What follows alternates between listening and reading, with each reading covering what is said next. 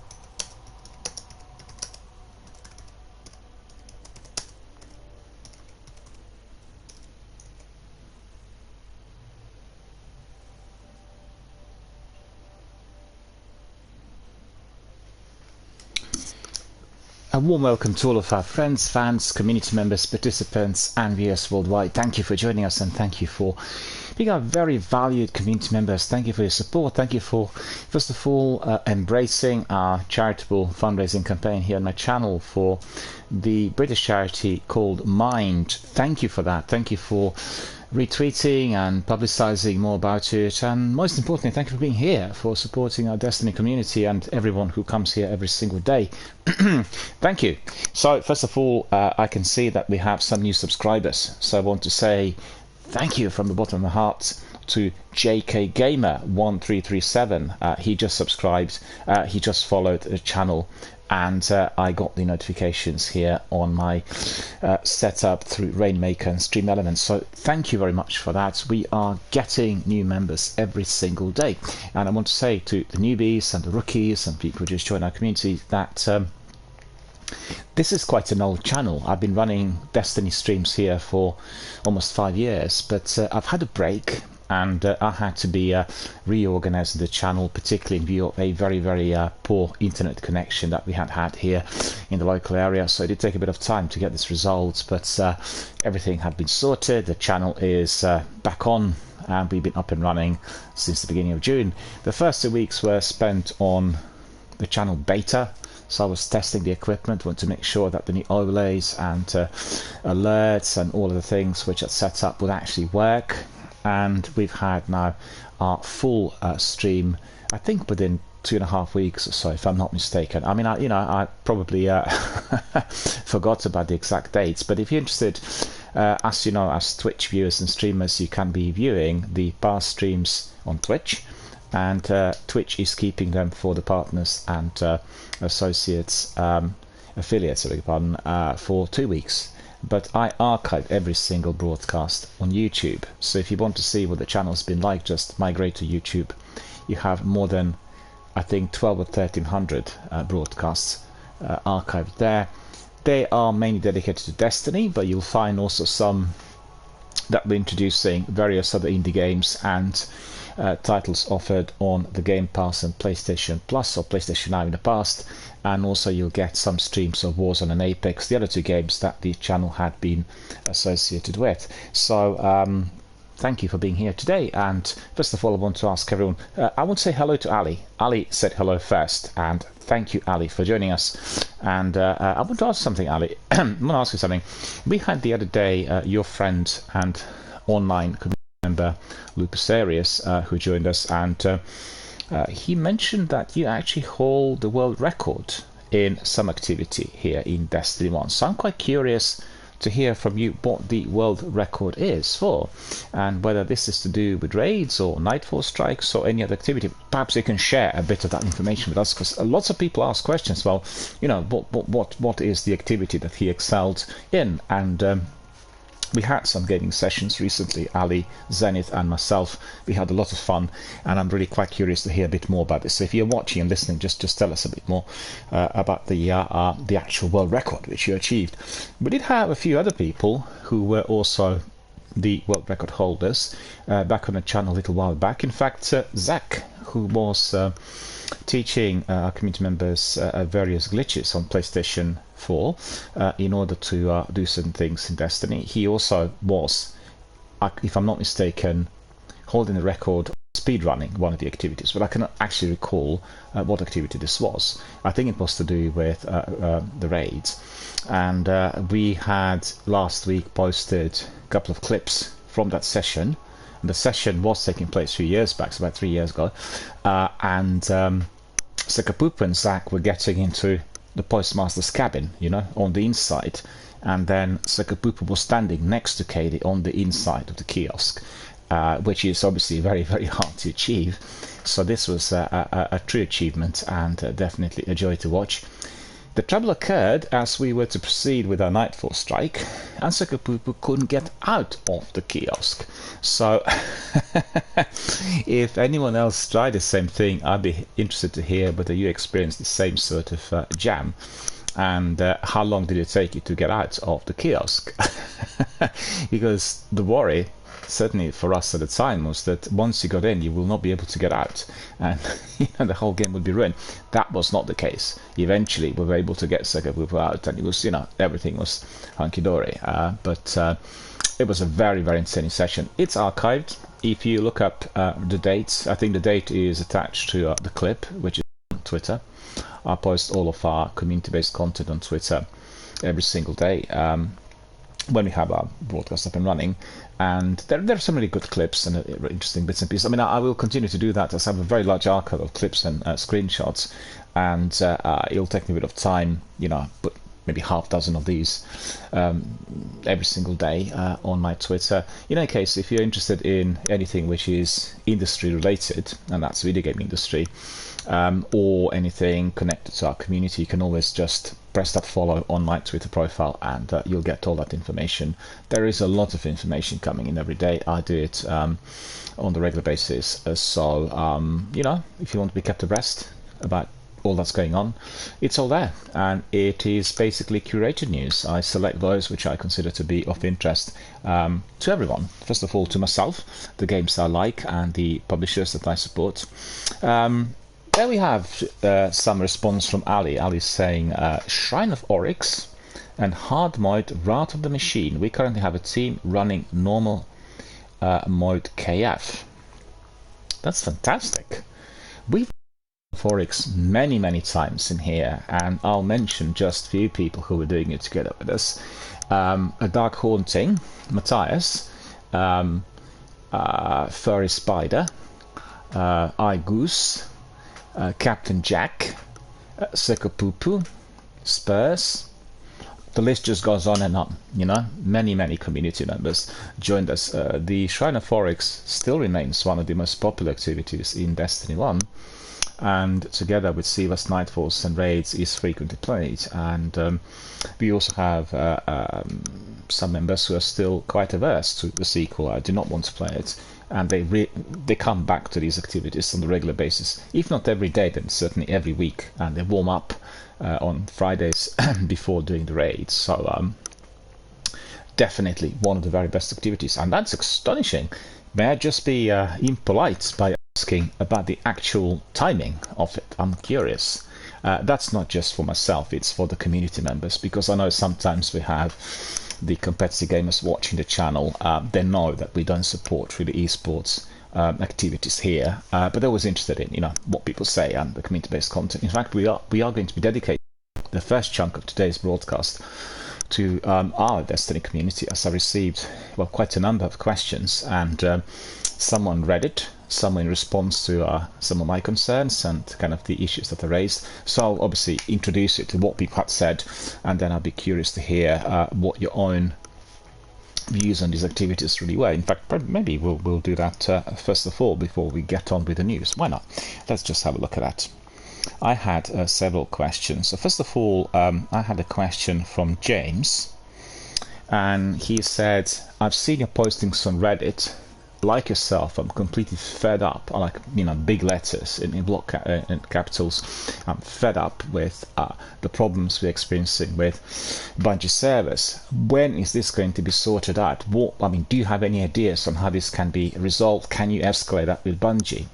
He knows that I write to Bungie quite frequently and talk about various community-based activities, feedback, and everything else. And that's one question. And then I have another question, which is aligned to this, and it's linked to the questions we received last week. What's happened to the Destiny community management? What's happened to the guy who was doing it so well, and now they replaced him with somebody who's never responding to our messages? So there's two questions related to one, the community management. You know that the other chap who was there with Bungie for many years, he left a little while back, and they got a replacement. And then the question about the server. So we'll answer these two first before we get into the other postings on Reddit. And I'll get back to you, Ali, with the message. Thanks for posting it. I'll just want to carry on, but Destiny, we'll come back to your record very shortly. I apologize, because obviously I'll lose my thread, and then I won't be able to elaborate. Well, I want to say to James, I've had the same sort of problem. And in fact, Zenith and myself were doing Destiny 2 yesterday, and we've had some serious problems continuously. And this was like early evening UK time, so we're talking about maybe 6 p.m. to about 9 p.m. British summertime, or UK time. That would have been 5-6 hours back in the US, so we're talking about maybe midday to about 3 o'clock p.m. We had constantly these messages, the error messages, baboon, chicken, weasel, what was the other one? 4 different messages, right? Anteater. So Anteater and baboon were popping up on Destiny 1, and weasel and chicken were popping up on Destiny 2. Well, I don't actually know what to do, James, about this, because it is nothing to do with our consoles, our internet connection. We are connecting with the global servers, first of all, and then depending on where we are in terms of our location, and then those servers are connecting to the original one run by Bungie. And there has been a speculation, and I really cite it's part of my Reddit, that Bungie to Activision Blizzard the DDoS attack, like a hacking that is disabling the service and therefore causing an avalanche of different kinds of problems to people around the world. Bungie had not confirmed this, so there's been no formal confirmation on hacking or DDoS on the servers, but considering that this has been going on now for quite a number of weeks, and that they deployed the major team, the maintenance team, to deal with this, and they were not able to resolve it, it does really indicate that this is a very serious problem, and it is obviously caused by something such as major interference. They've not publicly stated what the reason is and what problems they experienced so far. They didn't want to confirm that this is a DDoS attack for obvious reason, because it will affect the gamer database and what people do at specific moments of time as far as the daily stats are concerned. And we've heard yesterday, after Zenith was being booted out, I think at least half dozen times in our session, which was not live on air. We were doing sort of off the cuff as we were trying to complete certain activities that we have presently in the sequel. And suddenly everything crashed, we couldn't get back in, and we had a message indicating we are proceeding with emergency maintenance. It was Sunday afternoon, Sunday night, which is very unusual, right? And then I went to Bungie Help Twitter, which usually gives you the information on what's going on, and they indicated they are performing emergency maintenance because the system was crashing all the time. And the maintenance carried on for quite some time. I did try to get in about 3 hours later, very quickly, just to do some admin. I don't play PvP or PV, the FPS games at night, because they kind of wake me up and everything. I play like Placid RPGs and in the games that have a tranquil effect on me. Anyway, I just double checked, and still 3 hours later they were still doing the maintenance, and I think quite a few hours later they posted an update on Twitter indicating that these errors, Weasel and Chicken and Baboon, are now permanently resolved. To be fair, I'm not sure but this is really possible, because I've been getting them in both games now already for almost a month, if not more, longer than that, and we'll need to just wait and see. But I just want to reassure James that this isn't to do with our equipment. Like, I have, by default, on my new internet connection, NatStrict applied, right? So you could imagine that NatStrict possibly would be interfering with accessing the Bungie service, but that's not the case, right? I had no problems at all with that NatStrict in terms of how everything works in Destiny. I did have problems with those error messages popping up frequently in both games, and you know, your guess is as good as mine. I have no idea what's causing the problem, and you know, we just need to wait and see how they're going to be resolving it. We've got to be patient. I guess the frustration is growing because the errors have been persisting, and they're seriously hampering the joint effort of anyone who's in a team. So, for instance, we're doing seasonal content. We weren't doing raids or anything that required consistency. What we did observe in King's Fall raid, as we've done it last week, I got booted several times within the raid after these error messages popped up. It was Baboon and Weasel. And then every single time when I got booted, I'd be brought back into the raid, and then I'd be dead, right? So that was happening in Sivas and Nightfall Strikes as well. What's causing it, I do not know. But I'm hopeful after the messages last night indicating that they resolved the problem. We need to see whether they indeed have done it or not. We've heard the same sort of thing before, and the errors have persisted. So, you know, we need to be patient. The frustration is growing because these are online server-based games, which means if there is a major problem, we cannot actually play the game at all. Series obviously being significantly different when compared to single-player games that you do on your hard drive that don't require access to the live servers. But the thing is, rule gaming today, irrespective of the orientation, genre, or in-game gameplay or mechanics, all of them have got some links to the service of the developer, and they can always throw in updates, and you've seen that. Obviously, the old school gaming, which was delivered on discs, is being sent to oblivion, slowly but surely. And I don't think that people who are quite keen on collecting discs and having games on discs alone are going to be able to sustain that section of the industry, because it's seen as just outdated. No longer is it needed, no longer is it financially feasible, and it's disappearing. So that's just the way it is, whether we like it or not. And we will have to be a lot more patient in the future as the new technologies will come in, and they will be causing us problems. They will be causing us disconnections and weasels and anteaters. I'm not saying that the new tech is causing these error messages in Destiny, but we have got to be a bit more patient. I think certainly when magnificent, massive big games are being released, and then the problems from day one, the sheer number of people participating and coming into the arena, it's not possible to predict how the service will react. And we've seen that with several games in recent times.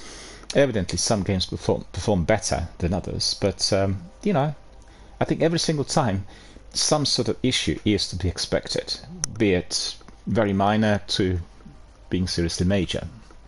Anyway, so that's what I think. I have to say they've been pushing the patience somewhat. We all have been very, very concerned that this has not been looked at properly or has not been resolved quickly enough. It's not like a day or two, it's been already for quite a few weeks, and we couldn't work out as to why the service of the board games were being attacked, or indeed were producing these kinds of problems. So I understand you, James, but we are all in the same boat. And hopefully after that late Sunday night maintenance, some of that will be resolved. But today, as we crack on with our stream, we'll be able to see whether this worked or not. The other question about community management is as follows. Well, I said my answer to the question. Our friend Jason was just asking what's happened to the overall management. Why haven't there been many more responses? And well, I think Bungie had to be applying some, cost-cutting exercises in view of the energy bills and all the costs and everything else. So in order not to hamper the effort with the actual game delivery, and I think they certainly are providing us with a lot of content, which I think is generally quite good. Hence some mishaps and some details, but the overall content with the recent seasons I thought was really a step forward, quite a big step forward compared to what we've seen in the past, where you have the story content blending in and merging really well with the overall structure of the game, and then also doing lots of things that appear to be more connected to the story rather than just grinding for the loot that you're not going to be using and that sort of thing.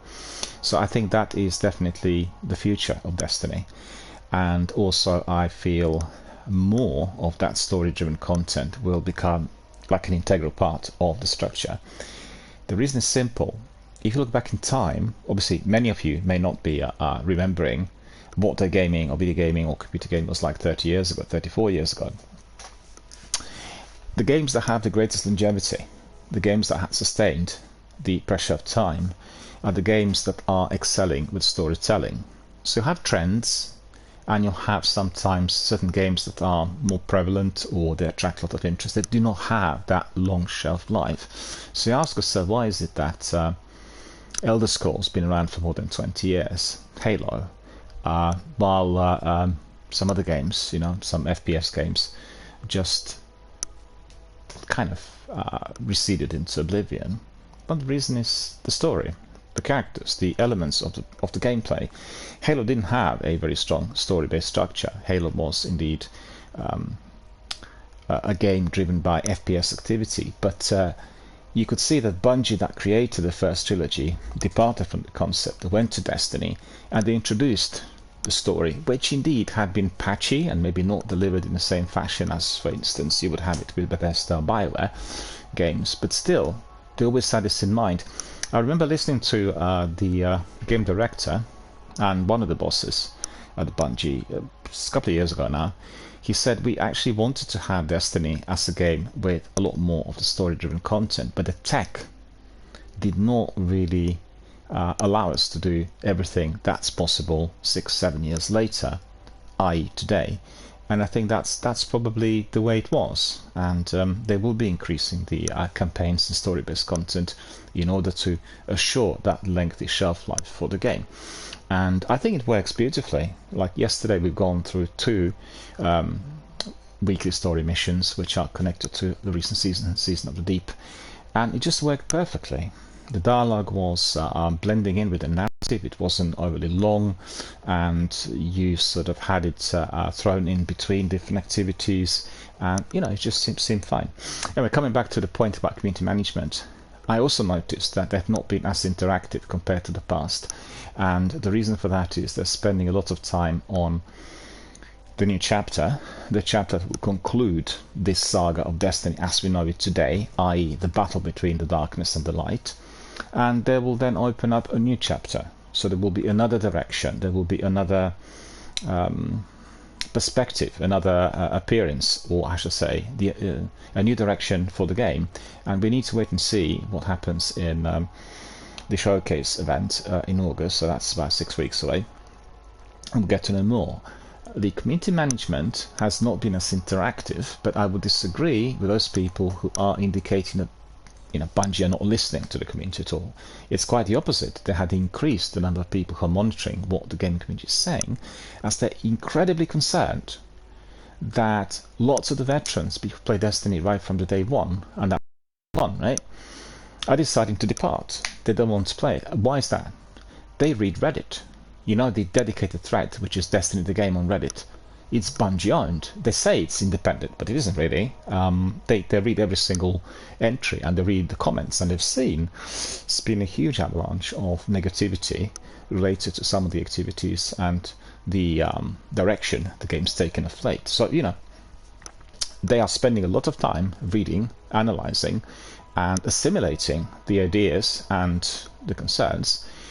Not possible to respond to every single thread, not possible to respond to every single message.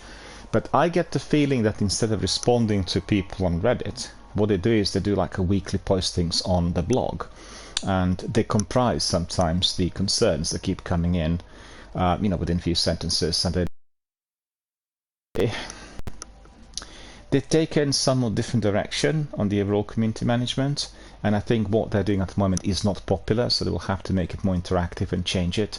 But that's just the way it is today.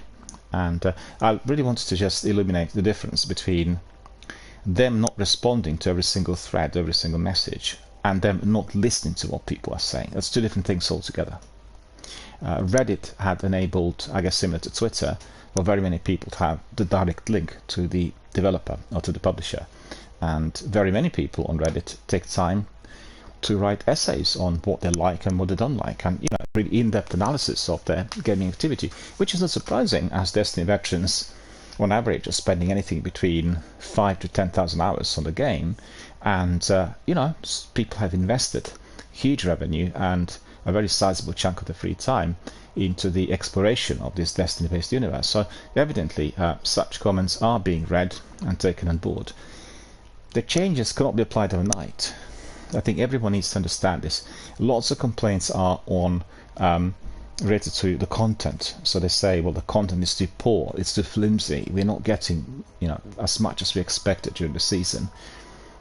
You can't be creating a huge campaign if you're delivering just seasonal content or seasonal or once a year DLC. It's quite different compared to the overall structure of the game. I mean, you've seen with the big games like Dragon Age or Mass Effect or Starfield that's going to come out in September, you're talking about anything between 5 to 10 years of work. And I think needs to be conceptualized, the actual work that needs to go into this. Once you've built it, once you have this open world, I guess like in Destiny, Elder Scrolls, you can be throwing in the sections of the content which are either story based or not. And they take a bit of time to create. I also had a bit of concern a little while back when we were entering these so-called simulations, also part of several seasons, particularly during the pandemic period. And I thought this was doing it on the cheap, because you just work on characters and their overall mobility, and the background is so simple. It looks like something out of 1980s, and I'm very much against that. I think that's absolutely not on, and don't find it to be interesting. It appears to be a sort of activity that is, I guess, full of difficulty, because it's very hard to find. It's like a maze, and you need to find different ways in and different ways out, but it just doesn't look right. It doesn't blend in well with the rest of the visuals that Destiny has, and particularly with the visuals of the DLCs like Shadowkeep or Forsaken, or most importantly the Witch Queen, which I think is the best, or has been the very best DLC of the sequel. So it seems like really poor, like really doing it on the cheap. Doesn't matter what they say, that's what I believe in. Doing it within a completely different environment with a similar activity would be more time consuming and more costly, and would require a lot more from the human resources that they have at their disposal. So I'm against that. I find that to be very troubling. And then what I didn't like recently has been the introduction of battleground activities into the Nightfalls. Well, battleground activity is not a Nightfall strike classically or traditionally. The Nightfall strike was always tied in to the campaign, so it's the story missions which are turned into a much more difficult activity. Battlegrounds are like Escalation Protocol. They do not have the direct connection to the story compared to the campaign missions, and it's a different sort of activity. You need a larger group of participants, swarms of enemies attacking. It's not the same. So there's been a lot of concern about that too. Anyway, I hope I answered our friends James and Jason, and hope that the illumination is giving you indeed some respite and peace. But I can't resolve these issues. I can only write to Bungie and then escalate the issues through my Reddit entries, and then get various responses from our community members. I think we all need to be a bit patient, and then if you're unhappy with Destiny, for instance, if you're an everyday Destiny gamer, just give it a break. Play it on, let's say, 2 or 3 days during a week, and then have a look at some other games, enjoy something else, play something which is relaxing and placid, and some other RPGs, or enjoy some of the PvP games like Apex or Warzone. You have a lot of fun there. Get a good squad on board, and you can swing. I know what the frustration is. I have several members here in my community who play just Destiny and nothing else, and for those people this is heartbreaking. I mean, I fully understand, but it's absolutely no way to which we resolve this. And I just also want to dispel the myth that has been floating around now for a while, that because of the announcements coming from Bungie indicating that they're working on some other games, a PvP game called Marathon is the next one that will come out of Bungie, and it's the first game of that type that they would have been involved with ever since they began working on Destiny, which was almost 10 years ago now. And that doesn't mean that Destiny will be deserted or that the title will be dropped. Absolutely not.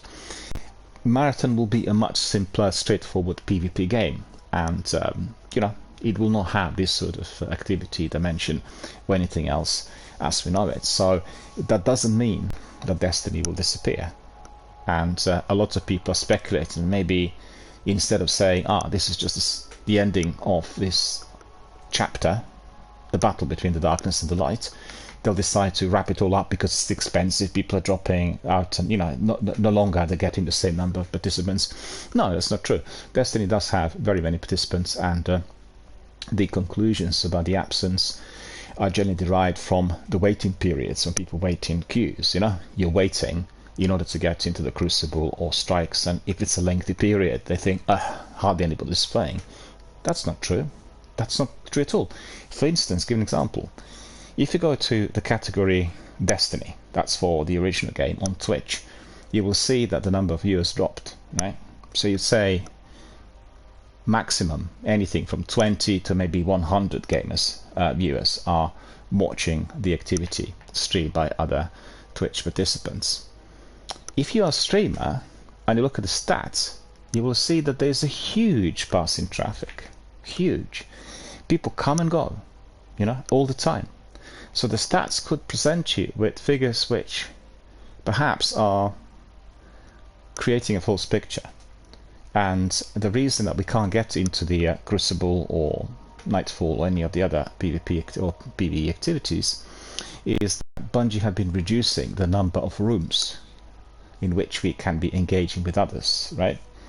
And that's the reason as to why I think there is some sort of cost exercise being applied, because the maintenance of this game is phenomenally expensive, and that's one of the reasons. So people build their assumptions on such experiences without actually knowing how everything works technologically. I mean, I'm not a tech guru. I don't know much about it, but I know some things. I investigated them, and I really want to be clearer in my mind about some of those lengthy waiting periods. And as far as Bungie is concerned, they have considerably the number of rooms for the original game. So for instance, if you want to play the Crucible, you will be there for a long while before you get in. So it's almost impossible, if you're a streamer, to be queuing up for half hour, 45 minutes to get in and to play one match. It's simply unworkable. But that's the way it is. They had to be reducing it because of the costs and because of everything else. Also, what we observed in the original game, certainly in the last couple of weeks, was that SEVA strikes were very inconsistent. So in SEVAs, like for instance Zenith and me did several on Friday, you would go in and the SEVA starts in a way which appears to be quite easy. Then suddenly you get some red bar enemies that are incredibly powerful, and they'll take a lot of bullets or hacks in order to get eliminated. And then you go towards the end, where the bosses are definitely like extremely difficult and very similar to the most difficult Nightfall strikes. In fact, we were doing the Undermined. It was last week, wasn't it? And you couldn't tell the difference with the boss when comparing the Nightfall with Sivas. In fact, in Mondo Sivas that we played, the boss was taking a few more rockets compared to the Nightfall. I think we had counted, 3 of us unloaded 35 Galahorn rockets, and they were all bang-on shots, right? No misses. And Dying Mind was far from being at the end of his life. So that tells you something about the maintenance and the fact that it's not being performed appropriately. Ali told us about the record. Right, so as we said earlier, we've heard about Ali's record the other day, live on air. It was actually a week ago. It was on Monday as well. And Ali told us now that it's basically the world records attached to Shrine of Oryx activity and hard mode Wrath of the Machine. So Shrine of Oryx is currently a 2.43, right? So that's 2 minutes 43 seconds. And he says, I think Wrath is 17 minutes, and we are attempting to get the activity under a 19 minutes 52 seconds on King's Fall. Well, that's astonishingly fast.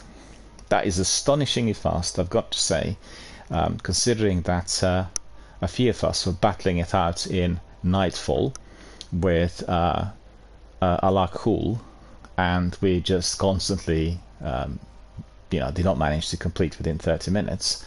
And to see that you're completing King's Fall within 20 minutes, and then the Wrath of the Machine, that would be 17 minutes. This is astonishing achievements. Anyway, I want to say to all of our community members, if you want to learn about how to do that, you should always talk to the best. And Ali, as you could see, is the holder of the world record, so you should talk to Ali. And you should definitely either talk to or watch his team when they do these activities live online to learn from the very best. The idea is, if you want to be the best, you need to learn from the best. It's alright, Ali. And I think that is something I would advise everyone to do. I feel really privileged to have quite a number of top Destiny veterans and gamers here attached to the channel, and they frequently come in and they're always willing to train and help and teach others if those others want to learn from them. So remember, if anybody wants to get to know how to complete some of those activities fast, or if they want to complete some other activities like those related to pinnacle weapons, the best weapons in the game, Dark Drinker, Sleeper Simulant, maybe stand in a box, shout it out, and we are going to be able to team you up with some of the squads. Either we'll do it live on air here, we'll have to plan for that obviously and schedule it, or you can do it outside of my broadcast at any other time with the other chaps. And that's the greatest benefit of being a member here of our community, as this channel doesn't cater for speedruns and esports, but we have very many top-notch professionals here who will be providing that advice if required. You know, it's always good fun. Like, for instance, running mini competitions here is great, where we have the group of our well-known participants who are regulars, because you don't get that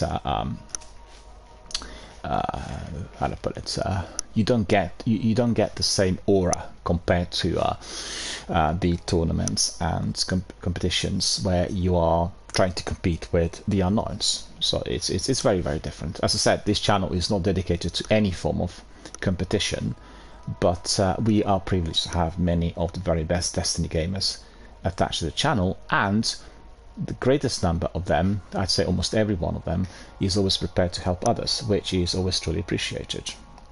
Right, I've been telling you quite a bit about these things which are community based and Destiny related, and I'll tell you a bit more, as I had a message from Paddy the other day. He had connected his thoughts to Destiny the game on Reddit, and he has described his concerns related to the state of the game as it is today. So I'll tell you, basically I'll read it out for you, and then we'll be also looking at some of the comments.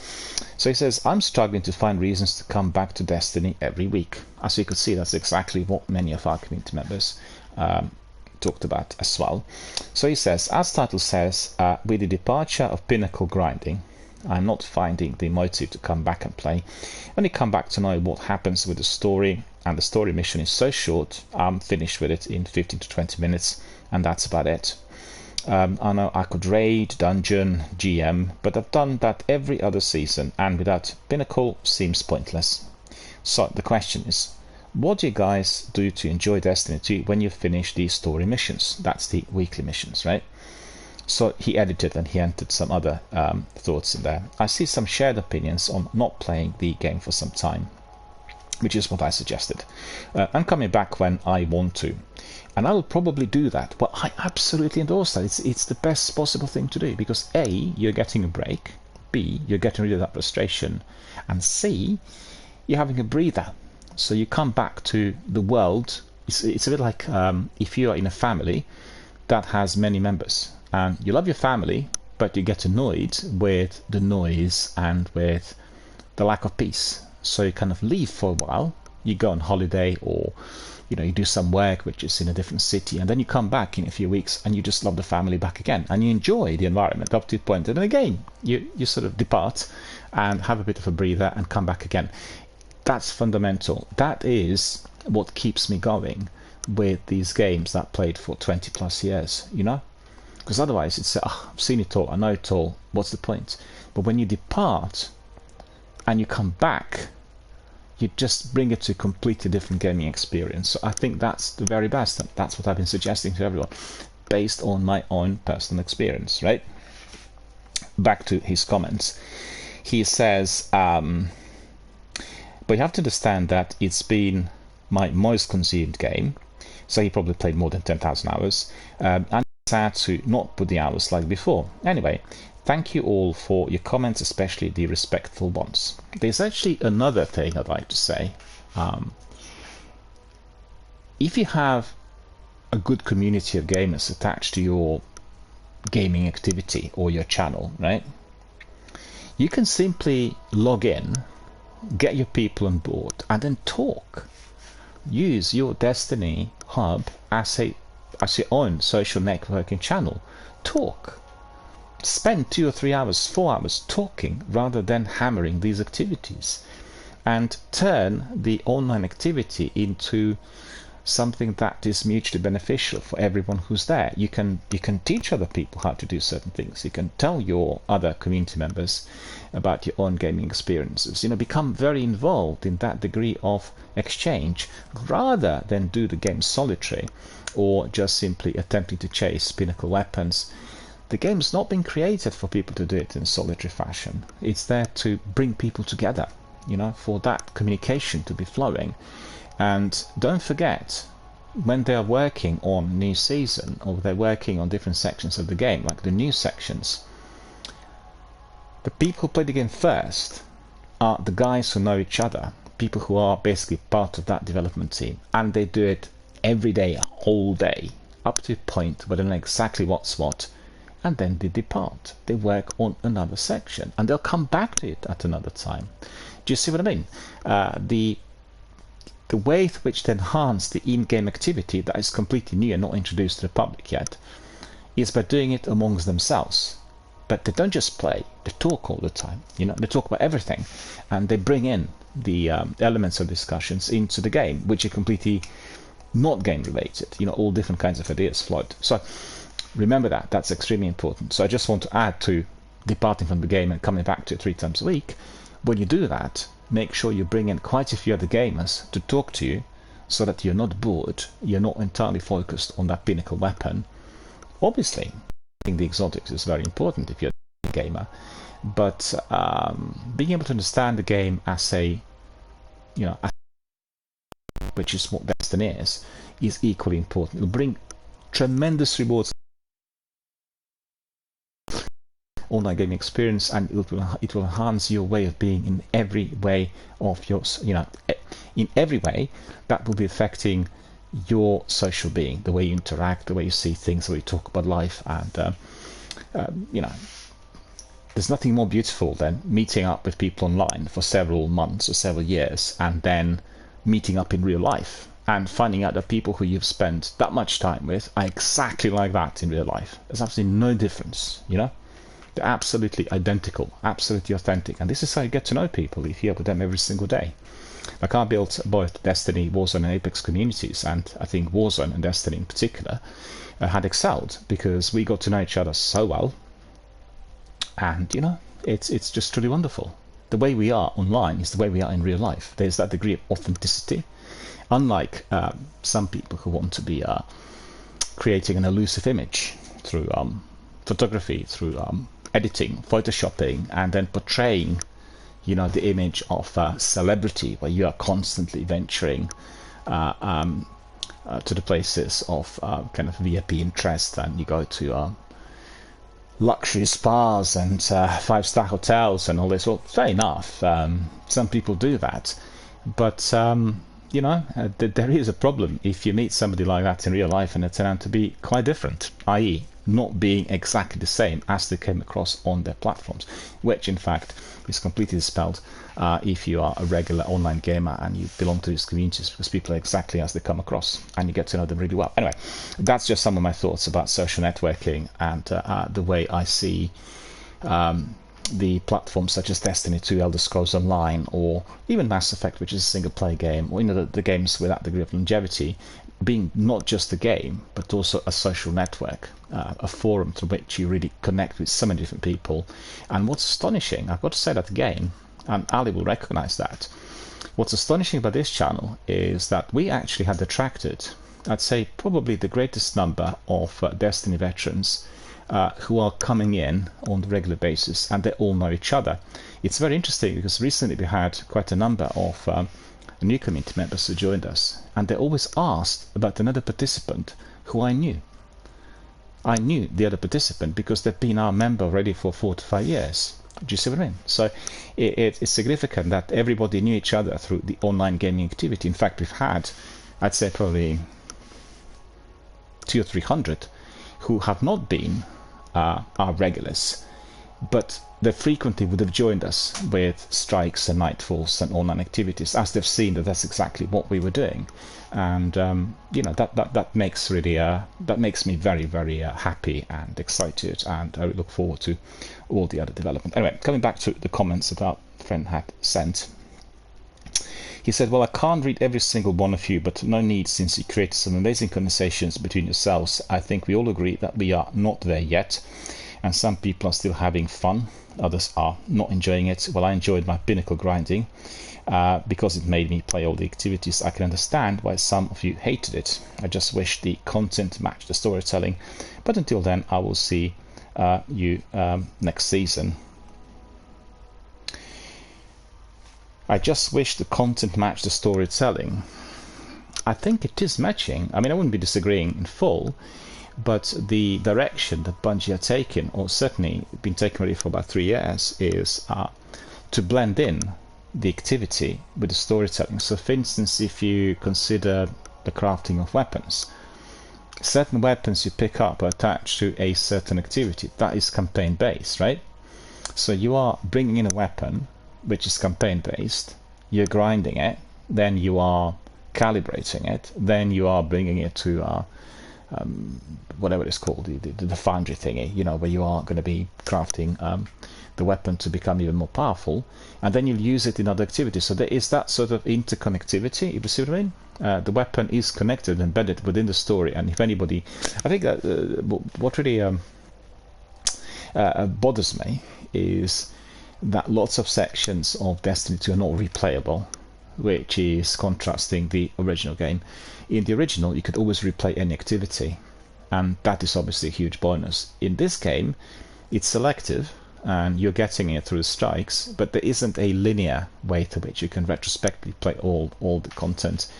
And we have the vaulting of sizable content, which is completely unplayable at the moment, and that again is a major concern of mine, as I consider the vaulting to be dubious in terms of the trading practices. We paid for the content, we can't access it, and that is certainly very, very troubling.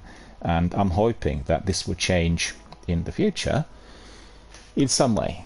It's possible that after they complete the Destiny saga with the Darkness and the Light, they'll come up with something separate, i.e. the servers that are catering for the past content, like Destiny Legacy or Destiny Legends or Destiny Lore, whatever this could be called. And then you will have all these activities tied in a linear fashion where people can get to know about the story.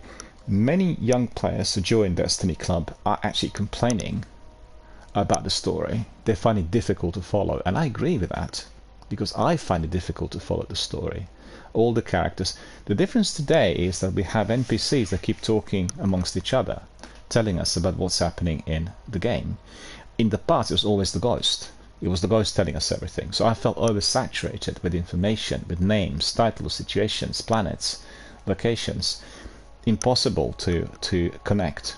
And a few years ago, I thought doing the campaign missions in a linear fashion would help both myself and my community to learn what the story was actually about. It made it more confusing. And what's interesting is, when you play Destiny 1 in a non-linear fashion, hopping from one activity to another, you never had the element of repetition.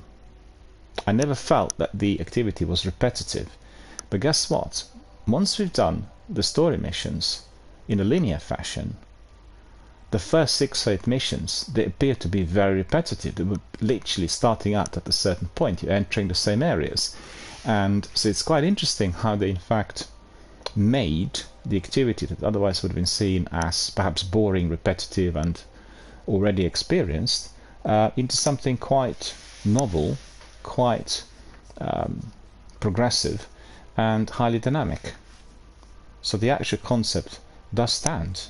And I can vouch for that because I played it both ways, and I felt the other way, delivered through the chronological replay of story missions, was completely wrong. It just didn't give the same flavor of the game. On the other hand, it gave you a clearer picture of what was happening, and you were able to pick up the pieces on the story missions. I don't agree with the idea that you have to be collecting pages for the book, and then you read the book to find out what the story is about. I mean, I hated, for instance, the unbelievably voluminous codex in Mass Effect, but the problem of the difference there is that in Mass Effect you were always aware of the story. You always knew what the story was about, right? So the codex was like a notebook reminding you of every single character, every single situation, which is phenomenally great. I mean, I read some of it, but after a while you enter an area, we have 20, 30 different characters, and every one of them is being described in codex. It is, like a Bible in itself in terms of its volume, and it does take a bit of time to get through it. I guess the idea is if you completed the game like Mass Effect, you would spend 600-700 hours minimum on the trilogy combined, and then you can go over the codex, remind yourself of activities. And I disagree with the idea that the story is not crystal clear through your online activity or your in-game activity, and then you need to be reading the book in order to know what's going on. It's a non-starter. And Todd Howard, in his interviews during the last couple of weeks on Starfield, he indicated that he felt Bethesda and the games which were their proprietary games, like Elder Scrolls series and Fallout, excelled in that respect. He said, we've had a multitude of side quests, but you always knew what was what, and I agree with that. I don't remember doing Elder Scrolls or Fallout and then being lost in in Elder Scrolls I pick up lots of different quests, but I knew who the characters were, and I knew what the main sort of outer framework of the narrative really was at all times.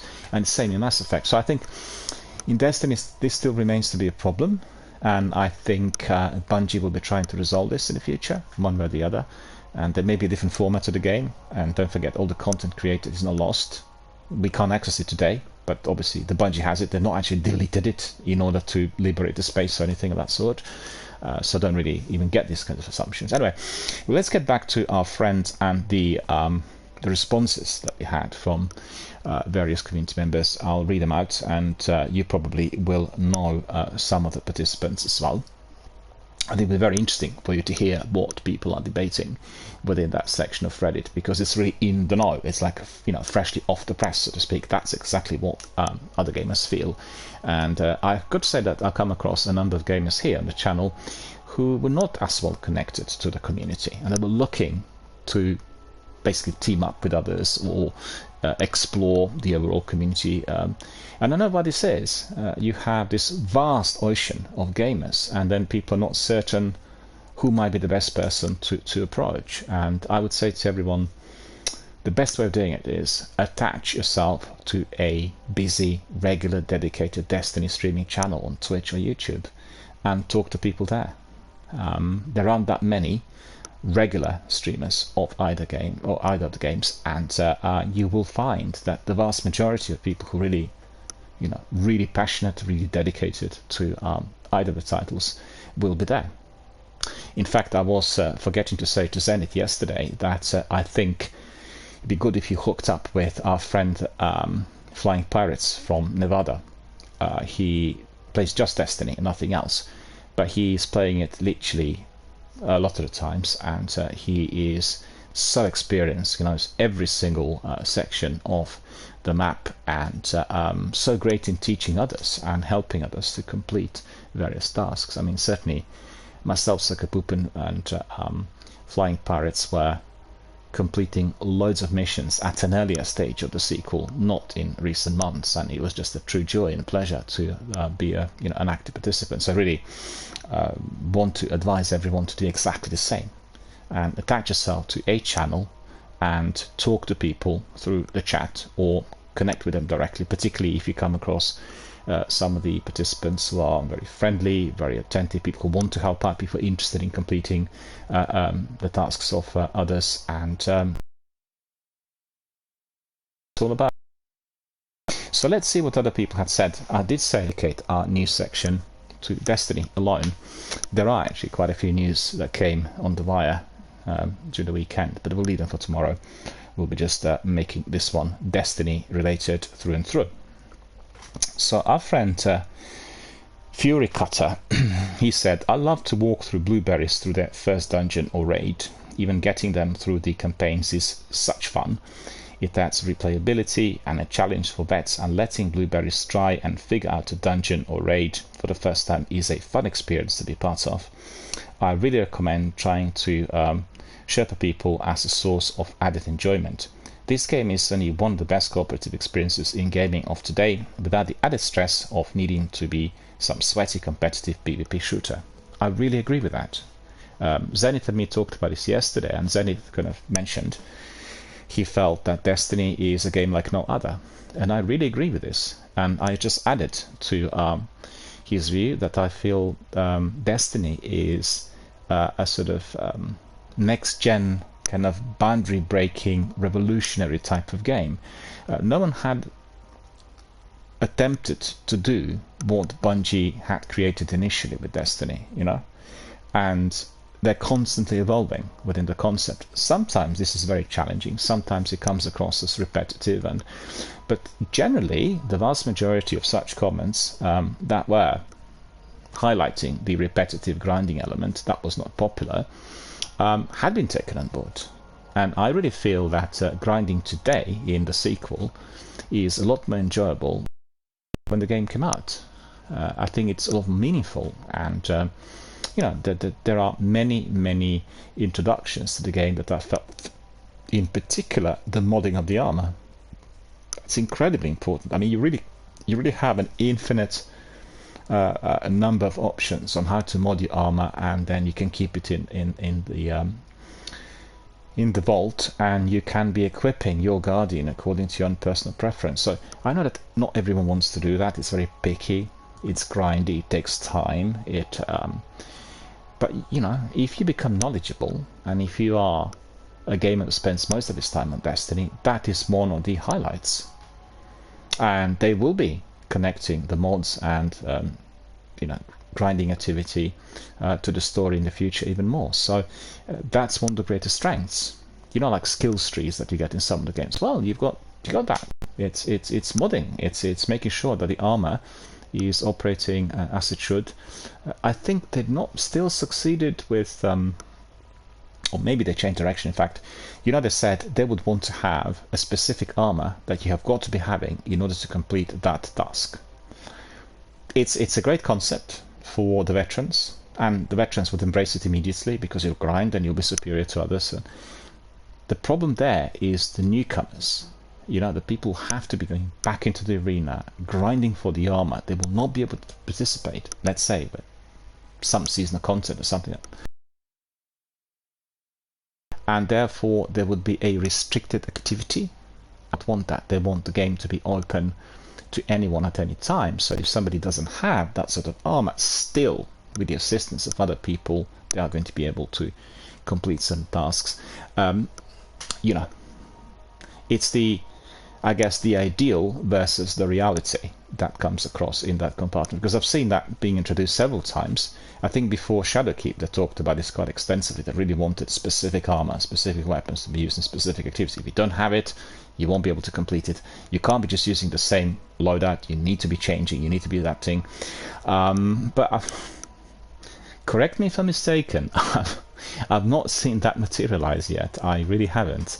And I remember right at the beginning when I started playing Destiny 2, this was on release, you'd walk through the wilderness and there was this mini boss walking in there, and I was under-leveled for that boss, and the boss was unkillable. There was nothing I could do, because I didn't have the level that was required. So that's changed with the new system, where every season ups the level. You don't come across such bosses in the wild anymore.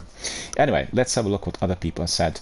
And I agree with our friend Fury Cutter, who said that this is the game that's offering you the multitude of options, and you don't have to be hammering it with death matches with PvP. I don't know, I could probably compare it with death matches in Halo, which are quite merciless. It's the options. You got so many different things that can be approached and done in the sequel, and the choice is yours at the end of the day, right? And let me see. With weapon crafting, grinding for rolls is generally pointless. I disagree with that. I don't really think as to why weapon crafting would be pointless. You get the red borders, level it up, and you've then got the god roll. Again, I don't really think that's the case. I think if you are crafting weapons, and not every single weapon will come across as being the mightiest, but I did have very good experiences with this, and I quite like the idea. For instance, anything that doesn't have the red border, I discard immediately.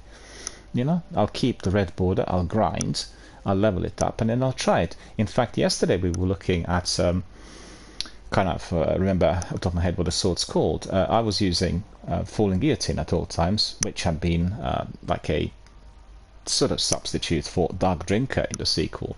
It's got a good spin, ideal for the ads.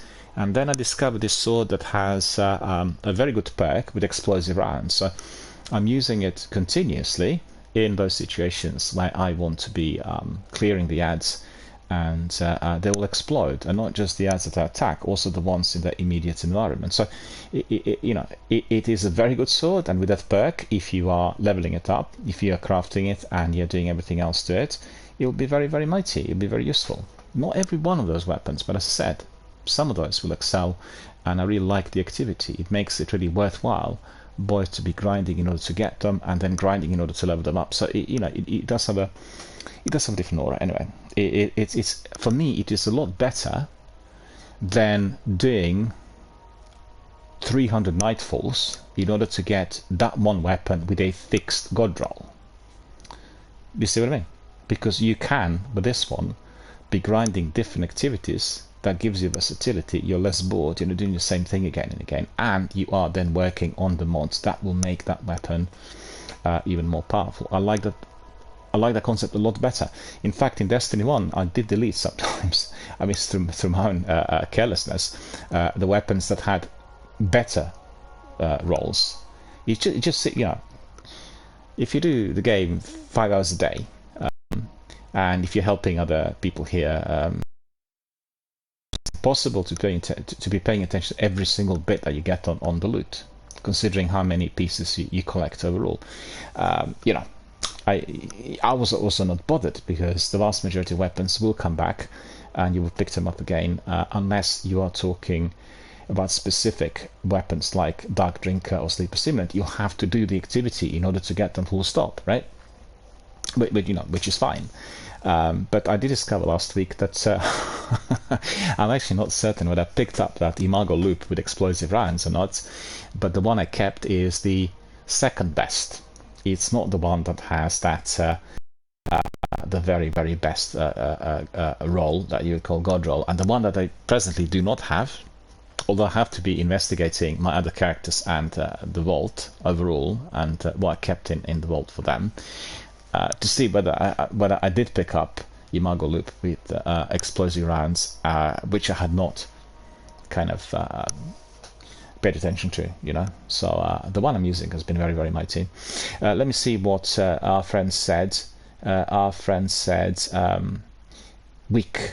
Oops, I'm being booted yet again. That's because we are idle, but we're actually not idle. I'm using light stream and stream elements for the stream, which means those hubs tell Destiny that we are talking, we are busy. But you know, that's the way it is with a service. Anyway, coming back to our friend Zwick says, let's see, Shrine is really a bad mission. Okay, well, you know, people will consider various parts of Destiny campaign to be perhaps not the best, but I think the strength of Destiny is in the variety that it provides.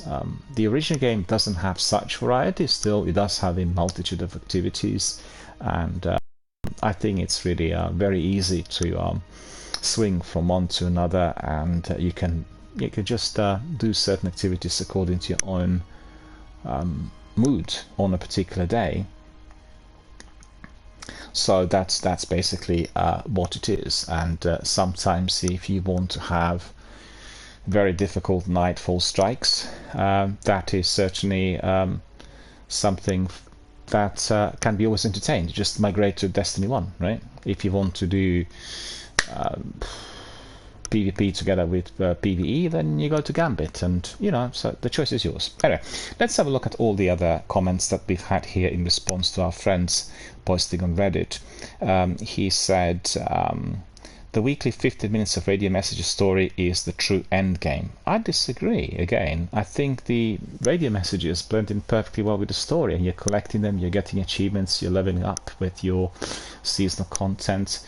And Ali's saying that I really love Gambit, and Zwick saying I'm playing with Ali, him and I revolutionized shrine runs.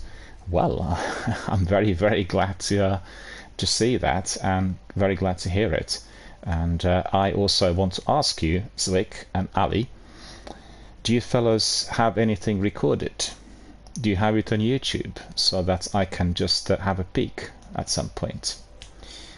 If you have, just ping me the link, because I want to see it. I'm quite interested to see how this works in practice, and also compare it with the activities we've had here on the channel. Some speedrunners and people very fast with the shrine a little while back. But as I said, oh yeah, cool. Can you ping me the link? Just one, you know, just ping me one of those sessions. Ali's saying to us, yes, I have. Oh, you got it, yeah, excellent, yeah, thank you. Oh, you ping me the channel. Well, just can you ping us a video, maybe one or two videos? The reason I'm asking is I can obviously check this out independently, but I have quite a number of people watching the stream on playback, and when they watch it on playback they also check the messages, you know. So if you've got links to be checked on something which is really good and important, they'll always look at it, so actually give you some traffic and access. That's the reason. And I'd like to see. Oh, you've got that, yeah, cool. I can see that Zwick's also sent the link. Oh yeah, thanks for that. We have Ali and Zwick there sending us the link. That's really cool guys, cheers, really appreciate it. And also I want to say to everyone, we've heard from Ali about the shrine runs, And if you are wanting to find out how to do it, if you have maybe a video of the strike, the raid, I want to say, Wrath of the Machine, send that link as well, and just label it, say this is our activity in the raid, like a message, and then attach the link, so anyone coming back to the channel, anybody watching it on playback, will be really interested and will have a look. Excuse me. So we have the Bididida. He says, my problem is that I don't need better roles than what I already have. Red borders have made it so that I have perfect loadout 70% of the time, and for the weapons that don't roll with red borders, I have like 3 out of 5, 4 out of 5 with the 2 main perks that I'm looking for. I'm not going to spend hours on hours grinding for a 1% increase in efficiency. I think I agree with our friend the Bididida. I also had the same sort of experience in the sequel. I think some of the red border weapons did turn out to be very, very good with crafting and everything else. At the end of the day, it's all down to us. It's the selection. The number of weapons in Destiny 2 is almost infinite. There's a huge number of stuff that we are getting, and then you need to decide what actually makes it easy for you to use. We have also Swick saying hard mode Wrath, and that's the link. So I want to say to everyone, if you've seen the links that our friends Ali and Zwick have posted on the chat, these are the links that will give you easy access to what to do if you want to be speedrunning or indeed doing these activities as fast as possible. So I certainly shall be having a look. So thank you, boys, for that. Really appreciate it. And I'm also asking everyone else to have a good look, because this is the alphabet, your A to Z, on how to do it fast and how to be competitive, if I'm not mistaken. Am I correct in saying that, boys? Because you obviously run a competitive type of approach, and anyone who wants to be a top-notch esports gamer could definitely learn from you, And like I said many times, we don't run competitions here, but we have lots of competitive gamers who are participating, and they are more than able and willing to be teaching others on how to complete these tasks, and that's fantastic. That's exactly the way we want it in here. And as you've seen, the greatest, the most popular streamers and gamers on Twitch and YouTube, Shroud and Ninja, they frequently run charitable fundraising sessions as well. And frequently those sessions are dedicated to some of their own community members who had found themselves in a difficult situation, like for instance not having enough funds, or being a single mother with children, or facing homelessness, or experiencing mental health problems. And they actually, through their own community, although they're very competitive gamers and they're fantastic in terms of their achievements on the global scale when they went to esports competitions, they run these types of fundraising events in order to help their community members. I actually watched Shroud do that several times. It was incredible. I mean, honestly, it blew my mind, because lots of people are asking, the authorities to help, and he would just simply say, look, this person is a friend, and she's a single mother with a child, she's lost a job, and she's ill at the moment, can you please help out? And people just kept tipping, tips were coming in from everywhere, and she was crying. She couldn't believe how incredibly generous everyone was. The reason for that is simple. It was all about the community. People love him, and they know how honest, straightforward, dedicated he is, and just trusted his judgment. It was as simple as that, So that's wonderful to see. And loads of these guys were competitive esports gamers. Anyway, just wanted to dispel the myth, because sometimes I get people who say, all the competitive guys are really abrasive and rude. That's not true at all. It's the guys who are like, they want to big up people who want to be massive wannabes, and they never really put time, effort, discipline into doing something, and then they come across as individuals who are ranting and bullying and abusing. You're never going to achieve anything in life if you're like that. Not just in gaming, in any other area of everyday activity. One has got to be dedicated, consistent. One's got to have patience. One will have to be attentive and amicable towards others if you are working in a squad. How are you to complete? You tell me, boys. You tell others.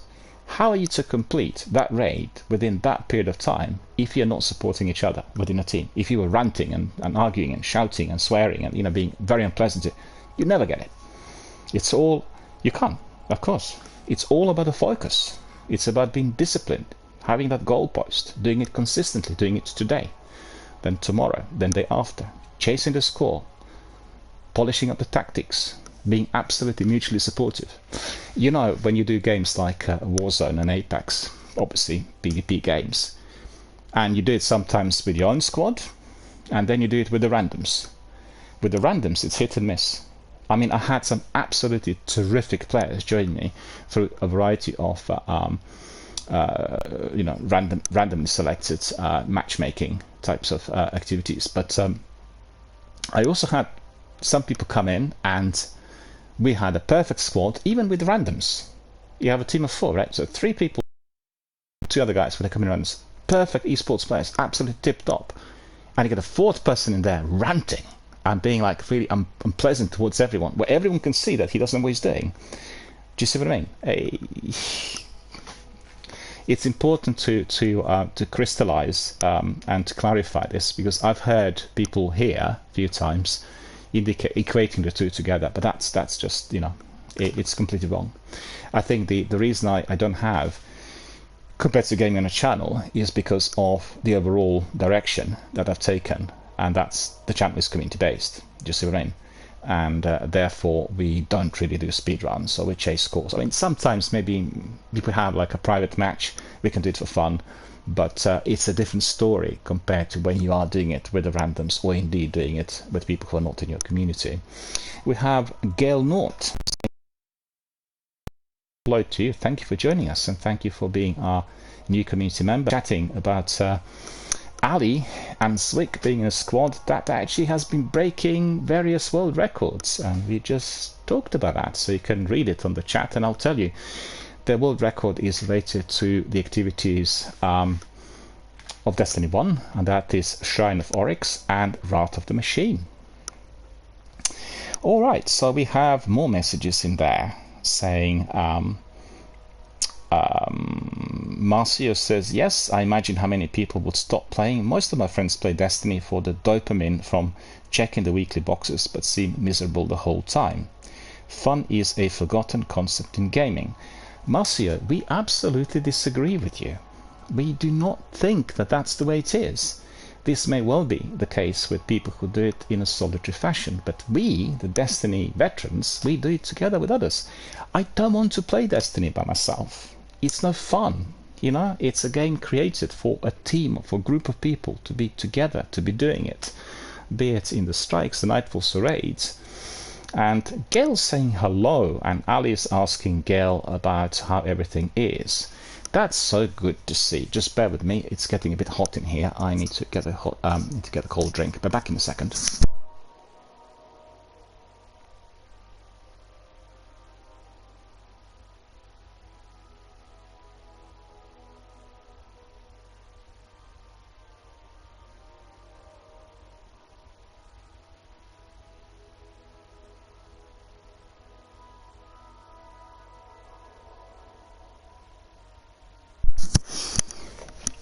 There we are.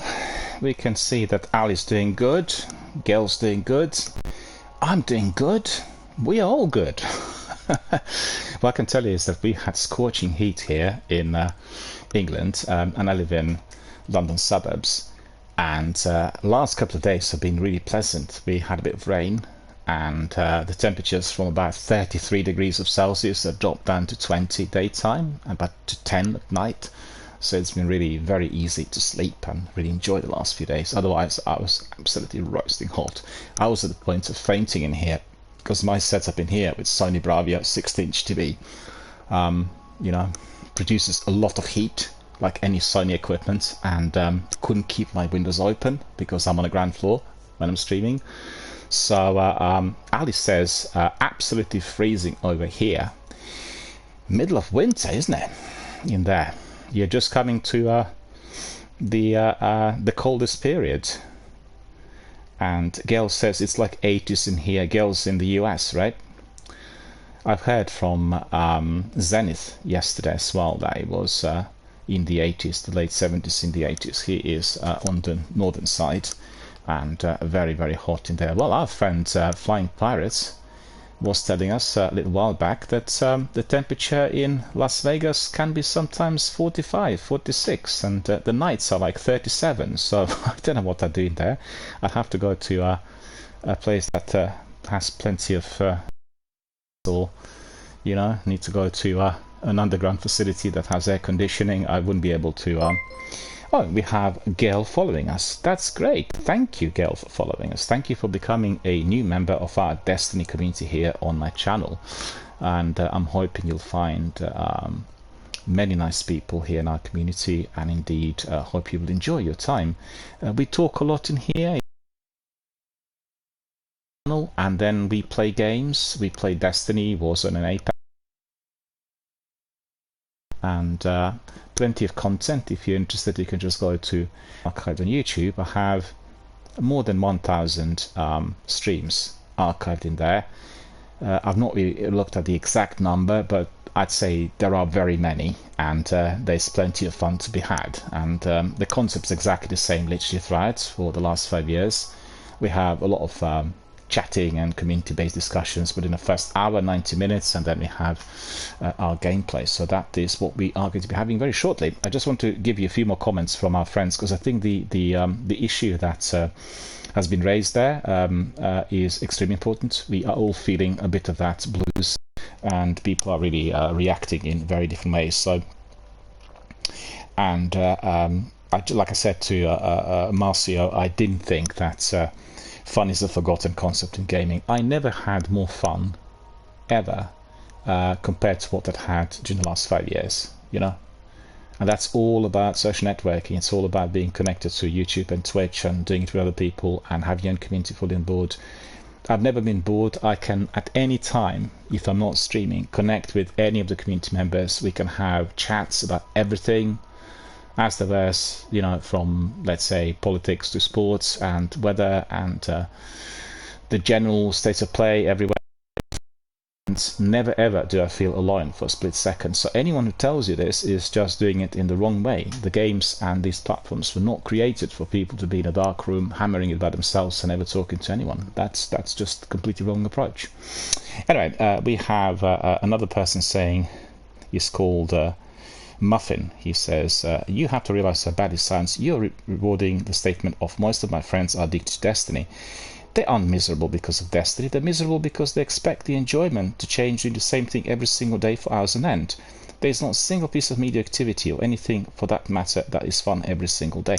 Okay, I mean, this is just taking it in the wrong direction. I don't really like the idea, and I think that generally Gail's asking, do you only play Destiny 1 or do you also play Destiny 2? I play both games, yeah.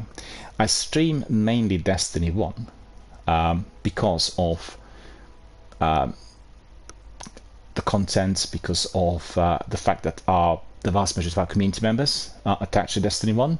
We all play Destiny 2, but Destiny 1 seems to be still treasured and cherished. So, anyone who wants to hook up at any time in the sequel, just ping me a message and, we can just crack on at any time, really.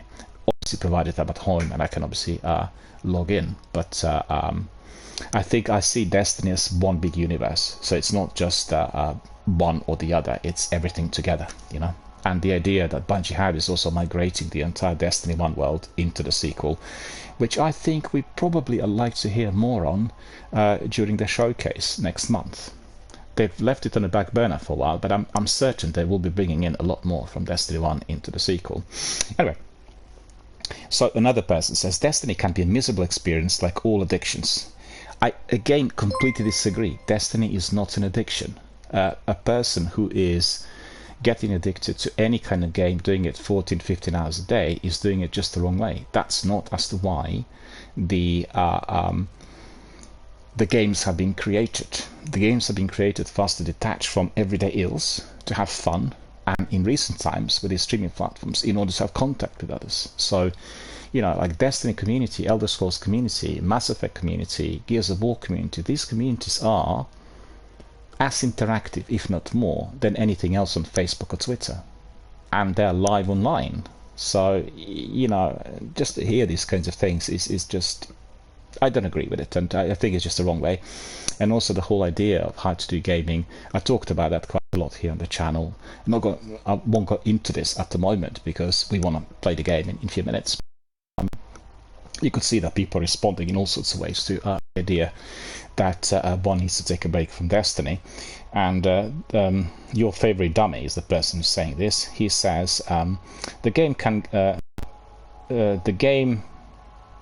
can get its hooks into you, and the next thing you know, you are on the daily grind, day in, day out. You'll be farming fish by pressing one button for the reward. This is not just a Destiny thing. A lot of addictive games can do that. Hack gaming in general can be miserable over a long period of time. It's all good in balance. The problem is Destiny was not made to be a game that respects players' time. It needs the most player retention possible and is built around keeping people playing. I don't agree with that. I think it is simply I can see that we have some subscribers. I want to thank Zenith for gifting a tier 1 subscription to Zwick, and they've given 5 gift subs in the channel. Zenith, thank you very much for gifting 5 subscriptions to various community members. Thank you for indeed providing it to our new members as well, people like Zwick, and I want to say thank you from the bottom of my heart, and I'm sure that our community members, Zwick and everyone else, is truly grateful.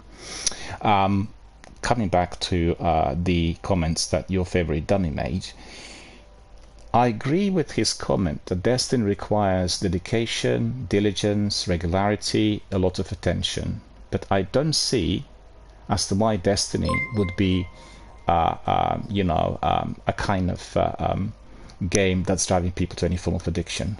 The game does have the need to be played on a regular basis, but what you can do is similar to what you do in Fallout or Mass Effect single player games. You have quests and sub-quests, and then you have your limits. Actually, what the best way of sort of dealing with this is to go back to Ali and Zwick, right? So you tell our community members, Ali and Zwick, what your cutoff point is, because in order to excel as a competitive gamer, you will have that pinnacle window of 3 or 4 hours where you're the best of your abilities, right? And you want to be playing that raid, you want to be doing that activity at the time where you're at the very pinnacle of your activity, when you are really in that clear mindset. You're not tired, you're not overwrought, you're not angry, or you're not, malnourished or thirsty. It's all about the method, it's about the measure, and if you want to be doing it again and again, then indeed you will be succeeding, and you've got to do it in such fashion which is regular, which is disciplined, which is focused. That is the way to do Destiny. I never had problems in walking away from Destiny. It's true, sometimes I could have been caught up on a Nightfall strike that sort of turned out to be a bit lengthier, or we had a community-based activity on a channel that stretched, but it ended. And we knew what the goalpost was, right? Yeah,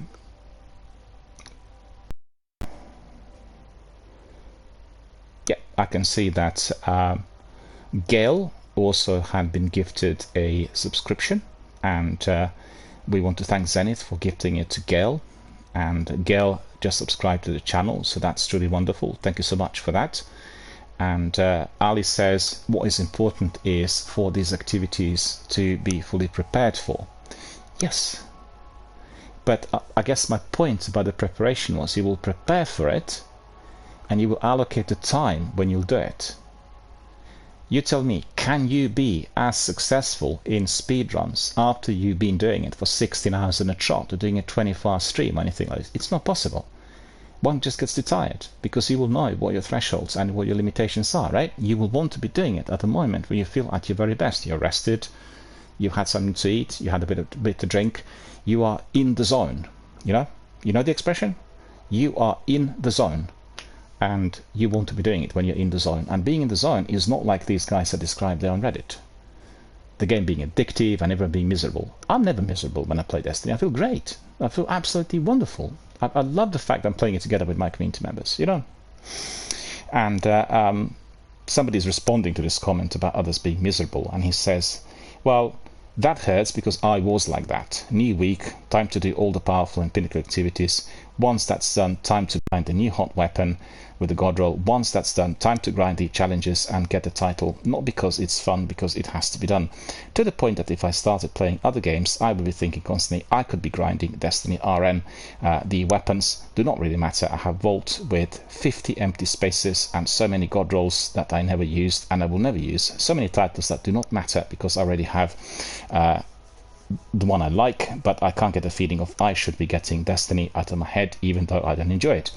I don't know why, but while I still have that feeling this season I have barely played the game. No grinding patterns for Last Wish, no grinding of the activities for the seasonal weapons, didn't even play the weekly story after the first week. The only thing I did was play the new dungeon for like 4 weeks with the friends that wanted the armor. Destiny was not made to be a game that respects players' time. Ali, do you agree with that? Do you agree with what this person says? I don't really think that's correct. I think they're really taking it too far. The crew members will have things to do. You will not be able to stretch it for 12, 14 hours a day, right? You'll have your gaming session. Ali's saying, sorry, what was the end of that? Yeah, the end of that is that this person is saying Destiny was not made to be a game that respects players' time. And he says, ain't that right? So he is, I guess he's saying that Destiny is a game that disregards the time that we have. I don't really think that's the case. It's just doing it the wrong way, you know? You allocate the time, for instance, on Wednesday after the Tuesday reset, when you're going to be doing the story, weekly story mission and the things. It's all about focus and regularity. And I think if anybody is a serious gamer, you don't be playing one game. You want to be playing other games as well. You need to allow time. So, you know, it's down to the system. You know what I mean? It's a bit like how people eat, how people do other things. It's very similar to the other tasks in life. And Ali says, yes, of course, it depends on exactly what you're doing. Well, yeah. Well, is it a good idea to start doing nightfalls and raids when you are really extremely tired? It isn't a good idea. You'll do them with other people together when you are awake, alert, not tired, you had something to eat, you're up for it, you know? I keep comparing this to the sports in general, and people need to understand that esports are sports, right? And the same methods and discipline is required. And you'll find that some of the best esports players that adhere to the same discipline as, for instance, Ronaldo, you know? Obviously, they don't have the same resources. They don't have 12, 14 people living with them in the house to be maintaining their fitness and health. But they have the routine. They get up in the morning, they exercise, they have a bit to eat, a healthy breakfast. They go for a short walk, do a bit of shopping.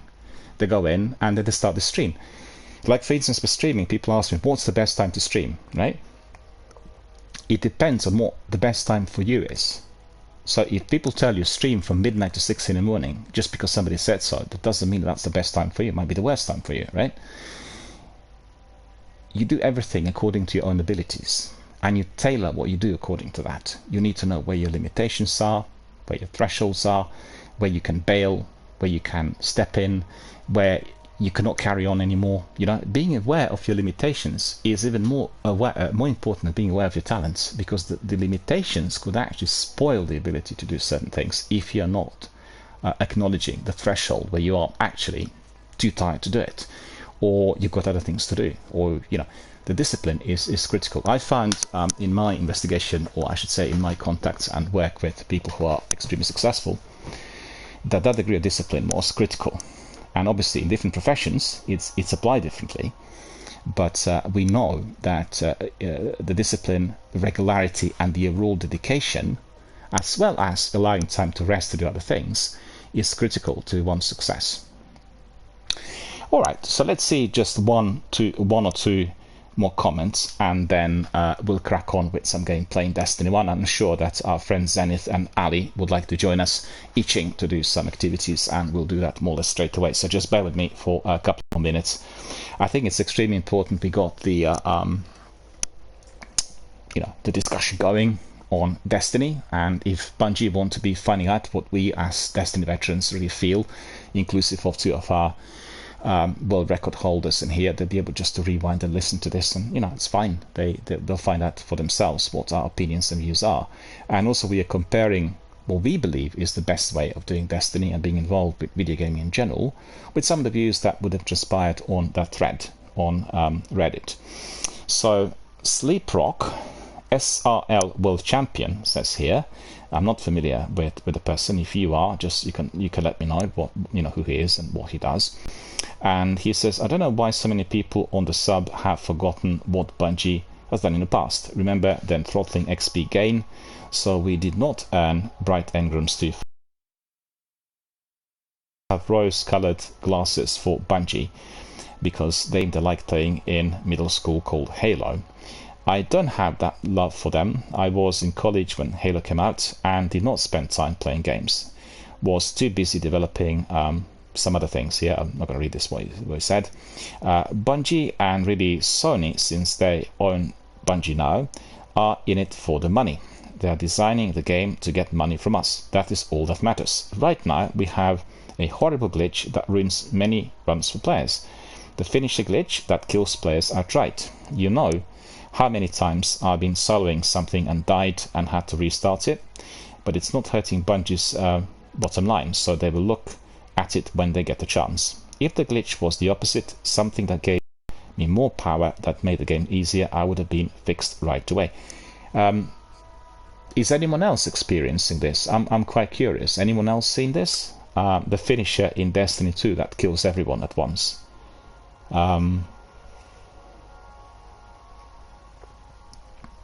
And I can hear that other people there, but 3 or 4 more replies, they're all agreeing. Gail says, I've seen it. So what happens then?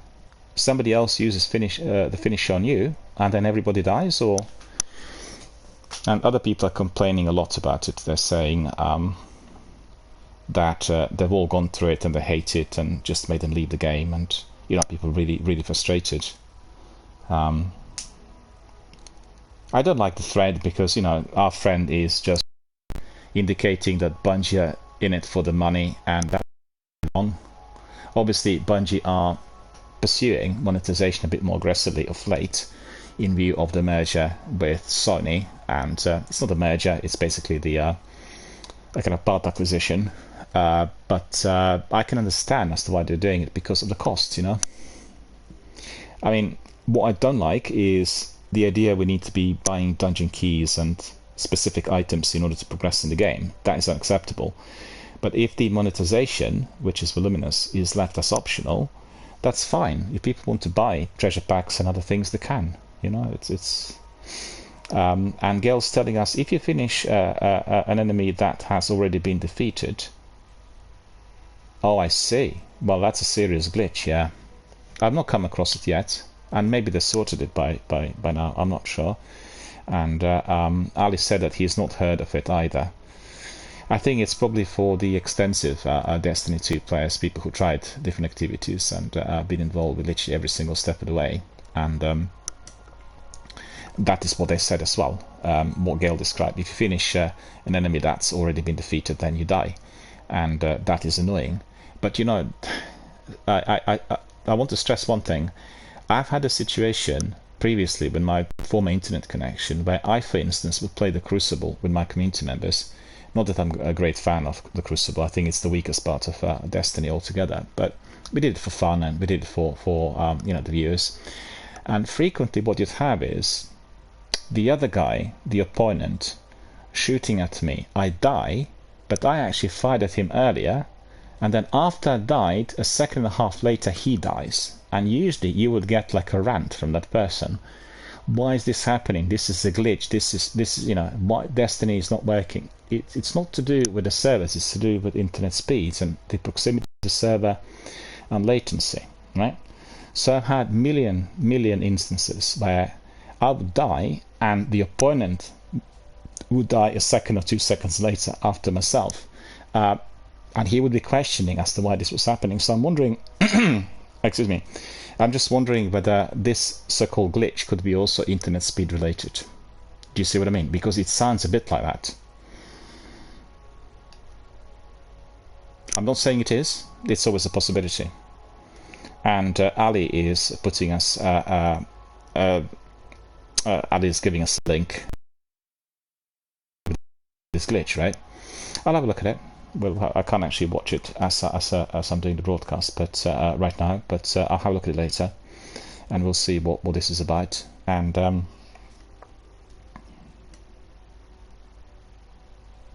anyway, I think we had discussed this in depth, and we are now ready to crack on with some of our activities in the game. And I just want to ask Zenith and Ali whether you'd like to join us live online, so I can bring you in straight away. We can crack on with activity instantly and have a lot of fun. Would you guys be keen? Do you want to jump in? I can bring you in straight away. I want to thank our community members for your attention, for the participation. I think the issues that I was raising have been brewing, and just very briefly to summarize, within our community here, we have a polarized view. There are people who think that Destiny is taking up too much of their time with too little of the novel content, and they're not coming in every day. And we have very dedicated gamers who are enjoying everyday activity and the new weekly content as they do it in a very, very measured fashion. So it's not doing it every day the whole day, but doing it for a couple of hours, enjoying it, and then departing, doing it together with others as well, playing it together in squads. So that's within our community, that sort of polarization between those who are fed up with it, the regular everyday gamers who feel that there isn't enough of new content, and also worried about monetization as the up and everything else is costing more. And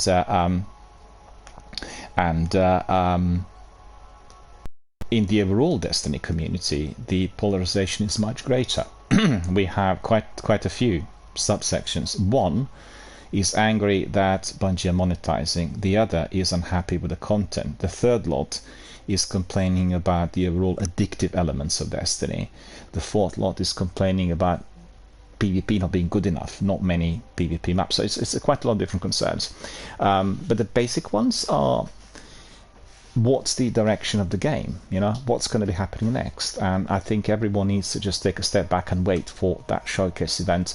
In the same way as we had lots of questions about Starfield and Todd Howard's team, and for about a year since we watched the original Xbox trailer, people had all these questions, and the vast majority of those questions were actually answered during the presentation that was delivered a few weeks ago, called Starfield Direct, and many other interviews by Howard also given in the recent weeks, and therefore we were provided with all that information. So, you know, people have to be a bit more patient. And coming back to the points that we picked up on during the Reddit conversation in response to a community member asking about his kind of Destiny game departure, Destiny 2 and Destiny 1 have got to be played in a fashion that is not addictive, right? And you've got to do it with others. The addictive element could step in if you want to be doing undoable. So you'll go for the most difficult activities like raids and nightfalls in Destiny 1, for instance, or any pinnacle activities in the sequel.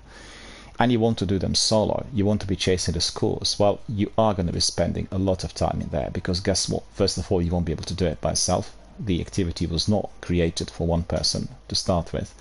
Secondly, you'll be frustrated because you are not succeeding. And thirdly, you will be investing an enormous amount of time in something that actually is not worth having that degree of your investment.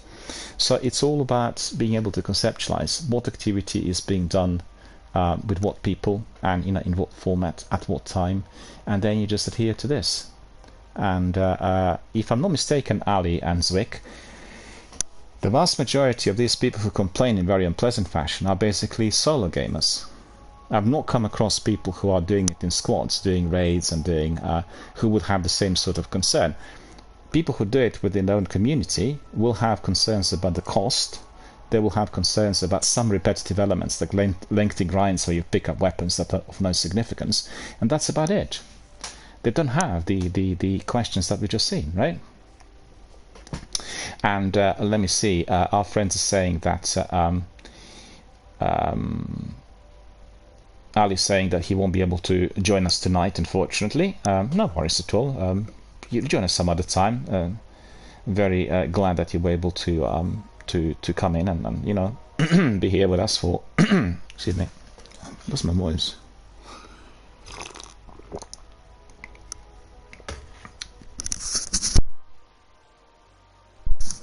I do apologise. These things happen.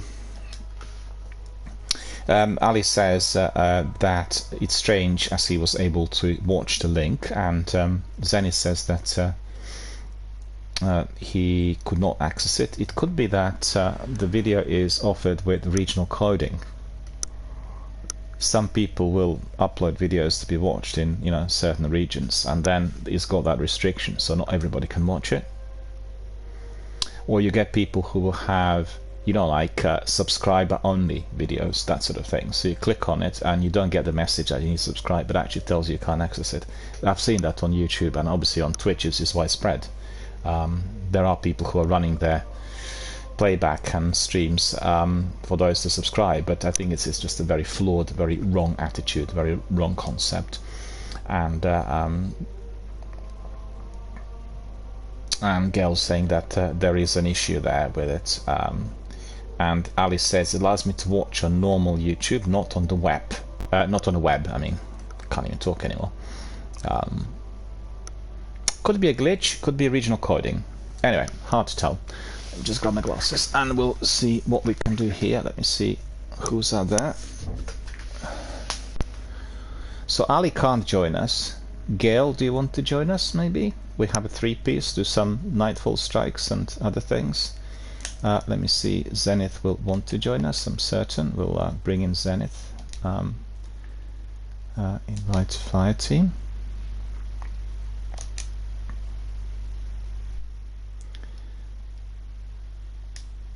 I'll send you an invite, Zenith, and then I'll create a party as well, so you'll be able to join if you join us.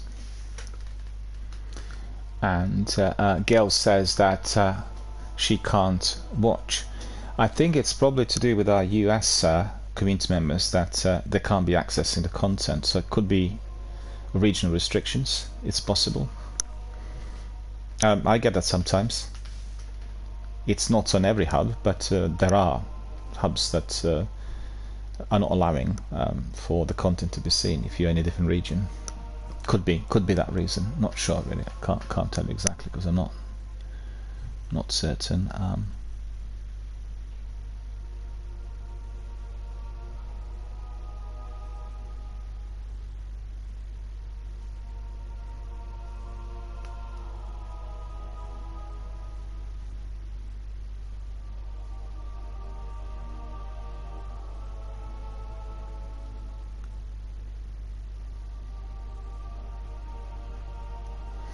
Well, first of all, I want to thank everyone for following, subscribing, and being so greatly interactive, which makes obviously this stream and broadcast thoroughly enjoyable for everyone to watch and listen to. That's really great, so thank you all for that. I'll see whether Zenith will join us, and I'll go to the tower because I got to do a bit of admin, a few bounties, and then we can crack on.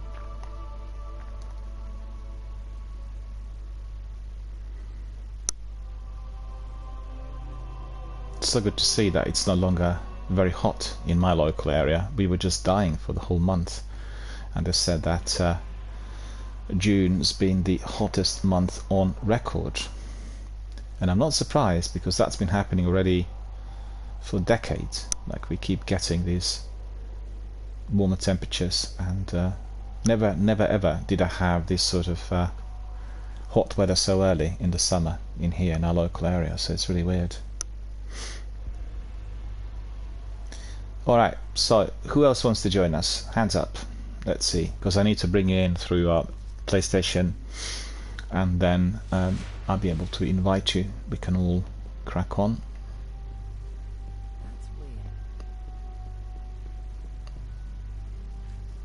Let me see once again if I did send the invite correctly. Yep, send another one. See whether. Okay, so let's see. There we are. Let me just send you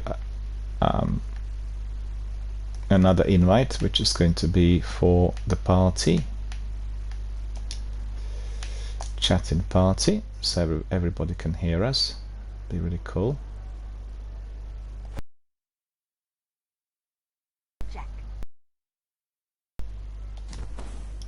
Admin in here, which I need to complete.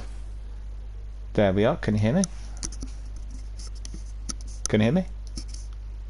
Hello? I can see that our friends joined us. Let's see whether we are all audible, because I can't hear Zenith at the moment, I don't think. Am I doing everything right? Hopefully I am. Nope. Can you hear me? I can hear you now, yeah. It was awesome. It was probably some How's sort of my mic volume? Oh, I see. No worries, no worries. Is the mic volume good? Maybe a bit slightly up, if possible, slightly. Slightly up, because what I do is I turn down the game sound on my headphones so I can hear, you know, everything as best as possible. You know, it's weird. When I'm in a party, I can hear myself through the headset. When I'm not in the party, I can't hear myself. It's so ridiculous. It's just, I don't know what's causing it, to be honest with you. Better? Yeah, it's perfect. Now I can hear you very well. Okay. And also I want to ask our friends whether oh, Ali's saying that's my favorite mark in the Postmaster. Well, I need to I need to do a bit of admin, because some of the items I picked up are not particularly good. And what I did buy the other day, I want to ask Ali about this. I bought Hereafter from Xur, because I do not have Hereafter in my inventory. So what do our friends Ali and Zwick think about that? Is this a good sniper? Are you using it? Any use at all? How does it compare with other snipers that we have been applying to the game? I'm curious. And I think what I'll do is I'll go and do these engrams just to see whether we get any legendaries. We'll see. Hopefully we are going to be getting some legendaries. What have you found, Hunter? Perhaps a relic of the Golden Age. Look at this. Aphrodite's Eye. Aphrodite's Eye. Aphrodite's Eye. Is he any good? It's terrible. It looks awesome. Looks like a weird eyeball, ghost-like, and then you look at the perks. The perks are just Solar Catalyst and Increased Discipline, and that's it. That is appalling. I would have wanted that to be absolutely the most mighty. And our friend Ali says, well, I have not used Hereafter. Do you know what? We'll try it in the course of this session. We'll put Hereafter on. We'll see what it's like. You know? That will be a good idea, right? You can see it in practice. Because I've got the other sniper, but I think I've just stashed it in the vault, which has been really, it's a Black Spindle. A really good sniper. And then, you know, with this one, we'll see how good it is. Because really, let's see, where is it now? Look at the perks. It has Perfectionist. Magazine is refunded if all shots fired are precision kills. Snapshot. Aiming is fast. Injection mold, increasing stability, faster handling, speed reload. So that's double perks on the speed. That's very good, because the snipers are usually very slow. Blinding light. Precision kills with this weapon cause a bright flash that will be blinding enemies. So that's good, like a massive big glint. Crouching increases scope zoom and makes it easier to aim under fire. So that's pretty good. That's increasing the zoom range. Yeah, Black Spindle is the best, isn't it? Yeah, Ali's saying that Black Spindle is great. I agree. And what else did I pick up in there, if anything? Right, so the mark that you really like is, let me see.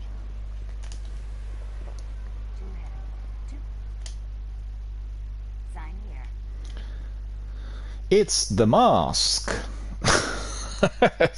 That's what it is, isn't it? It's the mask. Cryptarch's mask, and guess what? I've got several masks here. I've got my favorite, guess what? Crota mask. I love it. Look at that. That is me with Crota mask.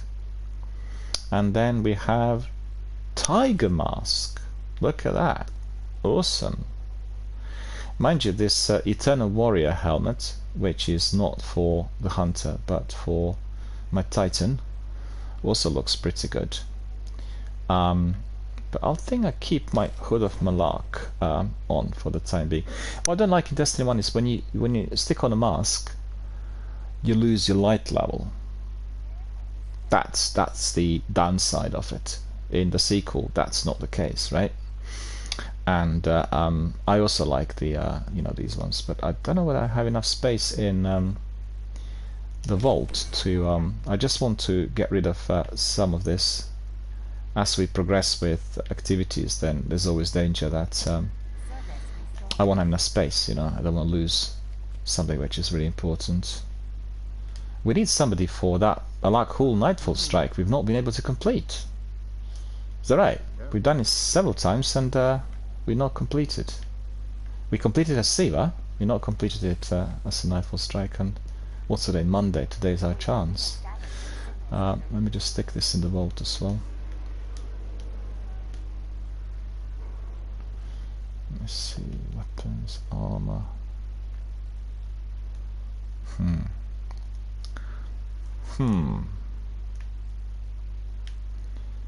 To find something that can be placed there, so I'll liberate the space. Or maybe I'm not gonna bother this time. Hunter cloak. Let me just quickly see if there are any doubles. There are doubles. Look at that. Brawler. Don't need that brawler really.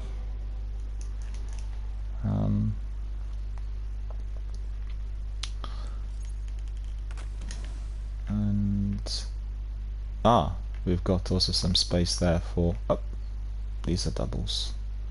390 and 400. We don't want this.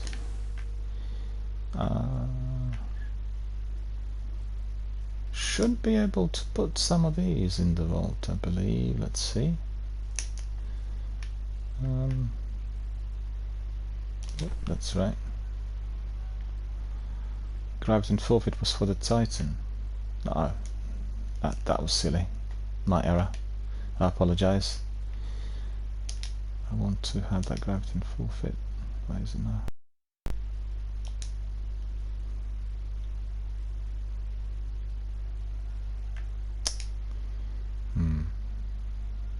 Oh, you see this one. Good of Malak I can also get rid of. Don't need it. Don't need that many.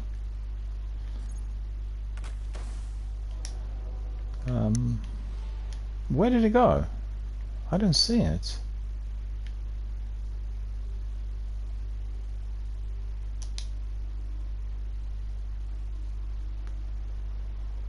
No, it's not there. Should be there. Oh, there it is. Yeah, okay.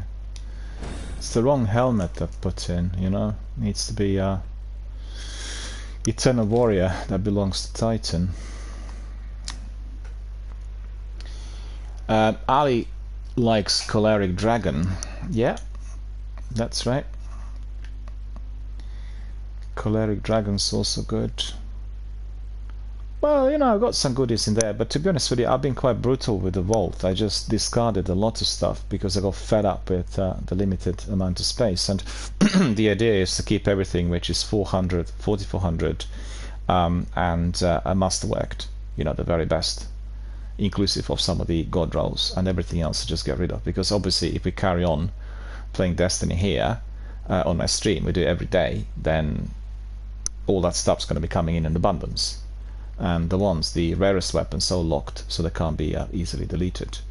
And that's the idea. And I just want to get rid of a few of these helmets that we've seen in a postmaster's office. It's very annoying. Actually, it'll take me. All of them are helmets. You see that? So I need to do every one of these hoping that there might be some legendary or exotic in there. Try and restart. That's no good. Also, that Aphrodite's eye is completely useless. It looks so pretty. Looks like really good, and actually doesn't deliver. Zenith and me talked about vanity versus the god roll. Look at this, Cryptarch Mask. So now I can put it on. Let's see what my friend's gonna look like. Look at that. That's me. Cryptarch Mask. Hello. But you know what? I need to put that hood back on, and I think I've got one in the vault. I think I have. If not, I'll stick it in. The mask.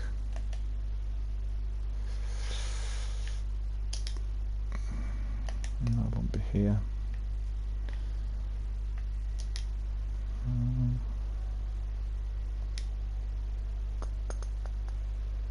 Apparently not. Oh well then, we'll put it in.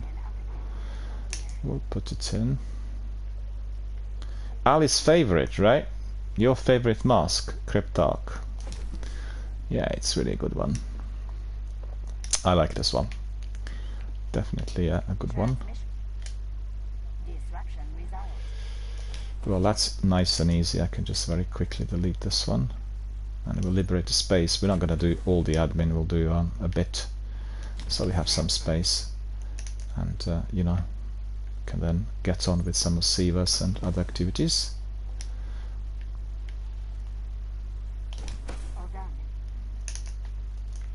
Boo.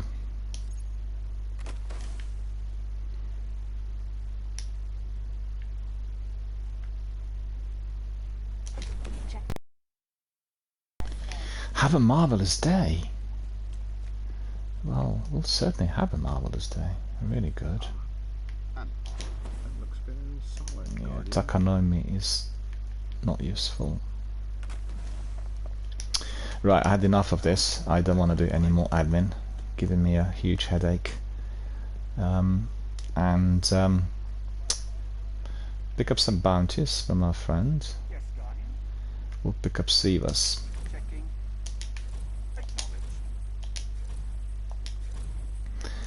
Let's see whether we completed any other Sivas before. Well, some spaces there. And tenants. Well, I can easily get rid of these, because I'm not getting any of those Crucible matches slotted in. Such a lengthy wait. The other day we were going to do the Crucible and it was just taking forever. It was ridiculous. Updating schedules. Patrol the Cosmodrome. No. Okay, take that one. It's fine. Right, I'm sorted. Let me ask our other community members. We have Gail there, we have Zwick. Do you guys want to join us? Are you also on PlayStation? Because we want a 3-piece for the weekly Nightfall strike, and we want to complete. I fancy a snack as well, but that will have to wait.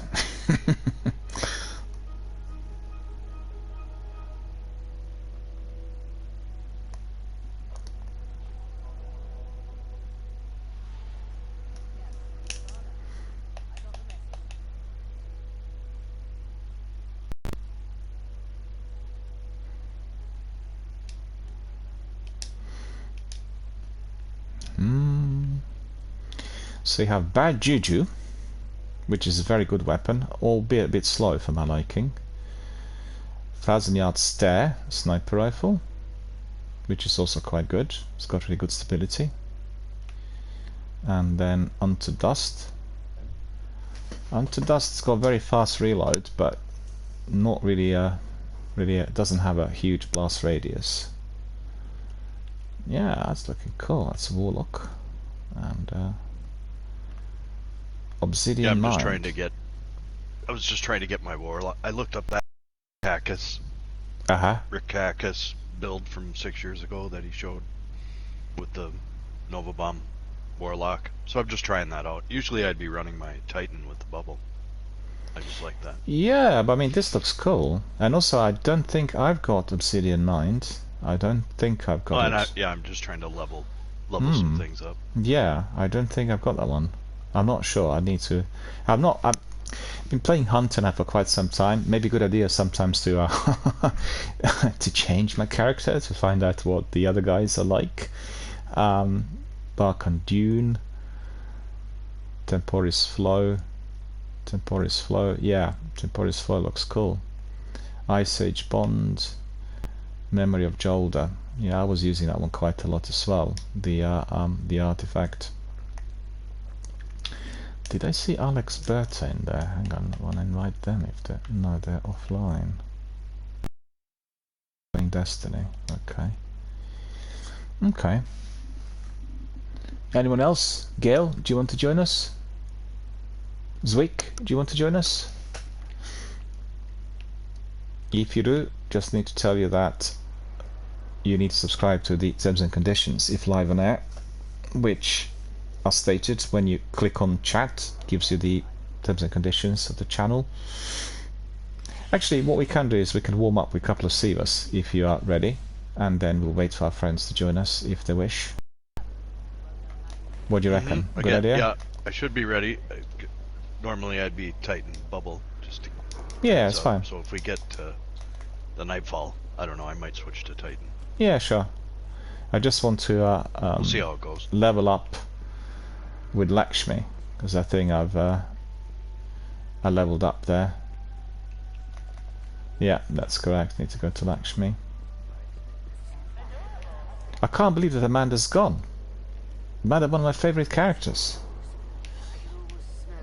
Is she gonna be brought back?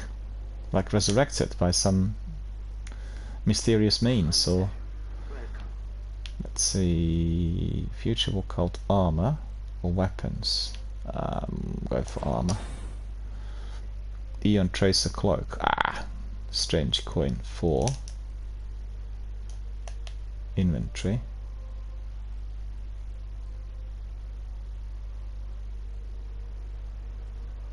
Now I have 13. You know, I think that there's some sort of problem with my strange coins. You remember the other day I was picking up quite a few strange coins and they didn't register. I had very few when we went to Xur compared to what I should have had. I should have had at least 50. And I had about 23. So I don't know what's causing it. I thought your postmaster was full. No, I mean, may not. No, my postmaster wasn't completely full, but because I've got one space here for strange coins in my materials, they should just literally add up, you know? They should just go there. There isn't a limit on the number of strange coins per icon. You know, like Moit of Light got 932, so with strange coins it's the same. You just keep amalgamating them within that section.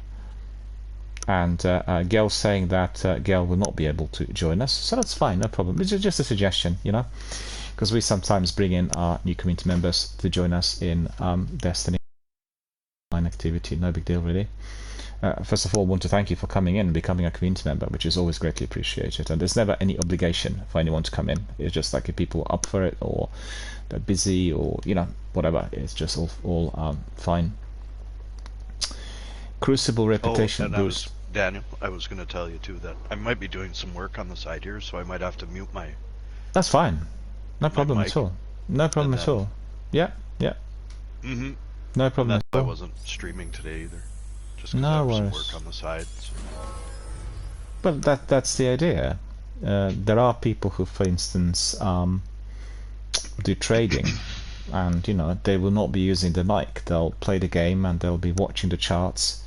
It's just part and parcel of the way we are today, and many people do other things online, like for instance eBay sales, or you know, doing the listings, and it's normal. We want to combine the activities, and It's different if we have sort of an extensive online discussion about a particular topic and then we have participants, and it's a different story, but that's always, I guess, to a degree scheduled, and we know that the discussion is just about to commence, and or it just develops, you never know.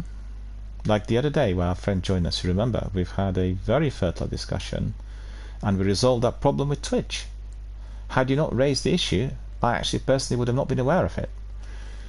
These restrictions, this stupid like 30-day you can't chat. I mean, how on earth? I can't understand as to why somebody introduced this. Obviously, it's a good safety measure, but the streamer has got to be told about its updates and how they are going to be applied to the settings. There's got to be some sort of warning, otherwise you can lose so many new community members because people just be put off. Oh, I can't talk for 30 days. What's the idea? You know, it's a bit like when you click on a video and the video says you need to subscribe in order to watch. I mean, I'm never going to come back if that's the case because I want to have that degree of choice in any circumstances. Gail says, I have never been good at controller games. I see, you play Destiny on PC. Well, that's you know, that's fine, and we have lots of PC gamers here in our community. Sekapupu plays Destiny on PC, and he plays also you know, this game on PlayStation and Xbox, and he swings from one to the other. But he obviously, like many other people who are like FPS or PvP, prefers PCs because they give you the fastest speed, first of all, with processing, and secondly, the best aiming, and that is of huge assistance in games like Warzone and Apex. You know, immediately you notice the difference when somebody is on a PC, and so it on consoles, it's the ease of use. You know, you don't get the issues. In fact, I was just reminded of this the other day. I'm not sure whether you have watched or participated with Steam Festival. Steam Festival was up and running about a week ago, right? It was for 7 days, and I downloaded 6 demos, and I thought, well, that's going to be easy peasy. And what happened was some demos worked and some didn't work properly on my computer because they required some other graphics card, something else, you know, and that puts me off. It just reminds me of the old days where you would buy a new game, you know, put on your computer, and then the game wouldn't work because it wasn't compatible with the computer configuration. It goes back like more than 20 years, but I've gone to console gaming, and obviously I play games on PCs. I have a very large number of games on Steam and Epic and you know, all other hubs, but it's just the ease of use, and got everything plugged into my Sony Bravia, and it's 60-inch, and you know, it just makes it nice and easy. If I was to be a person who's spending a lot of time on PvP or the games that I wanted to excel in competitively, then absolutely I would be doing them on PCs. You know, like PUBG, for instance, or Warzone. If you are on a PC, you are having a huge advantage with aiming and also with your hit ratio. Hit ratio is accelerated if you're on fiber and you have a fast processor. You are going to be hitting people with snipers bang on. And I'm a sharpshooter, and my sniper in Warzone, due to maintenance speed, well, not currently, but previously, was completely ineffective. You know, like bullseye shots, like 6 or 7 shots at an enemy, and he's not even cracking, thanks to the speed. And Gail says, I love Destiny 1, but I'm not good at it. Well, doesn't really matter at all. We play Destiny for fun. There's no reason as to why we should be, you know, very good or not very good. It's just... We play it for our community-based content. We get together to talk, to socialize, to share, to have fun, and you know, that's the idea.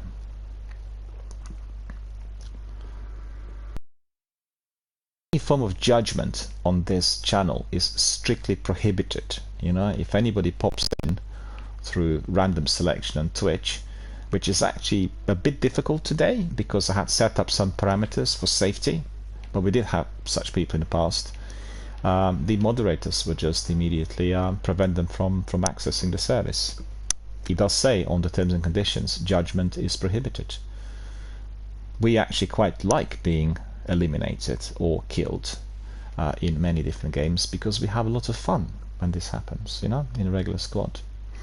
Alright, I'm ready, and Zenith is ready. We'll get together in here, and then we'll take a screenshot. It's what we do before our sessions. Hang on, I got the other way, because I am to get a better angle.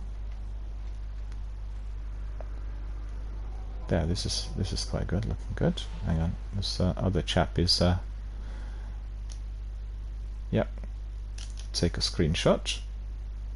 That's it, and now we'll crack on with some Sivas. So get ready for some fierce action in Destiny 1. Not too fierce. We'll say fierce. I thought there was some mention of a warm-up. That's it. That's it. Well, it's like a proper warm-up match. We'll warm up with 2 or 3 Sivas, and then maybe if anybody else... I really miss Sekapupu, I've got to say. I couldn't believe that he wasn't able to access his... Sekapupu, you're watching? When are you going to get your PlayStation? Buy it second hand. Because he left his PlayStation at the main place of residence, and he lives elsewhere now, so... and Sekapupu loves Destiny 1, you know? So it's easy to do Nightfalls and everything with a 3-piece fully on board. Because some Nightfall strikes are quite hard as a 2-piece. You know, the one with the Ogre and a Scion? If you get the Nightfall that has dozens of Splicer Shanks that keep sniping at you, it's very difficult to eliminate all of them, because there's always going to be like one that's hiding somewhere and it eliminates you and your mate. As a 3-piece, one person is just focused on the Shanks, and that's it. And then that's easier to deal with. Actually, hang on, we'll do here. That's Nightfall Strike, Siva Crisis Heroic. Let's see what the mods are. Fresh troops. Some enemy squads have been fortified with additional reinforcements. We have small arms. Primary weapon damage is favored. Void burn. Void damage from any source is greatly increased. And heroic. Quick look at the weapons. I need to have void based stuff. I've got Dark Drinker. Mind you, I did talk about that sniper, so I will swap. I know what I'll do. I'll take oh, this is a bit annoying. I literally got just one legendary. My heavy is all exotics, and the legendary is not probably the best. Never mind, we'll put the sniper on, because Ali was interested in finding out what his sniper's like, right? So we'll find out. But to be fair, the sniper's got lots of perks that need to be unlocked, so perhaps the sniper capabilities will not be at its very best. We'll see. Bellicose I'm picking up at all times. I don't want any Bellicose. Eon Tracer, I think I've got Eon Tracer, yeah. Mind you, as this is the new week, we need to be trying out some different bits of gear, right? So I'll put on Raku Poltergeist. I'll put on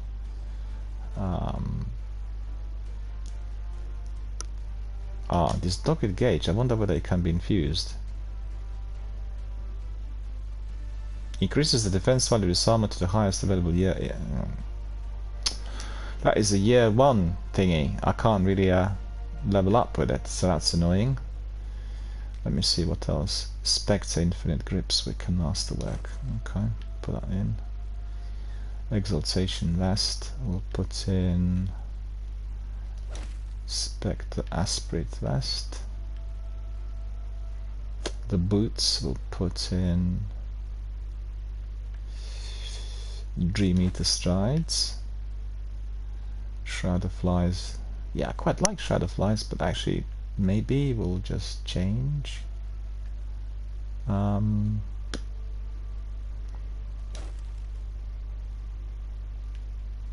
Yeah, that's not too bad. Hang on, this one.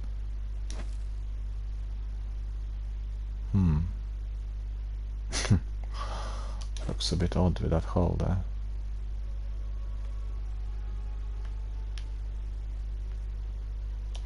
Okay, we'll try this one. We'll see what benefits we'll be getting. Crucible Champion, alright. Pulse Rifle, Fusion Rifle, increase in discipline. Never mind, we'll just masterwork it. So they're changing those things a bit. And memory of Radagast, Solar Accumulator, Fallen Breaker, increased strength, increasing discipline. So we still need to unlock the perks, so that's fine. And we are ready. So let's see what awaits us. Who knows? Our friend Gail says, I used to be good at controller, but then I played on PC and just forgot the difference. I think, well, to tell you the truth, I was really surprised today. I don't know whether you play PUBG, but one of the best PUBG streamers on Twitch is a Latvian girl called Danus D, or Dana. And I've seen her Instagram today before, as I was checking the news, and she had been promoting the new handheld device, which is like Steam Deck and looks a bit like Switch, you know, and it's Logitech made, so she's basically promoting it for Logitech. She's one of the you know, top streamers on Twitch, and she's a pro PC gamer, and she was trying it out on that Logitech Steam Deck. I believe that Steam Deck also has Windows loaded, or was it the one I've seen on Xbox podcast recently that was with Windows? And then the short video, you can actually have a look at it as well. The short video on Danus D Instagram and Twitter is giving you a picture of what this handheld device looks like and the way she's playing it. So, you know, certainly interesting, certainly worth considering. Because the controllers are on both sides, similar to Steam Deck and Switch, you know? So it's looking really good. Just enter Danus D on Instagram, you'll be able to see it. It's quite a small, short video. The game sounds a bit too loud.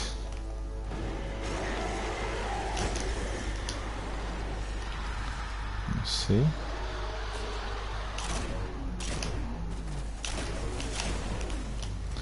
Well, I'm just experimenting with this here after, you know, so my efficiency may not be as good as usual, but oh.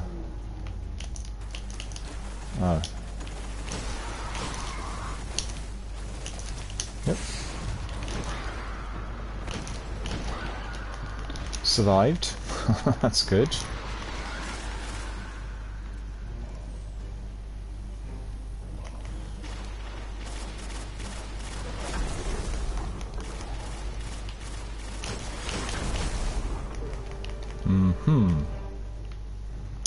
We need to pick up. Oh,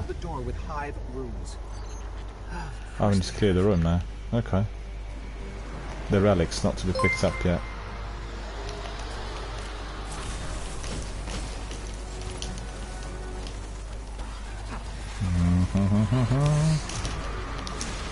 That is not going to work. I'm not careful enough.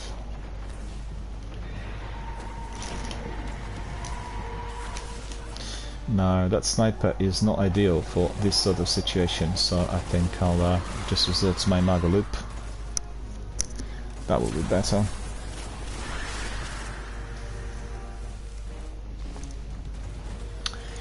I want to thank Darcy, for joining us. Thank you for joining us, and thank you for following. The newest member of our Destiny World community, so thank you for that, really appreciate it. How are you doing, Darcy? Are you a veteran of Destiny? You've played both games for quite a while. Which one do you prefer, is what I would like to know.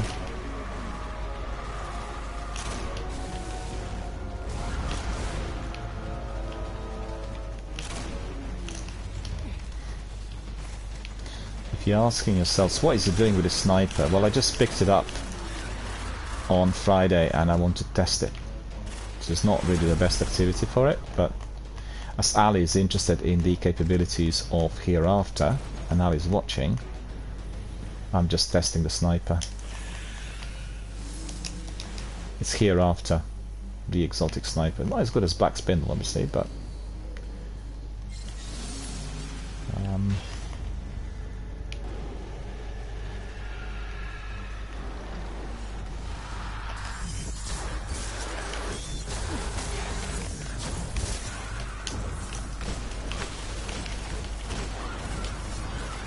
well, obviously Magaloop's rocking compared to Hereafter.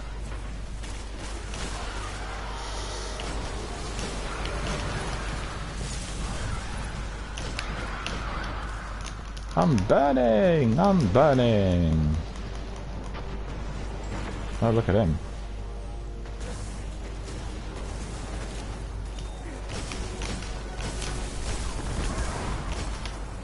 Yeah, we got him. Hey, it's gone. That's good.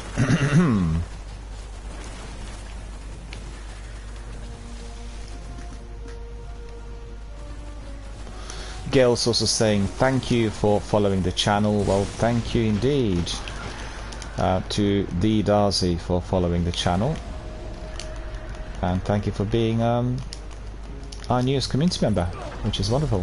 Thank you. Just to say to Darcy that this is a community-based channel, so we talk a lot and we game a lot, and you know, we discuss everything which is gaming and health related. So I support presently a charity called Mind, which is based in the UK, that helps people who are experiencing emotional problems or any form of mental health difficulty. And I'm running a fundraising campaign for the charity, which so far has been very successful. We had some donations, and I'm very grateful to all of our community members who are helping with the PR, you know, the promotion. And I'll be giving you the links very shortly as we complete this SIVA strike. The links and all the information is also on my About page, so anybody interested in supporting the Mind charity or supporting our charitable fundraising campaign can quickly go to About page, and you know, you'll get all the information there. The links are there, and on the link you'll get more details on the charity, and then myself as a streamer, Tiltify, the platform that's providing the fundraising, and also you can watch the stream. And if you're watching it to the link, you're not going to be using as much bandwidth compared to the live coverage on Twitch. The app uses quite a lot of bandwidth, so certainly a solid option for anyone who wants to be, you know, saving to a degree. And a good way of watching it. By doing it, one is also supporting the Mind charities, so that's fantastic.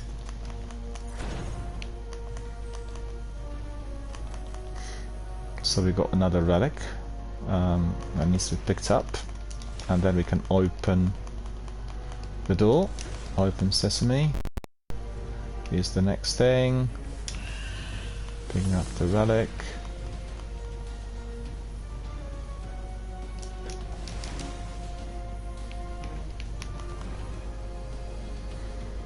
And then what's extremely important is to get that grenade ready. Guess what? There are lots of exploding thralls in there.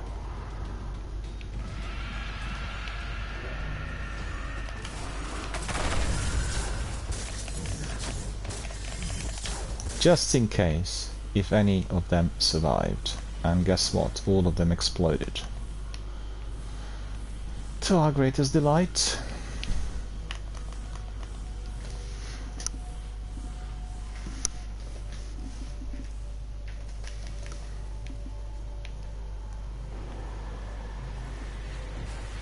Loads of enemies down here.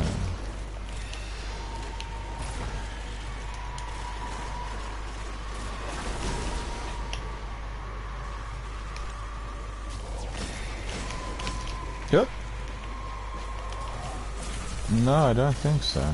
Where's he gone? Look at that. Cheek.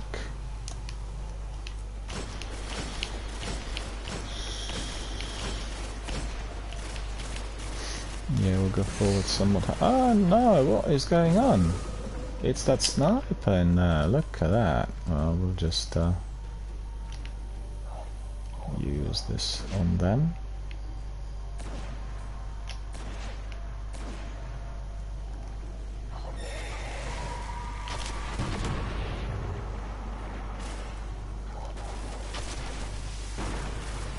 I can't believe it. He's still alive. 2 of them.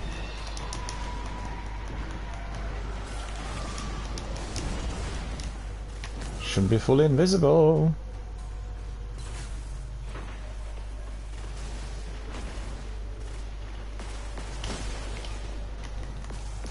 Where's the captain? You know what? I'll test my sniper. He's gone.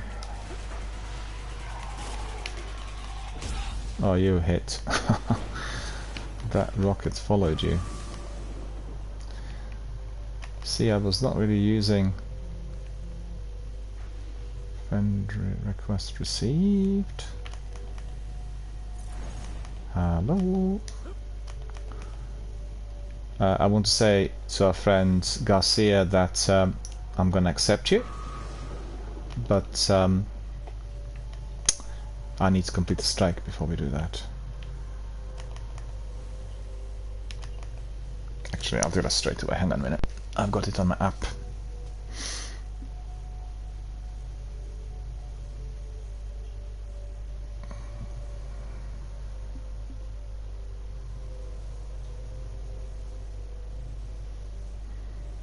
Yep, accepted you.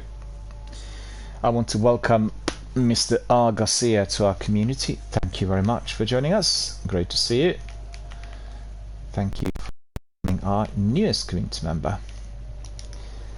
As you could see, loads of people are joining us. Blight wherever they go. Just one of the agonies of their existence. Malak has begun to control that blight, empowering it at his command. So, now we know.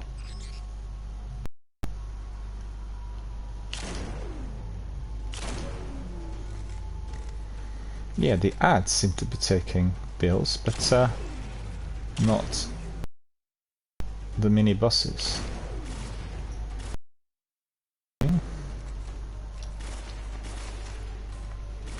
Yeah, it's because the perks have not been unlocked. Not taking anything there.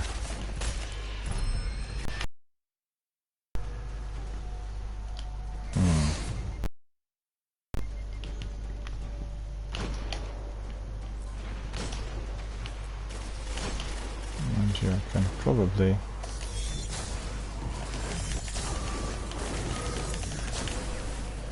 that was miscued.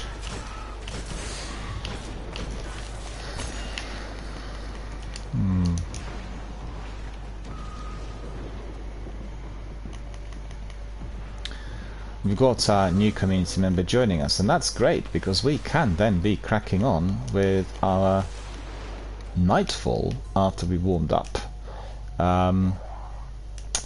I consider the game still making it open for people to join, which is not quite right because I've got to be able to invite people. Just want to say to our friend Garcia that if you're joining us, you're going to be live on Twitch. We are broadcasting, and we are broadcasting together with our community members. So this session will be recorded and archived. And if you are to be using your mic, you must make sure that you read our terms and conditions because the channel is moderated, and that indeed you are older than 18.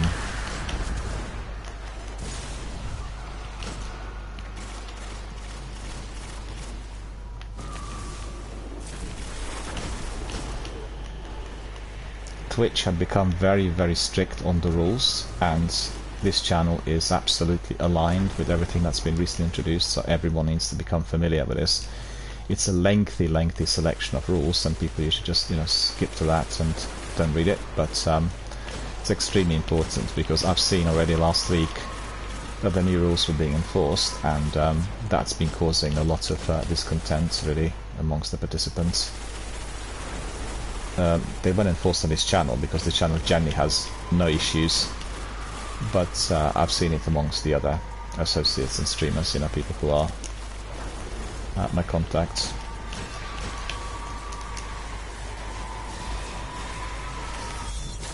I missed him! Missed him! How was this possible? Yeah, okay. At least... Oh no! What was this? It's being hit by a rocket, I think. Thank you! Thank you, thank you, thank you.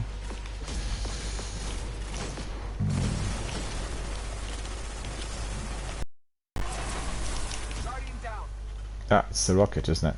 Yeah. It's the rocket!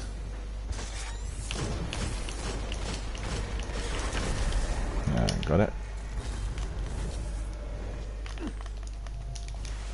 The beast is close. I can sense the blight that drips and seethes within. How can she see this stuff with that whole blindfold thing? I see far better now than I ever did with my own eyes.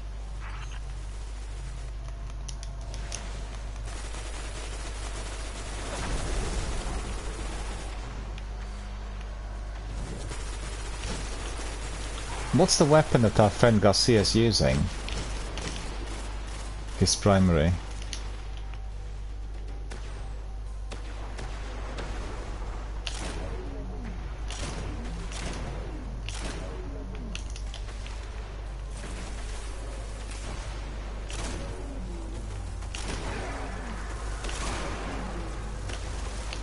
Ah.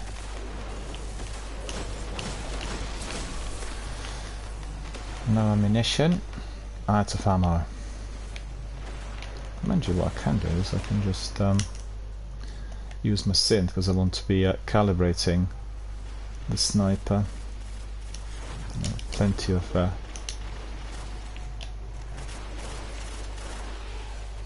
oh, he's gone already. Ah.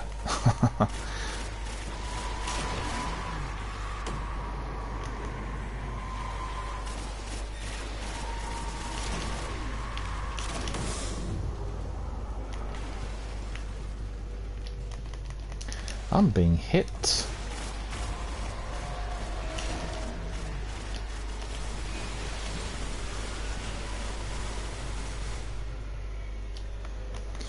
Obviously using hereafter in this situation is not the best, but I'm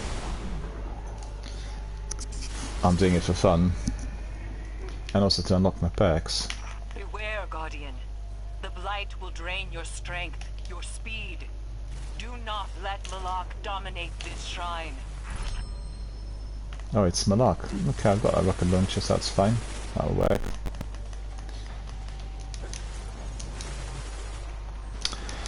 Well, somebody gave me a tip the other day about this blight that keeps popping up here in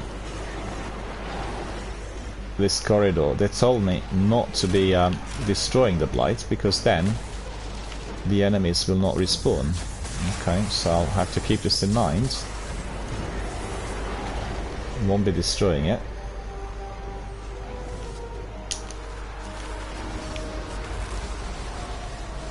Let's use rockets on the boss.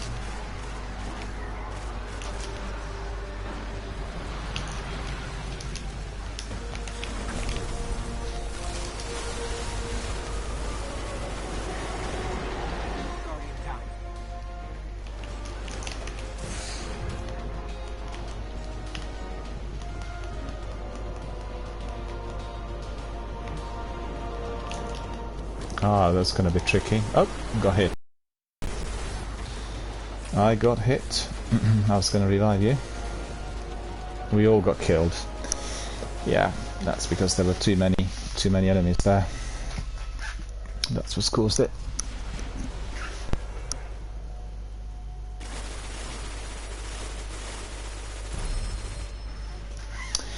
Gail's asking about needing to be older than 18. Twitch prohibits anyone to be participating in a live forum live online through video and audio communication if they are younger than 18.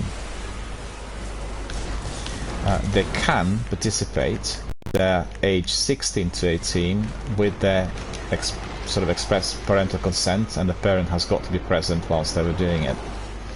These are the rules that Twitch had introduced. There are children younger than 18 that participate in these forums through gameplay, right? But they will not talk or say anything, or, you know. But I think it's extremely important to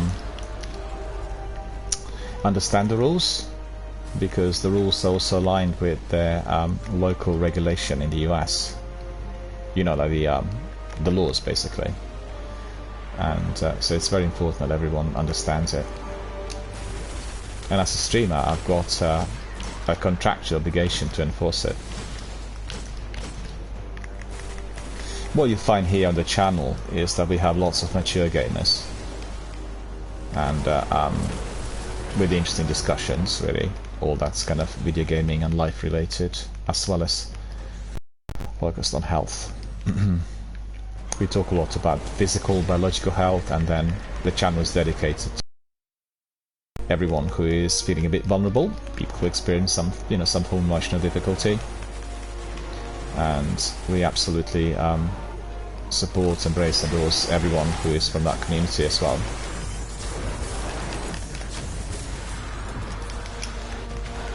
Oh, I've gone into the pit, which was not really the best, and I'm not going to be able to survive, I don't think. I actually did survive, and that's astonishing.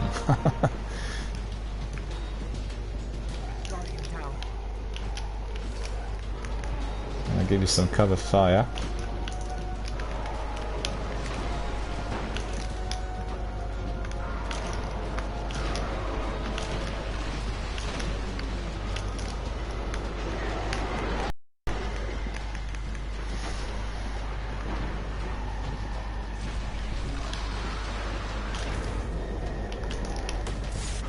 Well, that's never gonna work.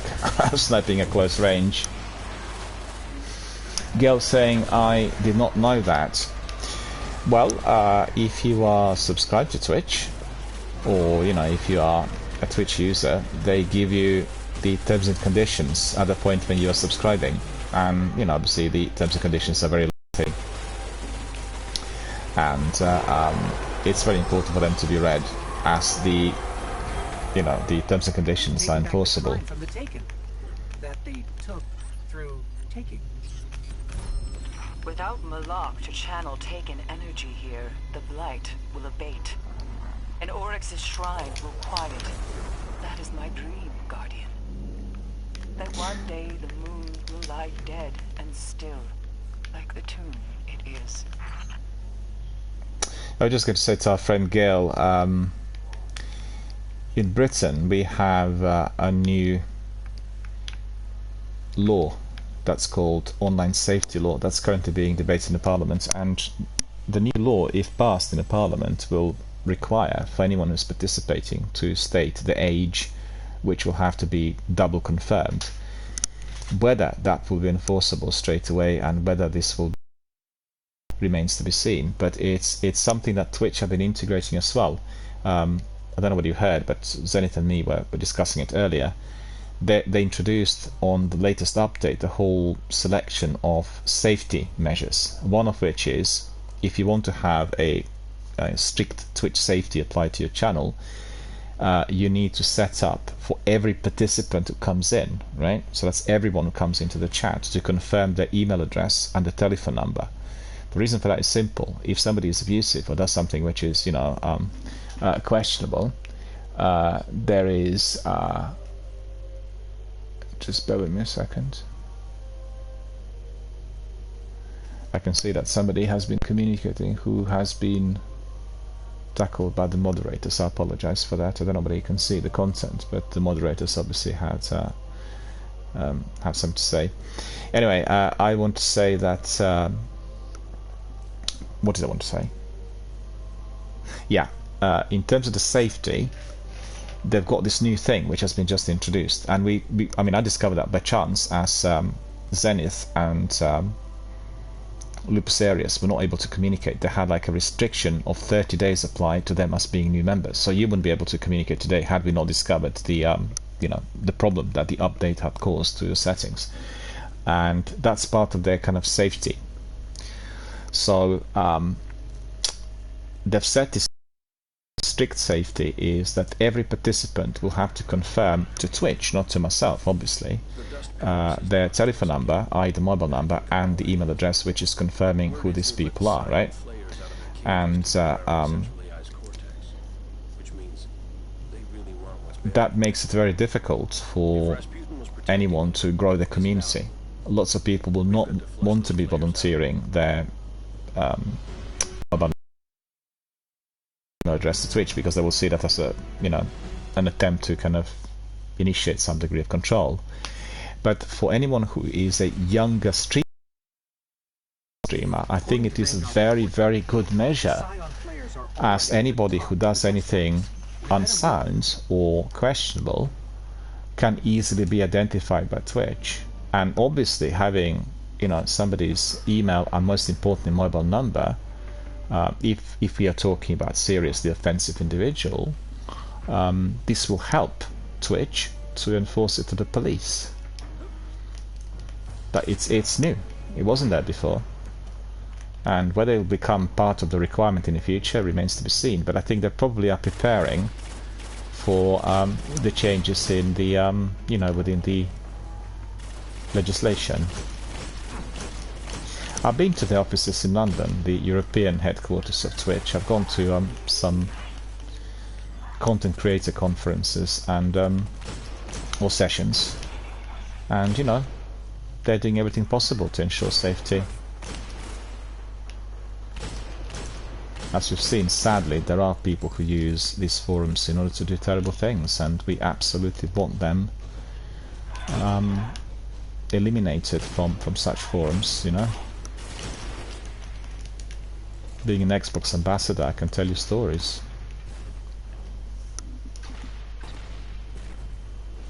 Bear with me a second. I really say, Zenith, I need to just double check. I keep getting these messages from my moderator. I need to see what this is. I'll just hide here for a minute, yeah? I need to see what this is regarding. Bear with me a second. I'm surprised that I'm getting this.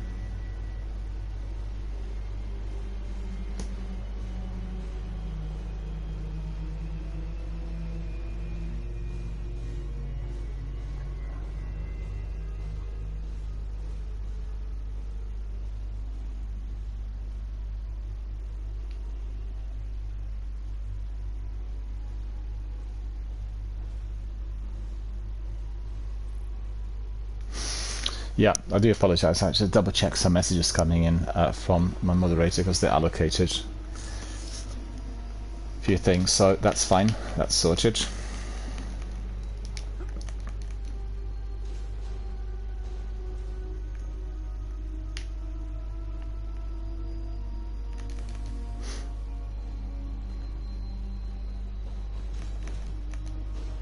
Yep. Having a cup of tea. Oh. What's happening? We all got killed. Oh.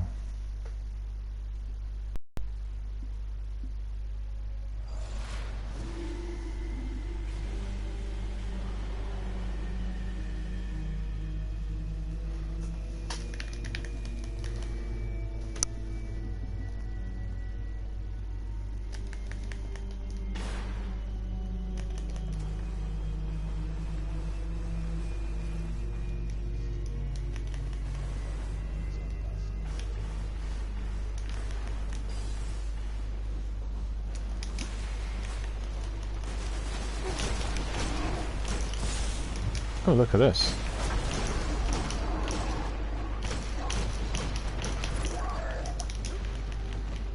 That was tricky.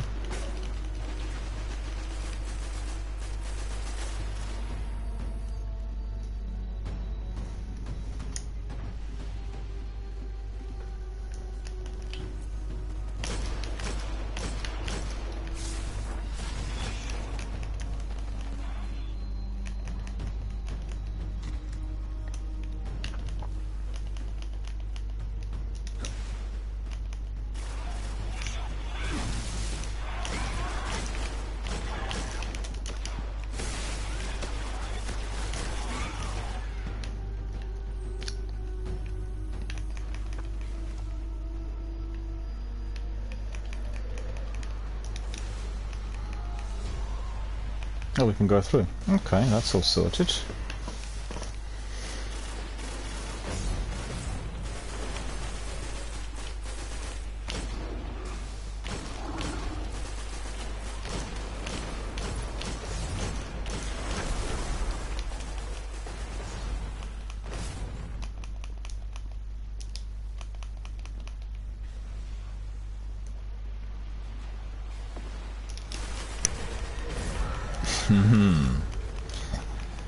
More ads are to be causing us some trouble in here.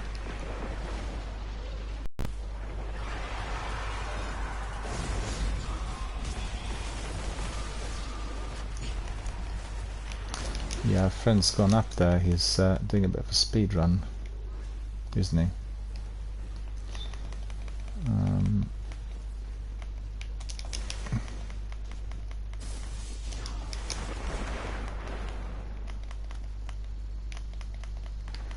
It's fine, I'll come and revive you. Just give us a second.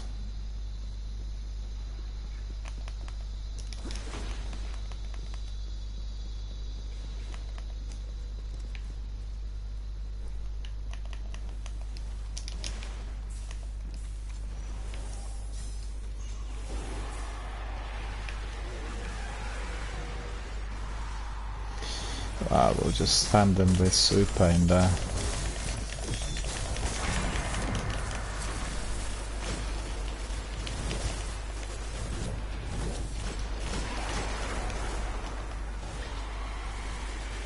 The only thing with Sivas is that my super, the tether, is short-lived in some of them, so it doesn't stay there for a little while, but it disappears within a few seconds, which is very annoying. But that's the mods for you. Oh, look at him! Oh no, no, no, no! He got me. Popped up right behind me.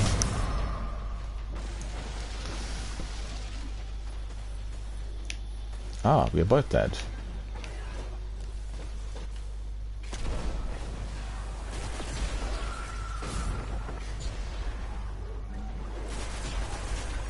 Thank you, thank you, thank you.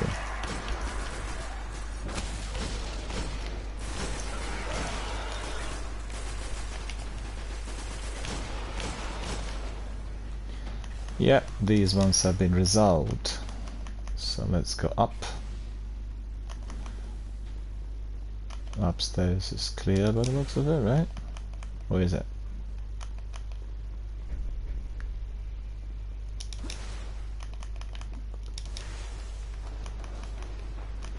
Our friends racing.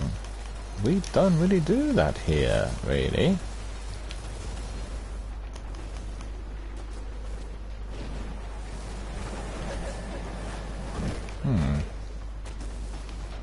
Heavy ammunition. I'll tell you what, we'll swap.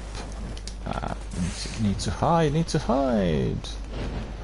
because I'm swapping weapons. I'm not happy with that hereafter.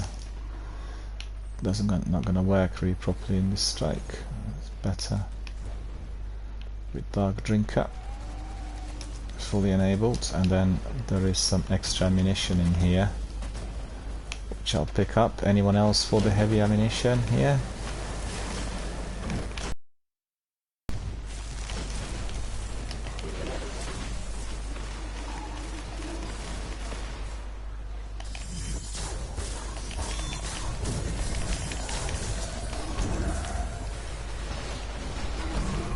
Oh, he still lives. That's terrible. He should have been long gone. But Colossus didn't manage to fire off a single round, so that's good. That's what we want to see.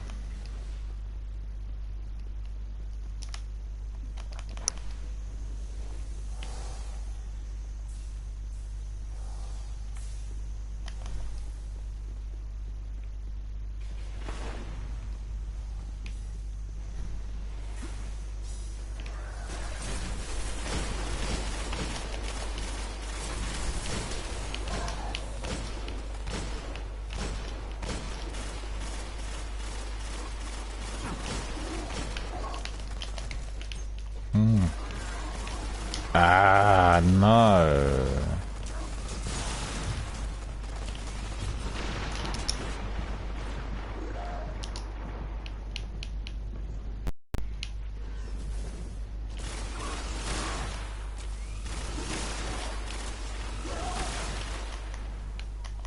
There's another harpy in there.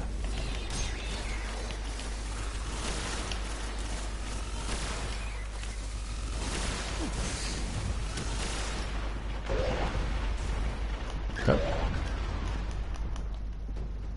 friend's been hit. I'll revive him immediately. Must be that harpy. Can't think of anything else.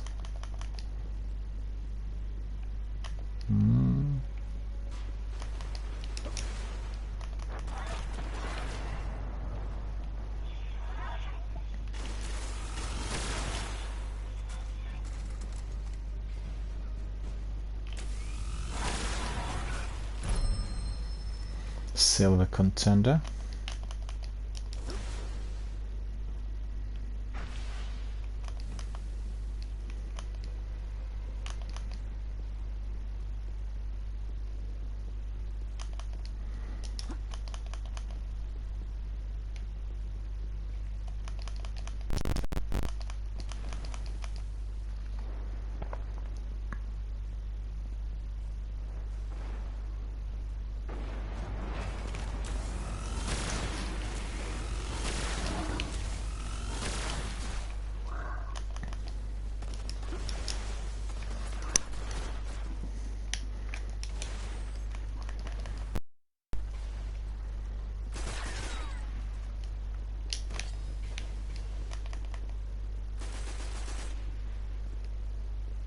There's probably one left somewhere.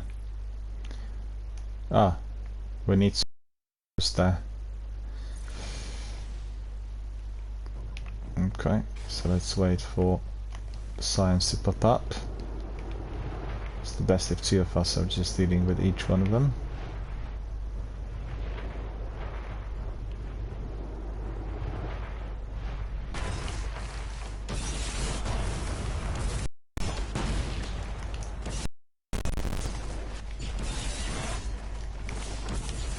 Yeah, he's eliminated.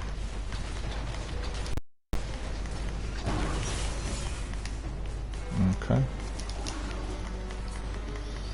So where is the other one?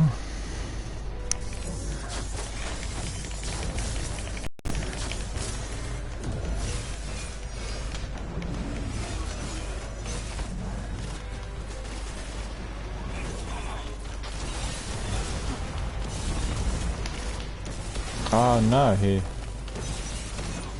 managed to get away. Not for longer.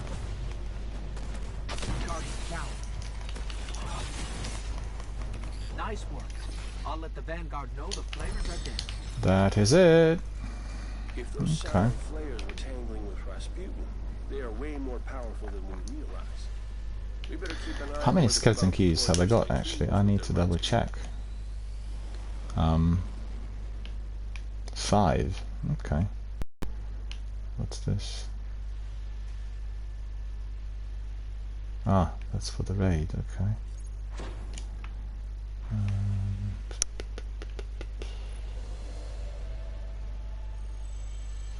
Let me see if anybody else wants to join us so we can really complete that Nightfall strike.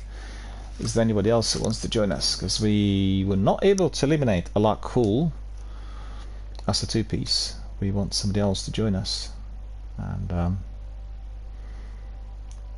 let's see, who else do we have?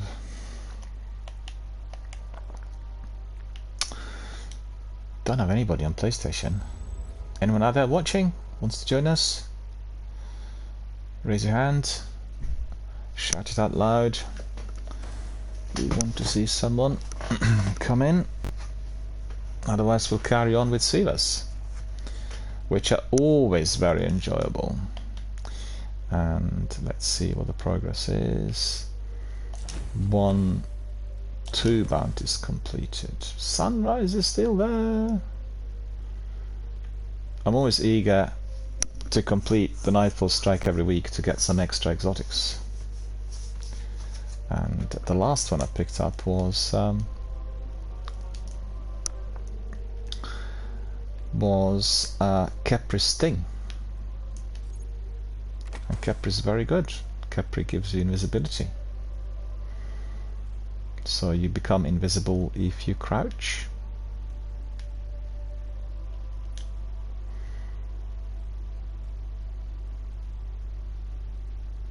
Spectre Infinite, we've got one. What's this? Kentachroima, sidearm loader. Right, so that's useful if you're using sidearms.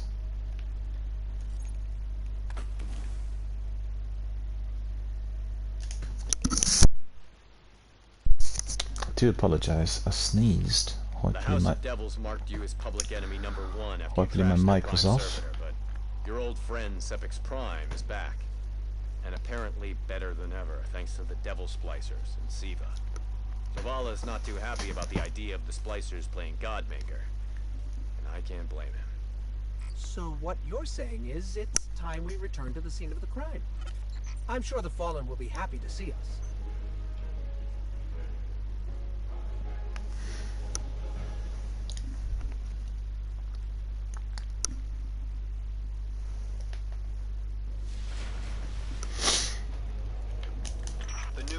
Sepix is holed up in the Devil's Lair. You know what to do. Sepix, yet again. See these spicer shanks, they're really deadly.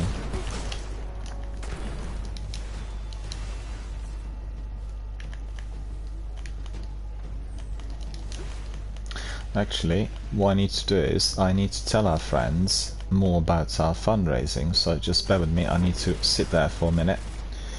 And I need to give our friends who are watching the link.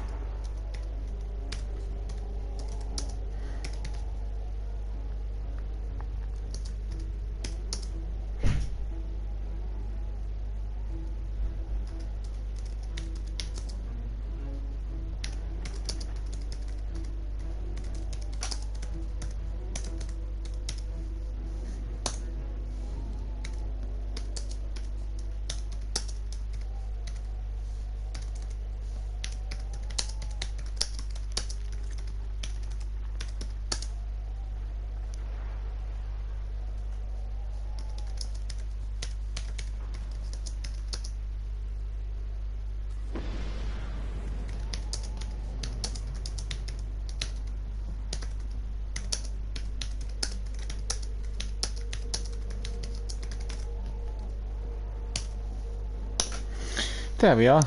So I just will provide you the link because we talked about this earlier, and if anybody wants to be involved one way or the other, or if you want to be donating or contributing in any way, just simply click on the link. Also, if you want to be watching this stream through this link, you'll find that it is bandwidth compared to where you get on Twitch app if you are not using Wi-Fi, if you're using your 5G or 4G network, and obviously you'll have some degree of capping or some limits on what you can be using it for. So that's the link, and that is exactly what we are doing and supporting. We're supporting the Mind charity, the charity that's based in the UK, and it's a charity that helps people who are experiencing any form of mental health difficulty or emotional pressure. run from various places based in our local communities, and the services are provided by their professionals and volunteers. I would say 24/7. That includes also telephone support services. So if you are a person who's experiencing emotional difficulty, then feel free to contact them, and they are going to be able to provide you with sufficient advice, point you in the right direction. And as I said, we are supporting them in all sorts of ways, from publicity and PR through our gaming community, and generally we also attempting to raise the funds for the charity. Look at this one, it's hitting me from behind. And we are sort of trying to raise the funds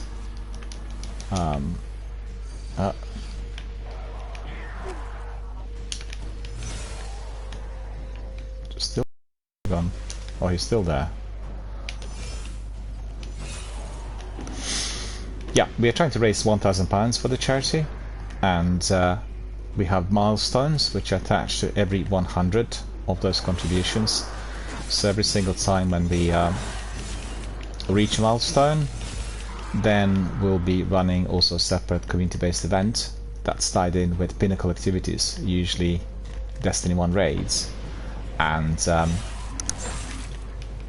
we also have quizzes and polls to precede the activity, so everyone who's in our community is going to be able to choose our weapons and armor before we get in, before we start completing the raids and nightfalls, and really look forward to that. But this is something new that I introduced to the channel since we resumed with our new season of Destiny streams.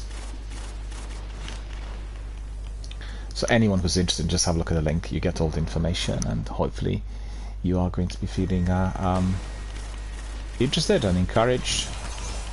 And also I'd like to ask anyone else who's in our community who is either an avid gamer or Twitch or YouTube streamer, make sure that you always support your local charities, because they provide a very, very valuable service to everyone who lives in our local communities, and we can't be always relying on hospitals, you know. And as I said, we are supporting at the moment Mind, but in the near future we'll be supporting Shelter, a charity that helps people with who are experiencing homelessness or people who are threatened with it. We will be supporting Epilepsy Scotland, National Society for Autism, Great Ormond Street Hospital, and also St. Jude Hospital in the US. The impact really had an impact. We need to focus to get all we can.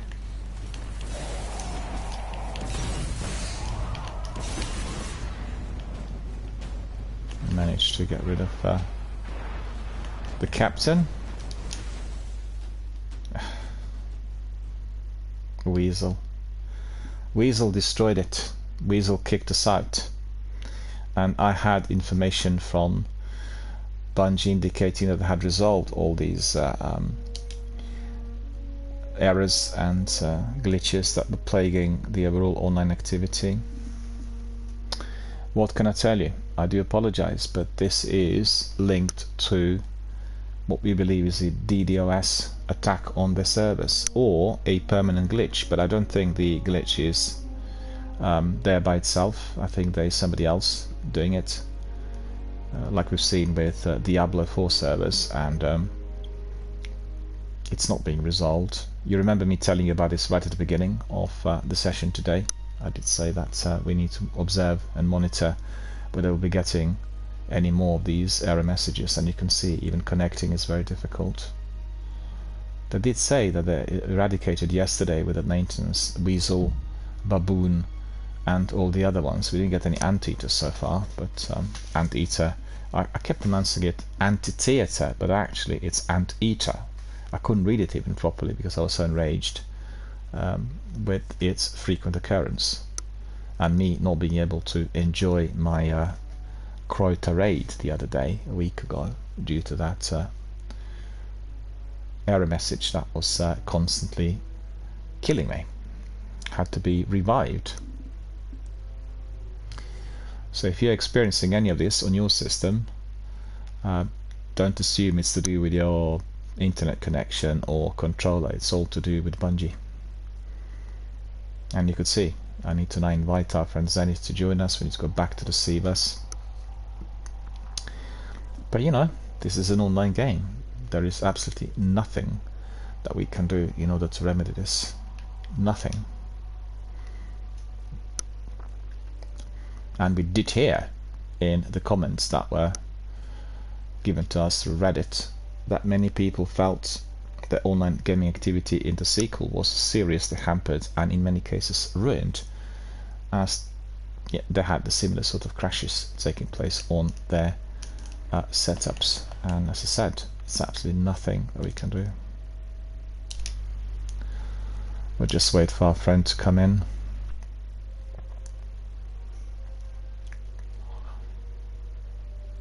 The party should still be on.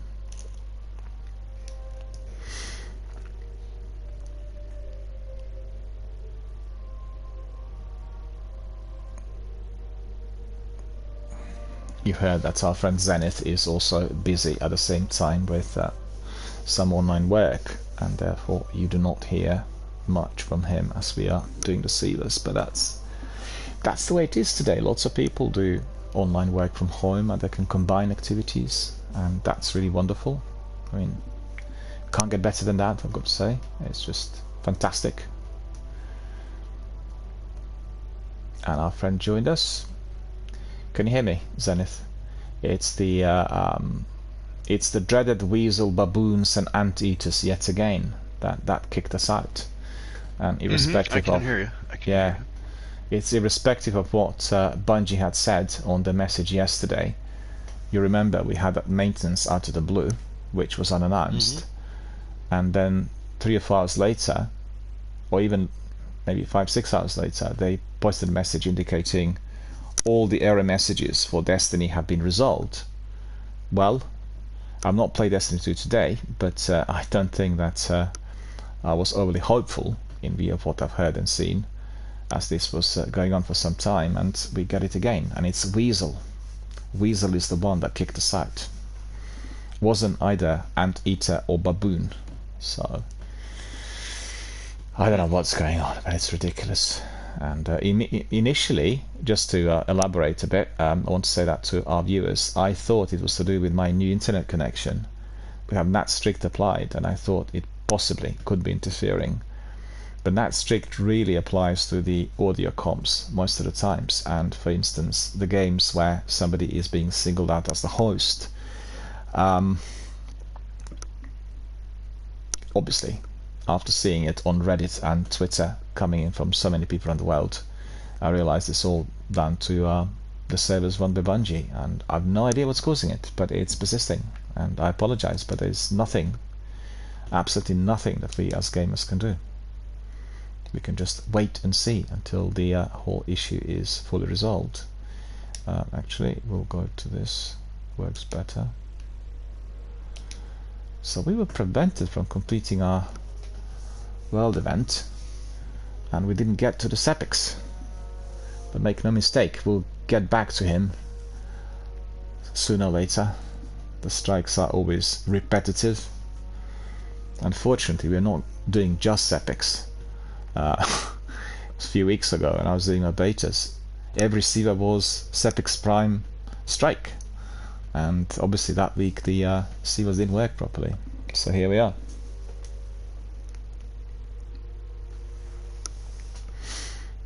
If anybody else wants to join us at any stage, just ping us a message. We are hoping to complete a Lakhul Nightfall strike before we get to the reset times tomorrow.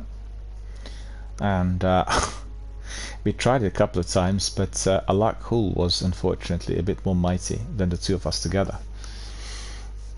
And everyone who completed it in the past will tell everyone that's one of the most difficult Nightfall strikes, because you can't see anything very much, and you get lots of exploding thralls popping up behind you. So as a two-piece, it's very, very hard. Funny funny story for you. Remember that Centurion Oryx took right after you landed on the Dreadnought? Then the Centurion and the Taken Ogre tried to stop you from killing the king? Didn't work. So the Centurion's Bond brothers are pretty angry they lost their commander. They're leading a team to blow the Dreadnought's core. Core goes, most of the system goes with it. You're gonna make sure that doesn't happen.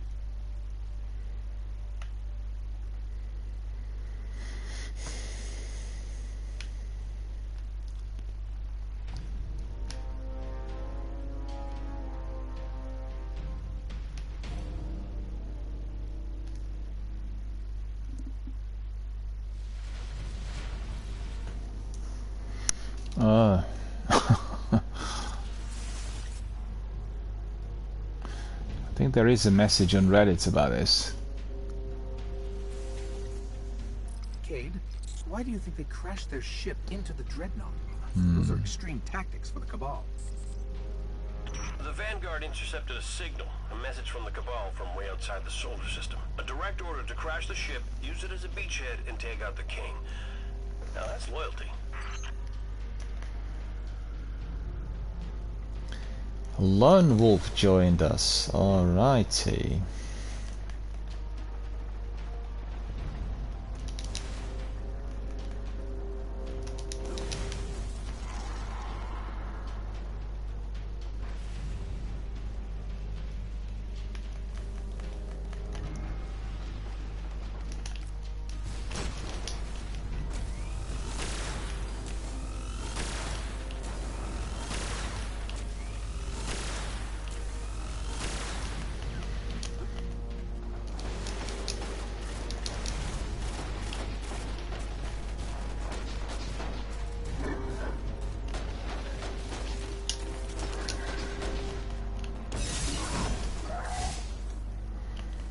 Well, that Centurion has been silenced permanently. No ammunition for my heavy, so let me think. What do we do? Synth. I have tracking on the Bond brothers. They're the ones leading the assault on the power core, marking the coordinates. Yeah, I like this strike. I like eliminating those Bond brothers chaps.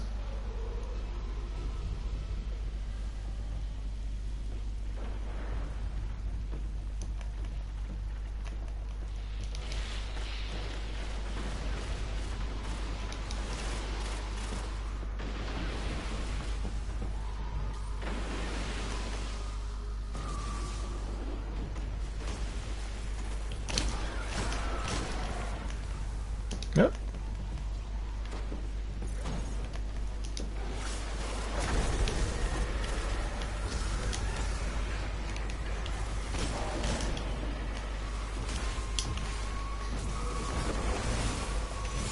Oh, look at this thing. I hate that Acolyte. Acolyte Eye is so deadly. Watch out. They brought a tank to a gunfight.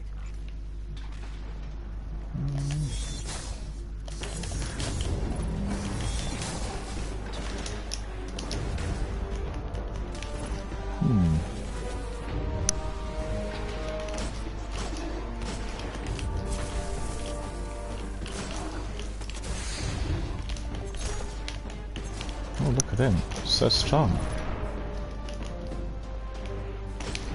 Mind you, so is my Margaloop.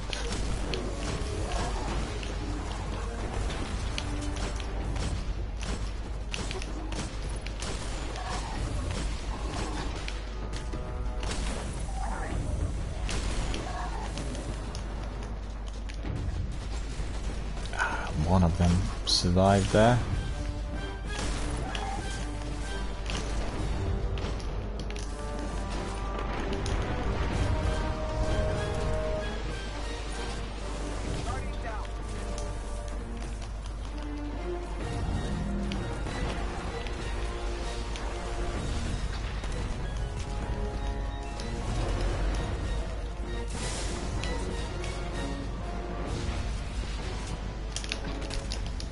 Ah, I got a lovely tank round.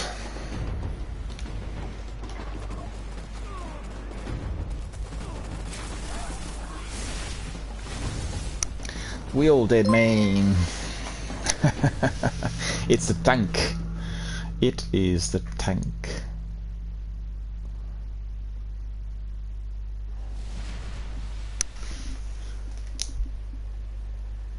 Freezing in June! Freezing in June! Freezing in June has joined us. Thank you for joining us. Thank you for becoming our newest community member. Thank you. I think I've got a new user ID for myself, which is called Baking in June. So you're freezing in June, and we were baking for, well, the full month of June actually. Like 4 weeks of baking in here. It was unbelievably hot. But I believe if you're called freezing in June, you must be in Australia, right? Or New Zealand, maybe. Because for all of our UK viewers who are not familiar, in Australia and New Zealand, it's basically the middle of winter. It's very cold.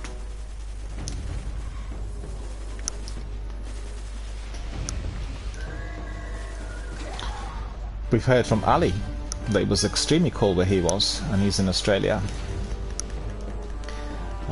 I can just tell you it's very, very nice and pleasant here today, but it's been absolutely scorching hot for some time, and we couldn't wait for that rain to come our way. Being hit from... what is this? Where am I? I can't see a thing.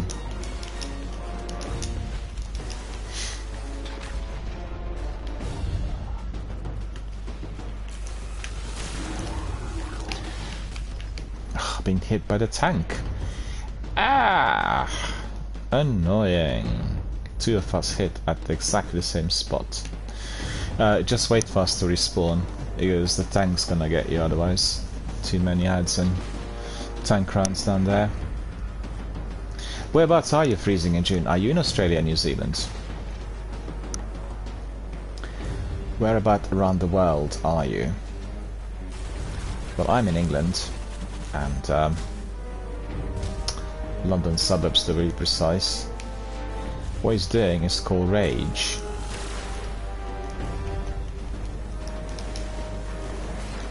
And we'll block this player afterwards, because this is not the way to play the game.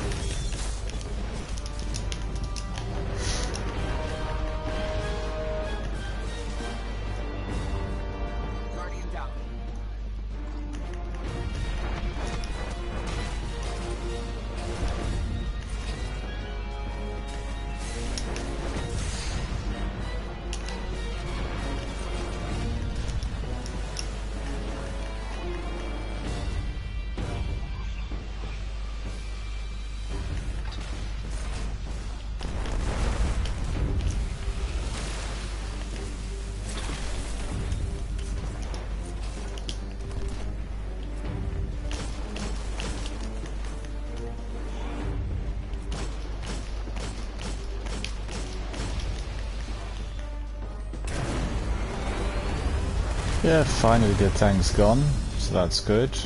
That is what we want to see. You take a bit of time. Well, let's head to the bridge. See if we can reacquire the brothers. I can't tell you the number of scouts I've lost to these brothers on Mars. They need to be stopped. Go careful.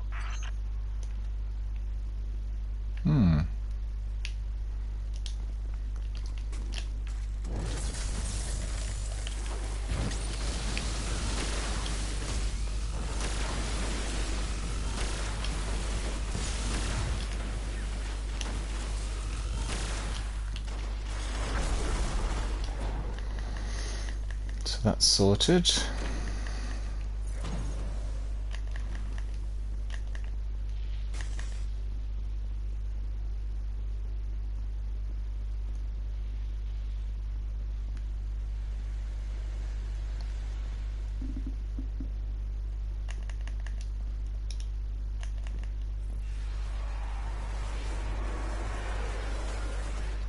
Taken and Cabal fighting for the bridge.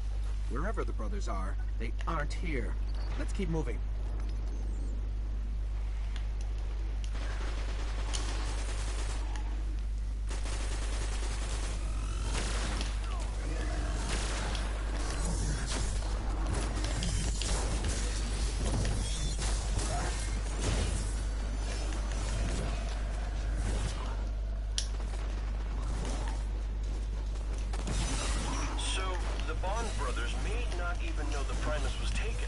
This whole thing could be a power play to get their dead commander back. That's the hold the Empire gets on these soldiers, Guardian. Loyalty beyond death.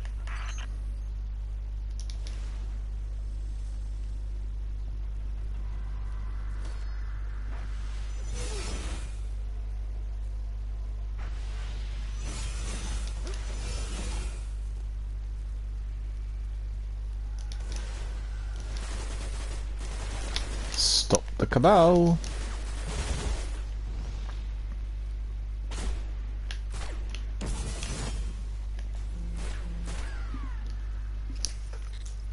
They would leave the core intact. Oh, bombs. It's covered in bombs.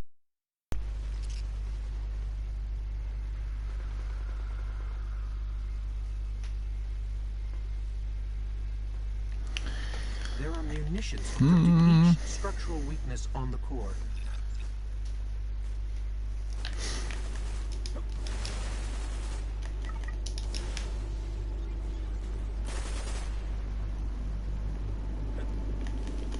Oh, we've got a bit of extra ammunition in there. We need to make sure that this chap never comes back to this forum.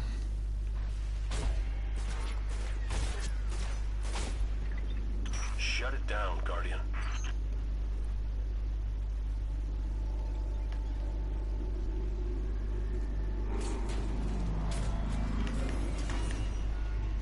Oh, the brothers are here. Take them out.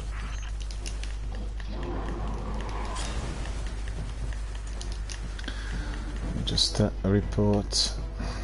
Bear with me.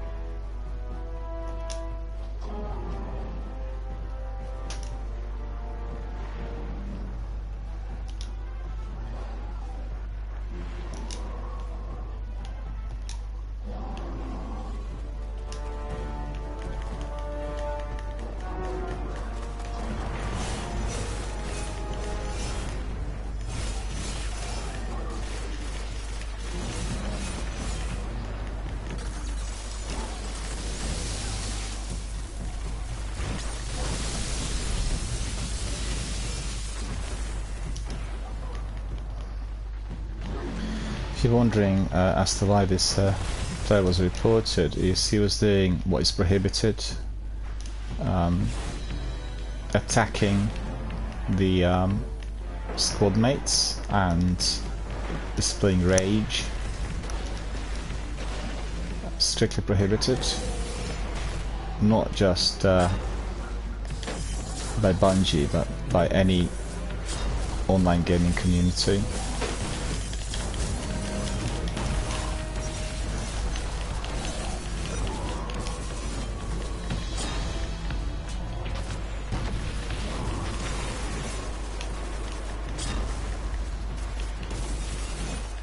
Ah, he managed to get away. I thought we were going to be able to do him on the first run. But that's not happened.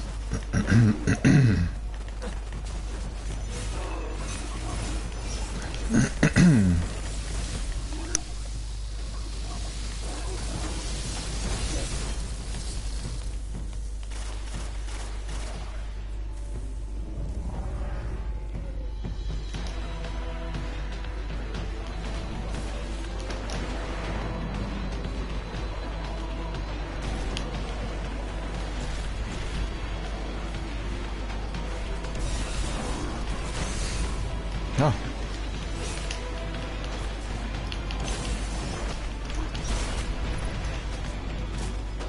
I'll be hit by someone else. That's annoying. Didn't expect that.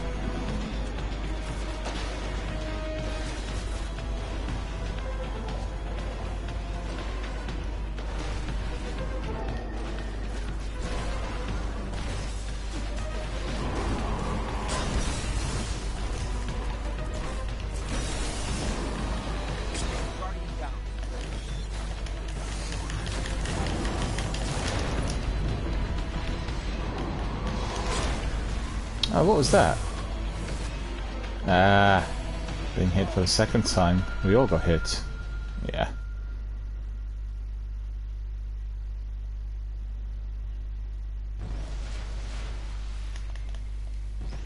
Something's wrong with this picture. You get 3 guesses.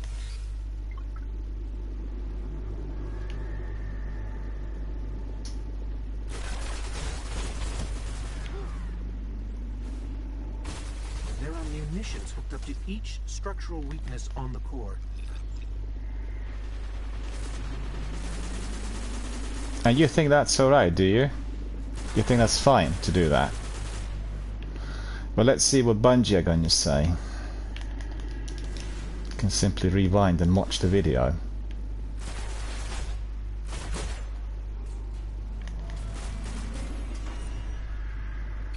I think the brothers know we're here.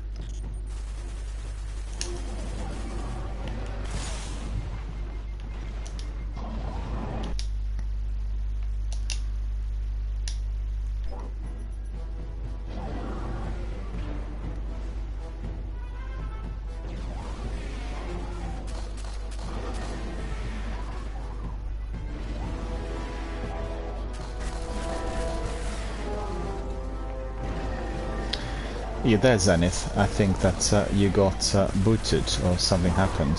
Probably that weasel, the dreadful weasel message must have been popping up again.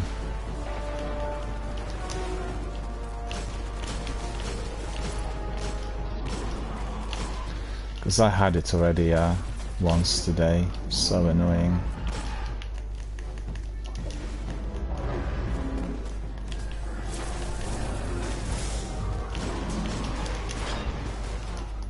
Ah, I was being slashed by that Bond brother.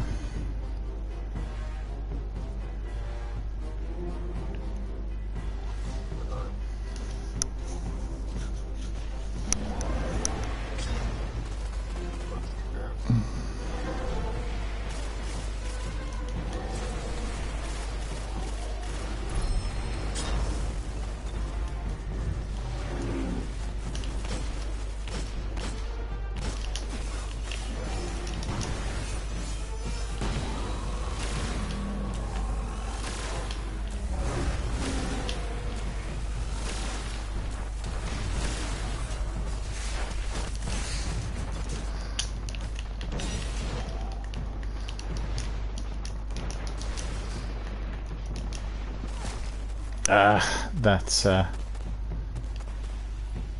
Mr. Blobby got me. Thank you. Where is he now then? Just get rid of him.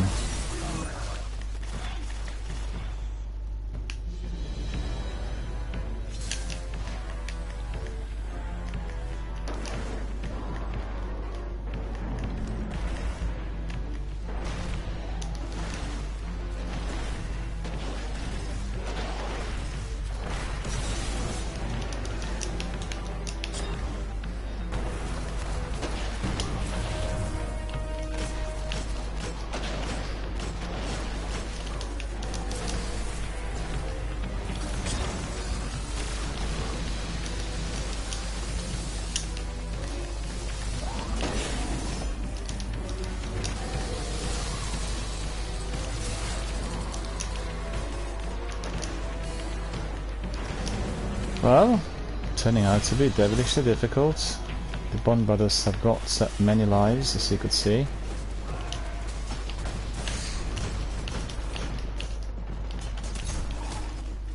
The other one got me. Ah.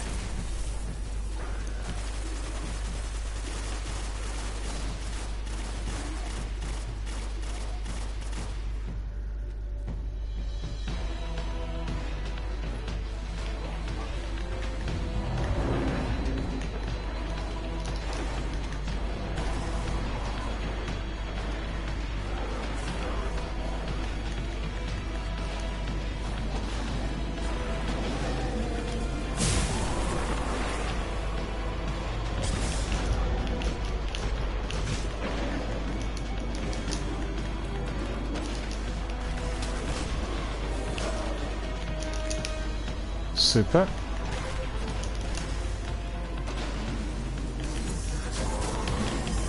Oh no, he's gone.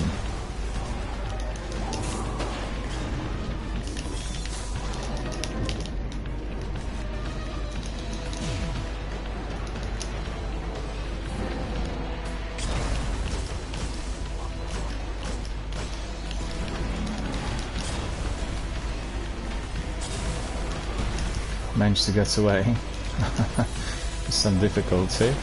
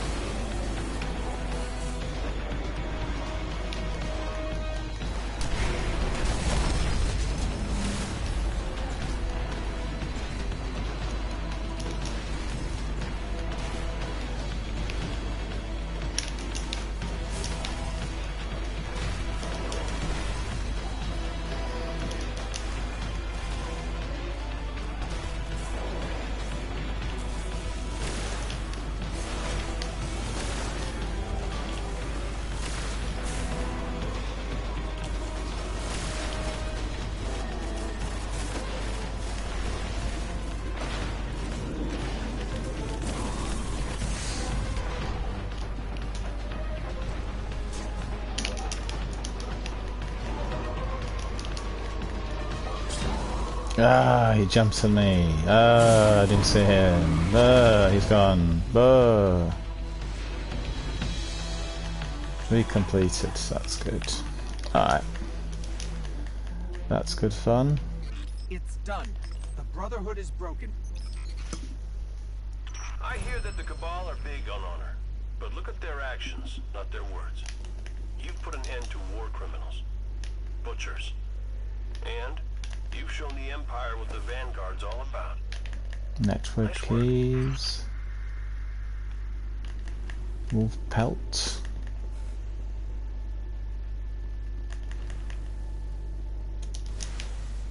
Well, there were some interesting bits and pieces in there that we picked up.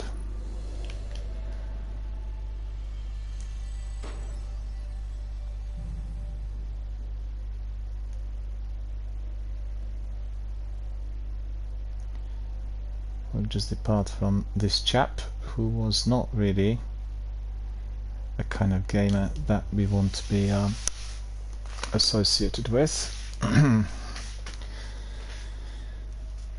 Sadly, we see people like that from time to time, and we have everything in place to deal with it. And let's see, I unlocked another perk in there, so that's bonus grenade on melee hits, increases grenade throw distance, that's useful. Sidearm loader still needs to be unlocked. Excuse me, I was losing my voice a bit. Get rid of these.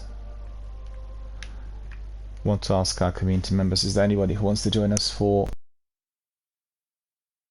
anything? Myself, I'm more than ready, more than prepared to do the weekly Nightfall.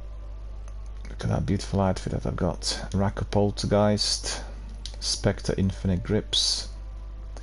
Mind you, I kind of tend to resort to Kepri Sting, really very good exotic gauntlet, but I think the idea is to be leveling up some of the other gear, otherwise it's useless to keep it, and we want to make sure that we have some of the other outfits also fully masterworked, so that's the idea behind this. And not even looked at some of the perks. I think this one is very good for the Crucible, Cryptic Cloak, but we're not doing the Crucible here at the moment. Okay, so that's fine. That's all sorted. We'll go back to the Silas, of course. There we are.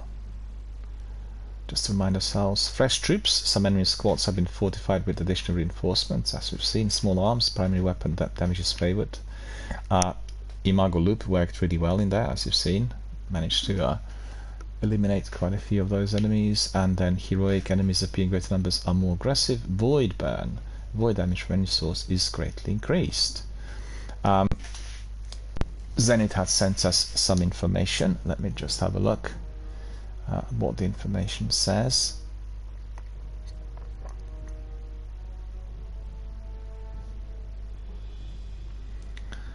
weekly story playlist, mission playlist. Yeah, we can do these as well if you want. Why not? We can do these. Sounds like a good idea. We can do these just to provide us with extra variety.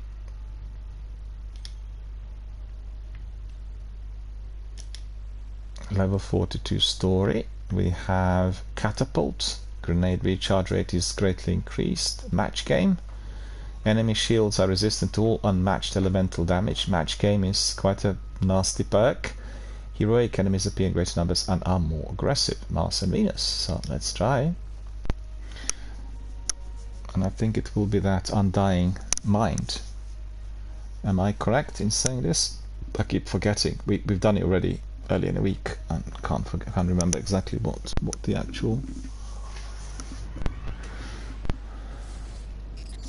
story mission was. I guess we'll find out, right? Hope everyone's enjoying our shenanigans in here and having a lot of fun. Sievas are always interesting, and Nightfalls are always exciting, and weekly story missions are always very difficult. So we have lots of things here on offer that we can do at any time.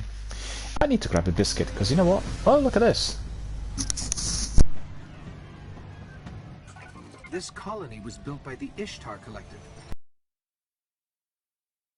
It's older than humanity itself. We thought this was all lost in the collapse.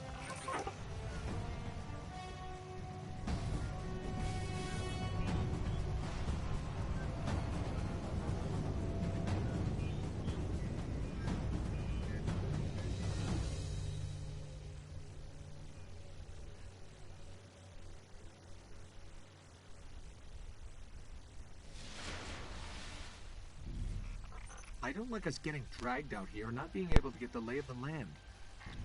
There used to be a Guardian outpost nearby. Let's see what they have on this place.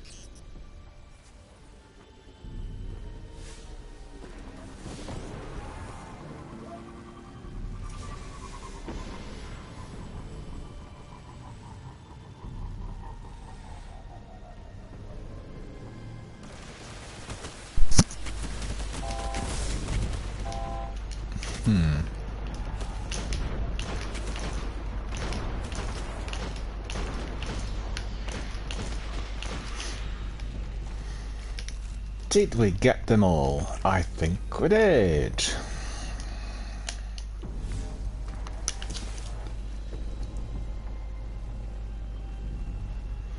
God, it's been a long while since I've done this one. A long while. Fond memories are all coming back at once. Oh, I haven't got any ammunition for my sword. So let's see. Yep, we'll sort them out, no problem. All gone. Dark Drinker does it. We're linked. Sparrow's accessible. There's a lot here about some war machines called the Vex. Indestructible, relentless, supremely intelligent. And they can teleport. Great. Guardians use sensors to track them. Let's get them back online.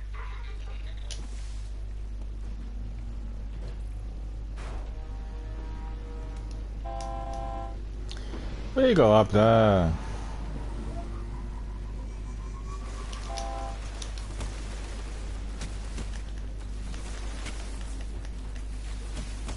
Look at these, cheeky.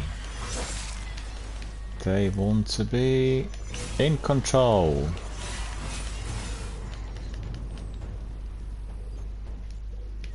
Okay. Ah, we need to go elsewhere. Not there. It's the other way.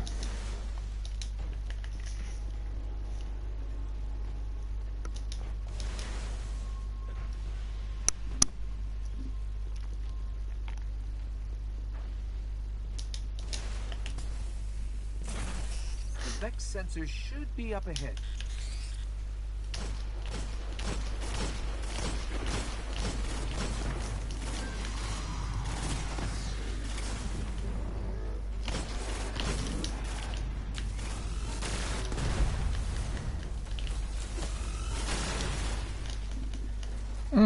Some ammunition for my heavy, that was useful. 92 rounds, that's pretty good.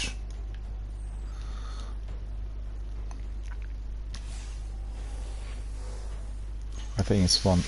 I've got one bit of armor that is increasing the load. And that's pretty good. Okay, I should be able to track these machines. Let's head to those coordinates and find out what she wants us to see. Yeah, I can't pick up anymore. Yeah, I need to find the coordinates. So that will be there.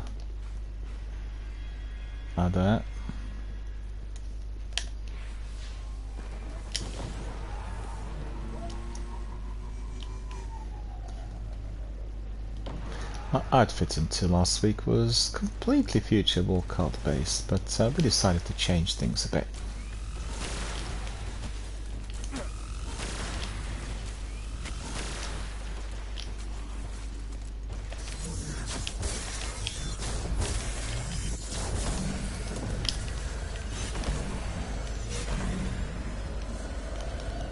That's all sorted.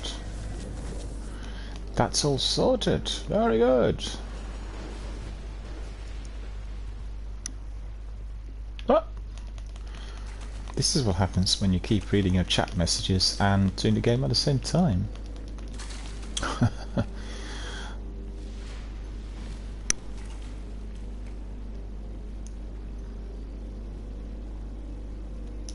The coordinates lead here? What is it? Let me get a closer look. We need to scan.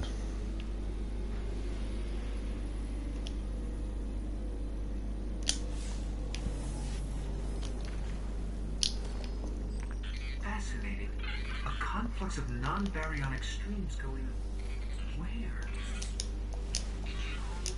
No. It's too high. Better find some cover. Relax.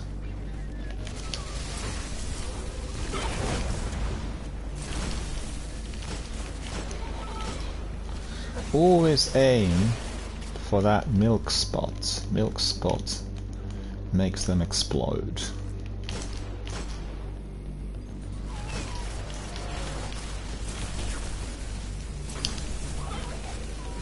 I don't think so.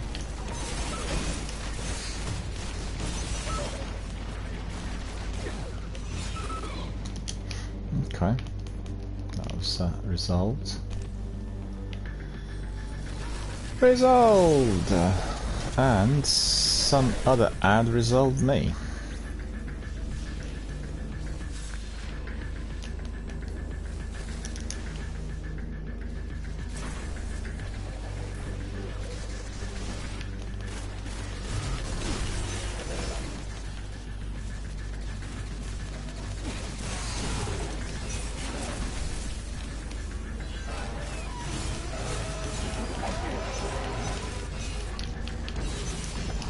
Quite strong. This Minotaur was very strong. Okay. Where do we go? Down here.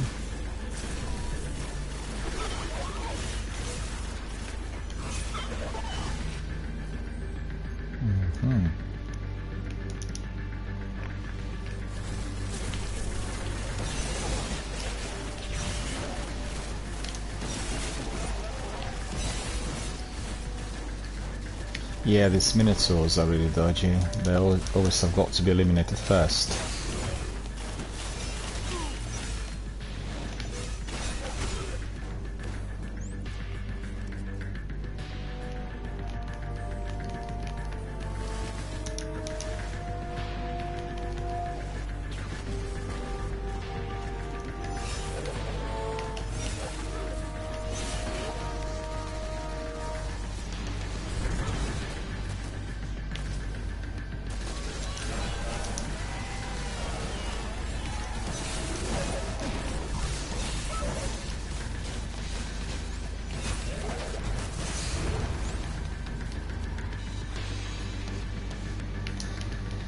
Dog drinker. Does it? If you're a Destiny gamer, you've got to have Dark Drinker and Sleeper Simulant. These are the most powerful weapons. Black Spindle as well, I guess. But with these, with Dark Drinker in particular, can deal with any situation that pops up in the game. So. What are these things? Are there any still intact that I can analyze? Ah, that's annoying. I wanted to jump on the statue. Want to dance a bit, but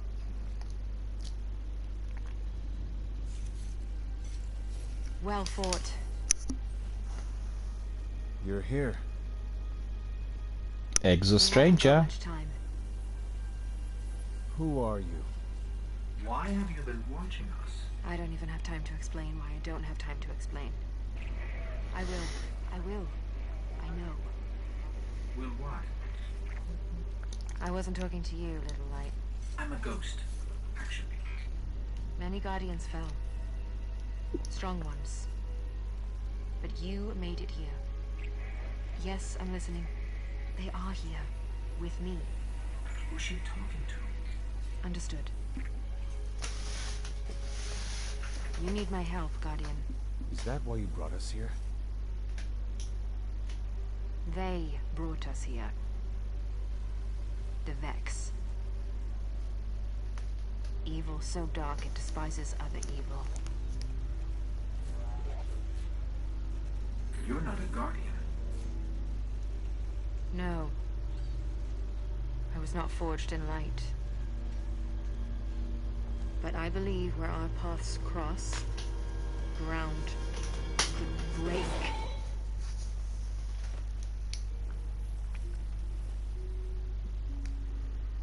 Have you heard of the Black Garden? We've heard the legends. The greatest threat to us all lies there. Where these machines are born. Find the Black Garden. Rip out its heart. Only then. Weasel. Weasel yet again. Halfway through the cutscene. And they said yesterday that all the errors have been resolved.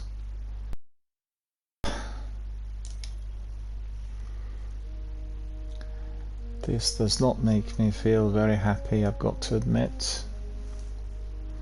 Raising eyebrows.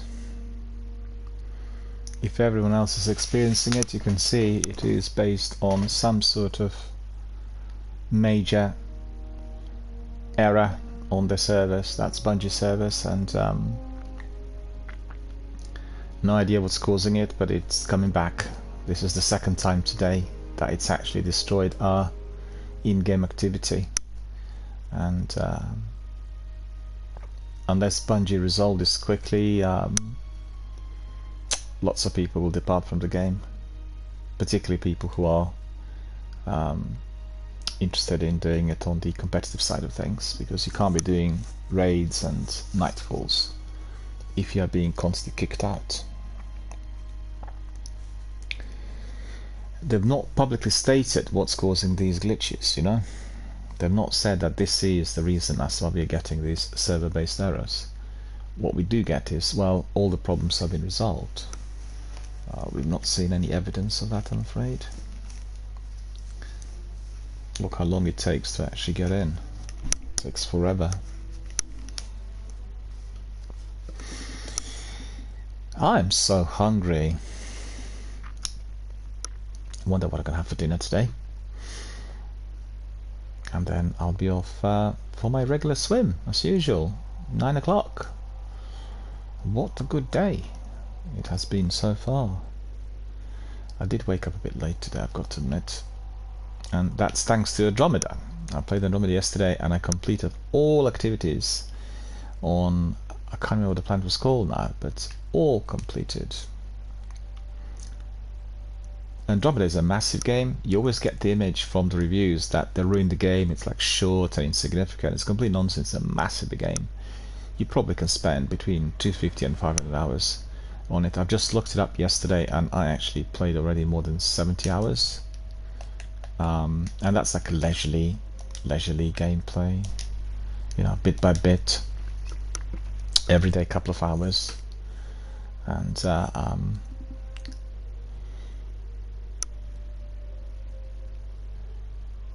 just wait for our friend to come in. Wait for Zenith.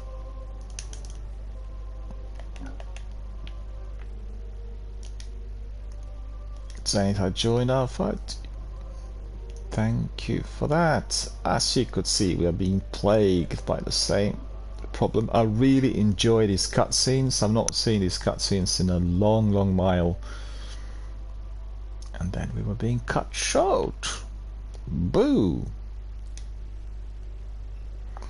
You've seen the mods. I'm not going to be repeating them. We do a bit more activity, and then at 7 o'clock, which is in 40 minutes, we'll call it a day for today. It's been a very, very good, very enjoyable community-based session. Lots of people came in, and I've got to say, today we've had more people joining our community than any other day since I resumed my stream. So that's really wonderful to see. And also, most importantly, I wish to thank Zenith for gifting subscriptions to quite a number of our new participants, and that's fantastic. That's so greatly appreciated, and I'm sure every one of our community members who are receiving the gift of subscription will be truly grateful.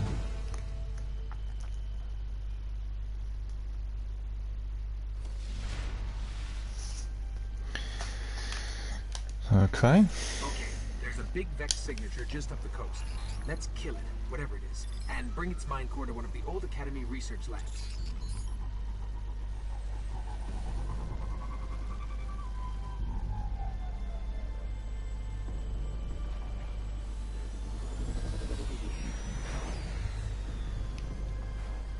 You see, I'm loading and loading and loading whilst you're able to get through.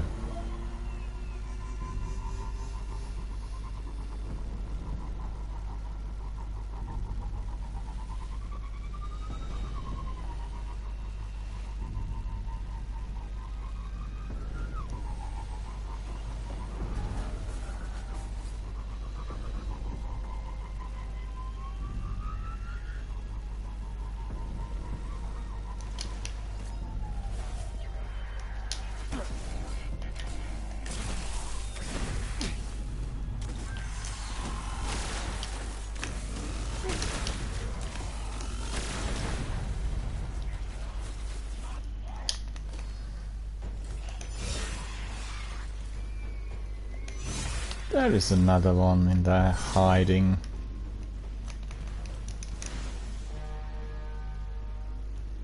No one in here. Okay.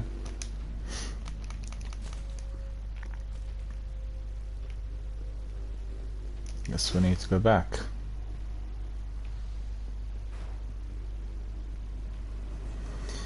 Try my gravies here. Astonished by some of the user IDs that I come across. Try my gravy. What was the other one? I'm very bad. No, he was. He had. Sir, I like being killed a lot. That was my favorite, and I was in Warzone. Sir, I like being killed a lot. Really funny. Makes it really entertaining, you know, when you see gamers who join us for certain matches with such funky names. Nameless Wound.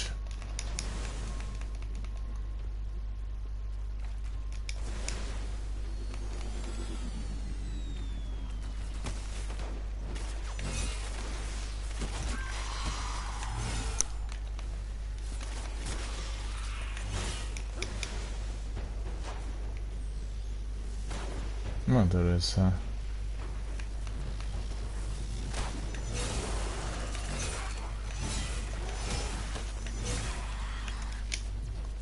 yeah, a very powerful fusion rifle in there.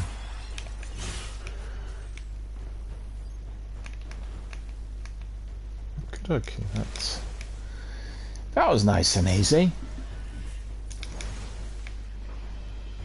Collect the Spirit Bloom whilst we're here.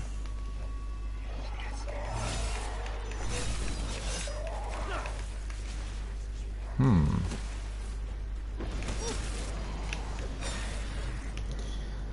am out of ammunition, but that's no problem. Guess what? I have plenty of synths.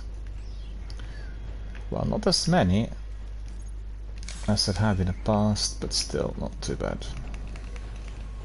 Just remember to use your consumables in order to level up your reputation and to get some extra glimmer and, you know, the usual.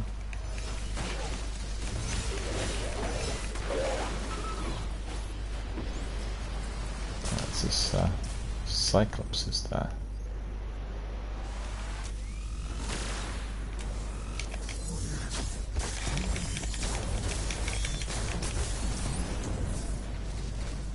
Is this thing going to explode or not?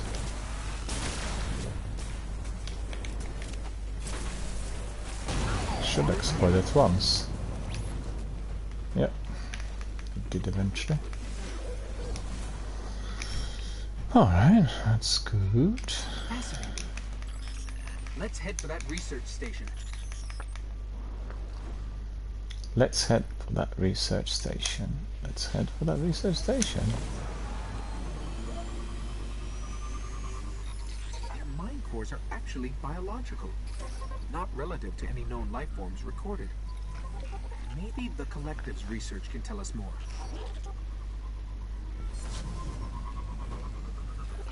These ruins predate humanity by a few billion years. Vex are coursing through them.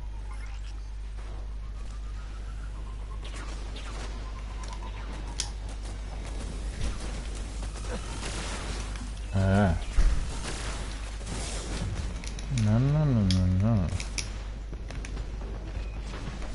That's miscued. Remember when I had my first run on Destiny, I had lots of problems with its Minotaurs. I was not really leveled up appropriately, and the Minotaurs and Wizards were causing me lots of problems. But fortunately I had my community members with me, and with the Dark Drinkers and Sleeper Simulants and Black Spindles and all the powerful weapons and 4400 levels, they made it easier for me to learn and to complete. So if you are one of those chaps who wants to be leveling up and perhaps getting some extra gear, and so just let us know, and there are going to be always members of our community who will be very interested in joining in and helping out with whatever task is still left out there. Look at that drop.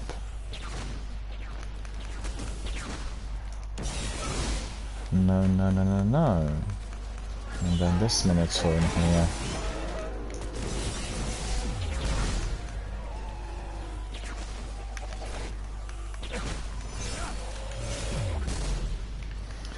Right, where do we need to go? We need to go up there.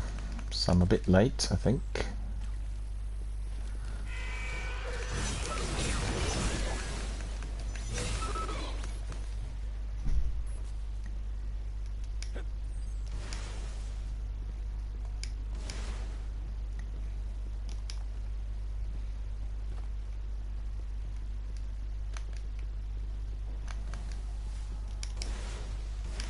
The research station.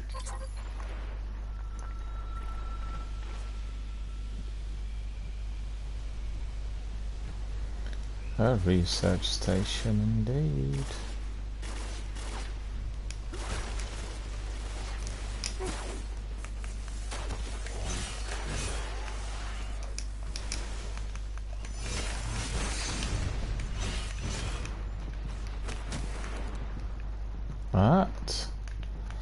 What is going on in there?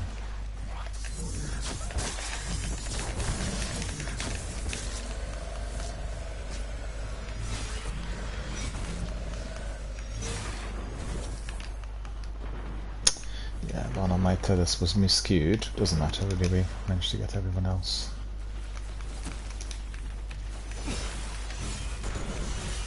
Okay. So these are all sorted, more or less.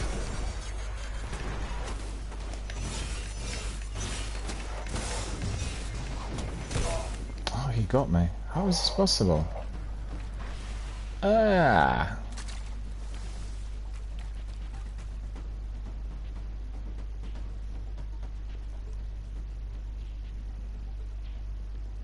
Yep, it's a different strike. I mean, different activity. It happened to me a few times. I've gone in there for the relic, and the relic wasn't there. It's funny.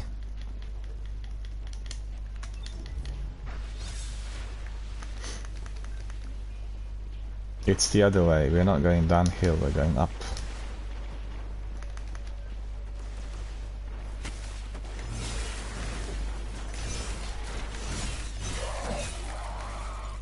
That silly captain managed to eliminate me, which is really annoying.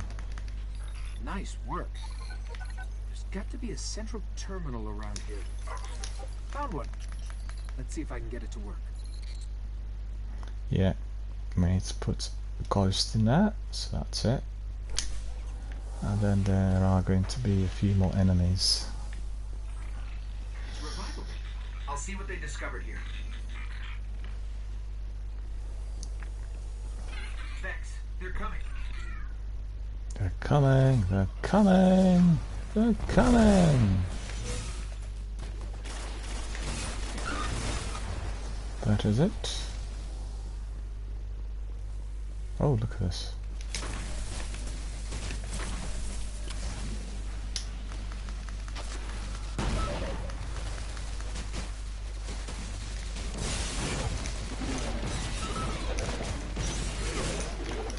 There's just too many of them at once. 3 spins, about a dozen of them went. There are going to be always 1 or 2 that will carry on living.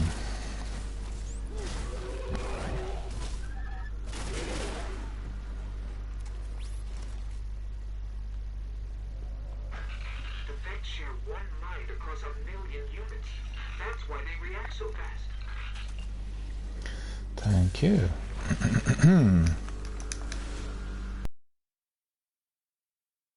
I'm losing my voice as well. Oh, it's a different way, isn't it? We need to go up there.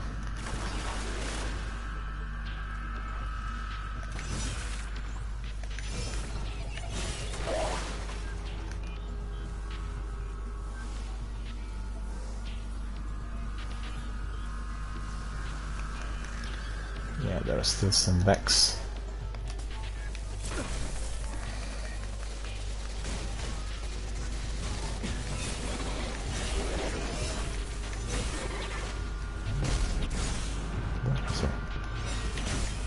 Oh, I can't believe that he eliminated me. I didn't. He was in a bush.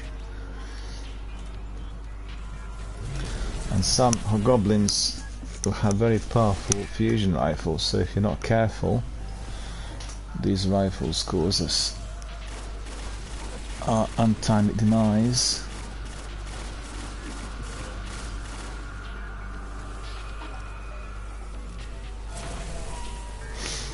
I'm respawning.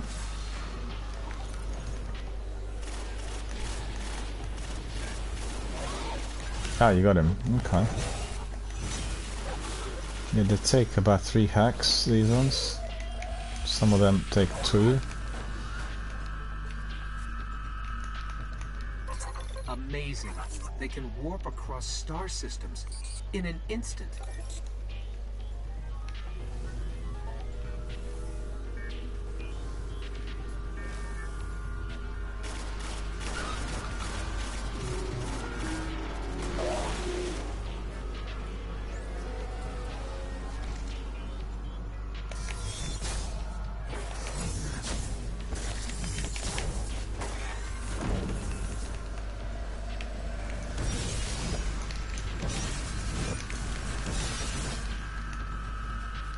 Well, that's weird. One of them took three spins and the other just 1.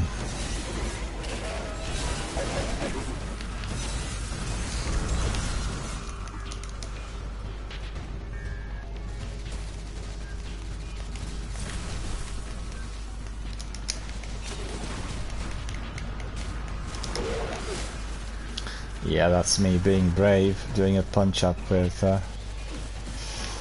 harpies when I'm out of ammunition on the sword. Not a thing to do. Not a good idea.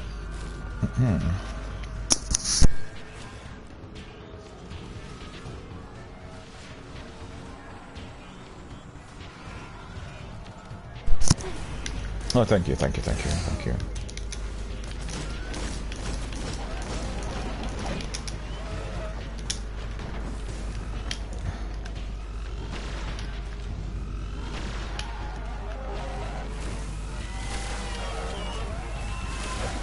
Why is he not react? Why is he not? See this, he's not taking any damage from my fusion rifle. That's weird. Maybe it's the shield.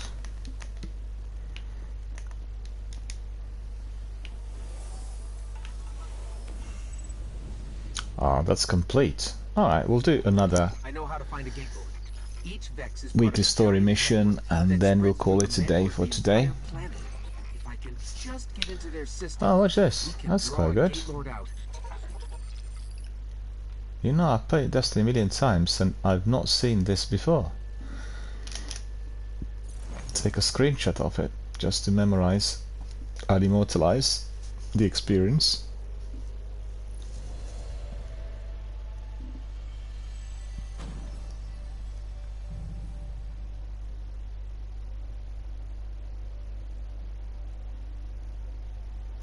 We'll continue. Maybe we'll get another interesting story mission. Let's see. I was gutted not to have seen a cutscene. Thanks to Weasel and Baboons of this world, right? Weasel and Baboons are the errors that are happening on Destiny servers at the moment. So that's the reason as to why we are not able to complete certain matches. And I see, so I've got Radagast increasing discipline perk unlocked. That's good, we'll keep that. Okay. Some engrams. Go back to destination. So I think that's going to be the last one for today. Weekly story. What we've seen. Well, the worst one amongst the three is match game. So enemy shields are resistant to all unmatched elemental damage. And that's the reason as to why the shield that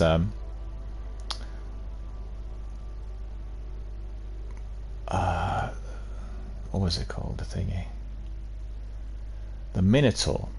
The shield that the Minotaur had was resistant to all unmatched elemental damage. So the shield was against solar, and therefore my fusion rifle was completely useless, completely ineffective, completely thumbs down. And if you're doing Sievers or if you're doing Nightfalls, remember, match mod is one of the worst. And even more so if you want to do everything through your heroic solo efforts. The radio message she sent came from somewhere in the jungles of Venus. Well, this is quite good. It's quite a variety. Sometimes I played so-called weekly story playlist. They were just one story mission that we kept replaying all the time. And today, everything seems to work. Well, isn't this wonderful? This colony was built by the Ishtar Collective. Records say they once studied ruins older than humanity itself. I'll be back to this one. Maybe this time we'll be fortunate.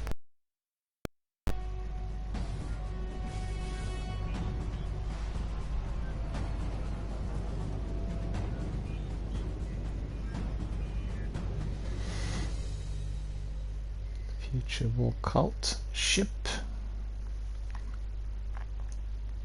The ship I have at the moment in Destiny 2 is absolutely gigantic, massive in size. Dragged out here, not being able to get the lay of the land.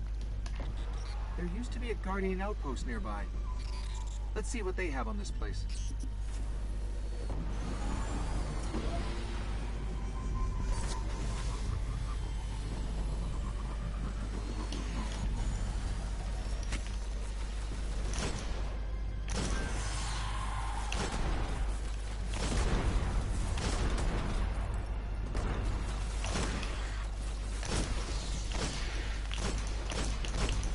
Come on. I was able to evade for so long.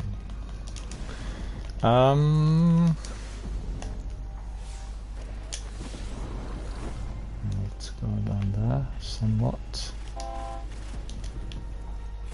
Yeah, I still have some ammunition in there, not a lot though.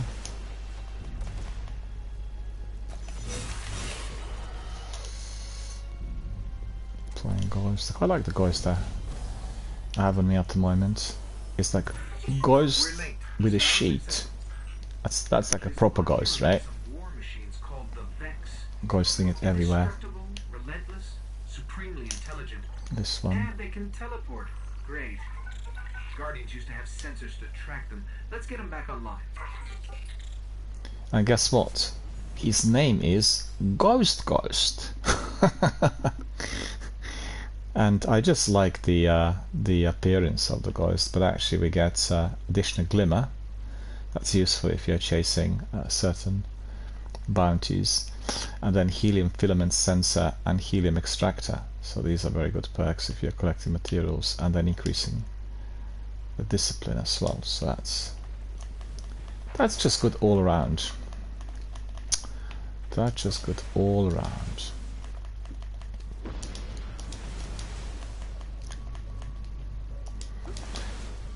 Like I said earlier, I've not played this story mission for a long while, so we are talking about a number of years. Oh, we need to go further down, yeah.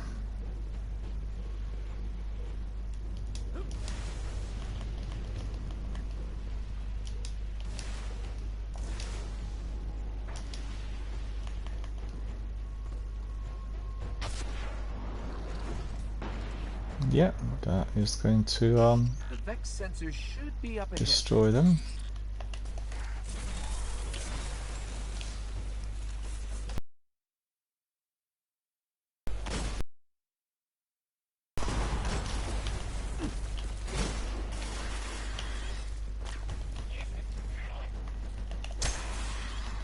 Yep. Oh, we need to get the Ghost up here. Playing Ghost is there. Excellent. These sensors are extensive. Okay, I should be able to track these machines. Let's head to those coordinates and find out what she wants us to see. Yep, that's a good idea. Let's have a look. And we'll get to that area where we have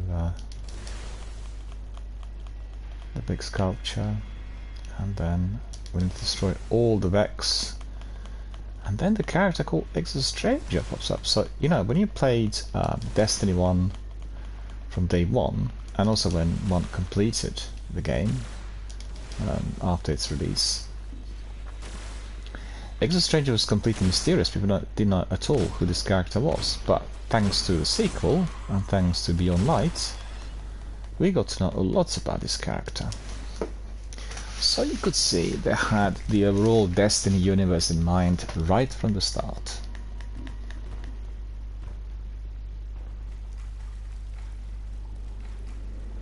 Gabri is in there. Gabri, hello. Hello.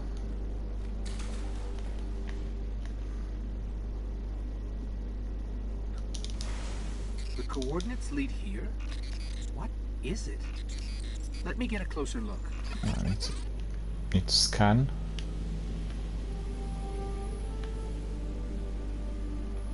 Come on, I should be able to scan. Oh yeah. There it is. Oh, I need more ammunition. A conflux of non-baryonic streams going where? Oh, no! It's the Vex. Better find some cover.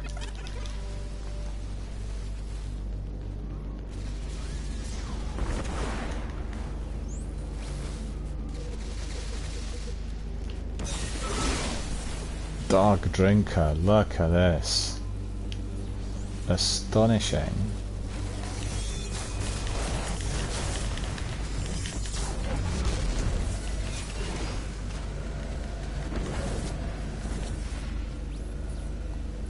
completely eliminated in there.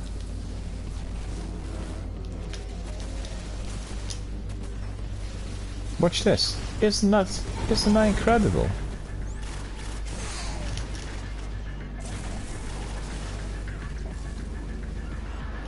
Zenith, just look up. Look where I am. I'm on top of the figure.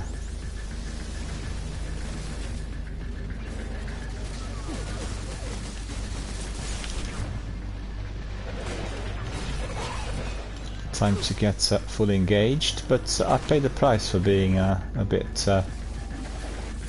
overly self-centered. I just like the idea of being on the sculpture's head and dancing in there, you know. It seemed like a really good idea.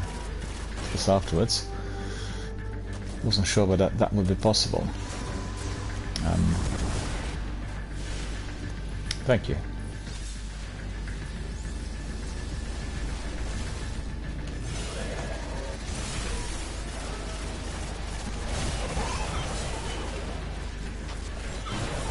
Ah, he's been more difficult than that. It's Biggie.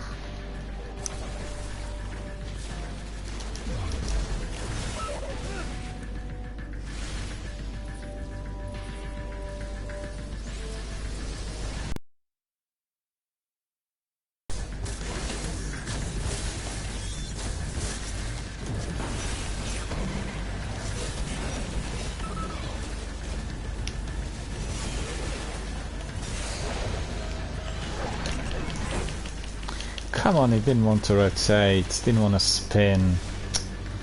Hey, that is unfortunate.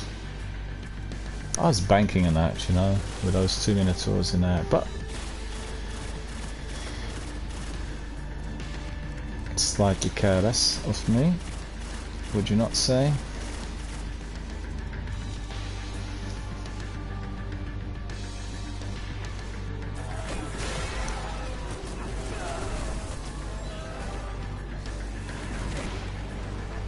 Nope, I'm respawning. Ready to roll.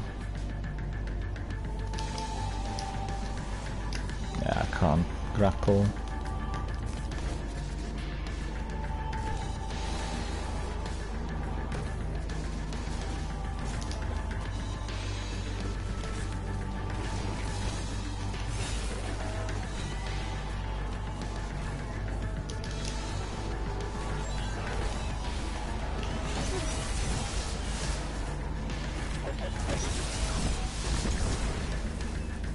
There's the last one left in there. How's he going?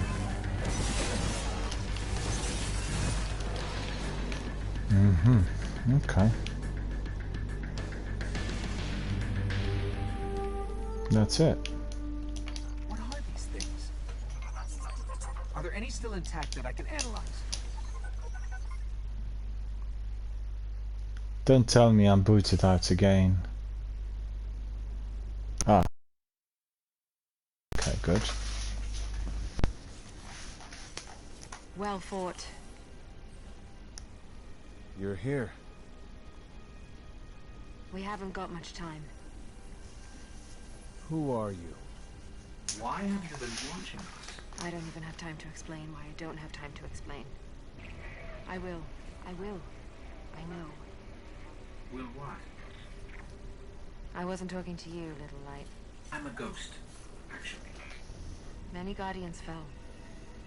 Strong ones. But you made it here. Yes, I'm listening. They are here. With me. Who's she talking to? Understood. You need my help, Guardian. Is that why you brought us here? They brought us here. The Vex.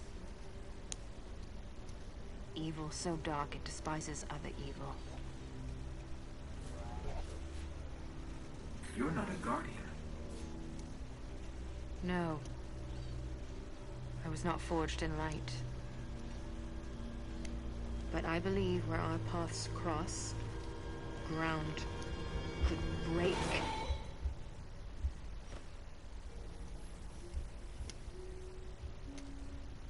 Have you heard of the Black Garden? We've heard the legends. The greatest threat to us all lies there, where these machines are born. Find the Black Garden. Rip out its heart. Only then will Traveler begin to heal. Can you help us find it? My path's my own. I can't. If we're going to find the Black Garden, we need to see the Awoken. Ah, yes. The Awoken. Out there wavering between the light and the dark. A side should always be taken, Little Light. Even if it's the wrong side. Too late returning. How many? Hold position, kill the engines, and don't let them find you.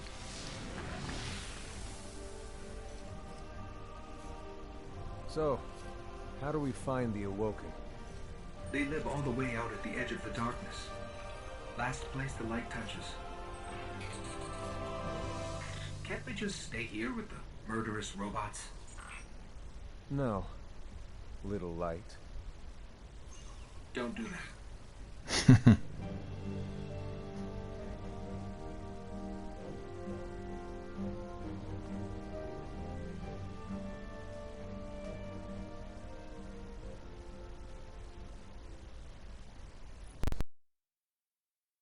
That will be the end of this story mission. Alright, so that probably is the last story mission for us today. We'll go back to the tower, do a bit of sorting out, and then we call it a day.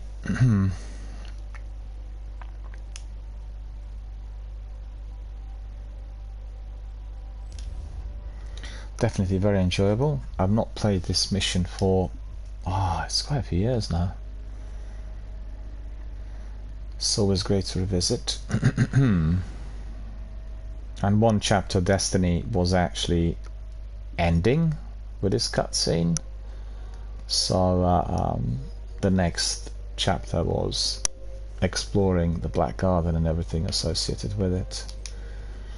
Let's see whether I completed any bounties.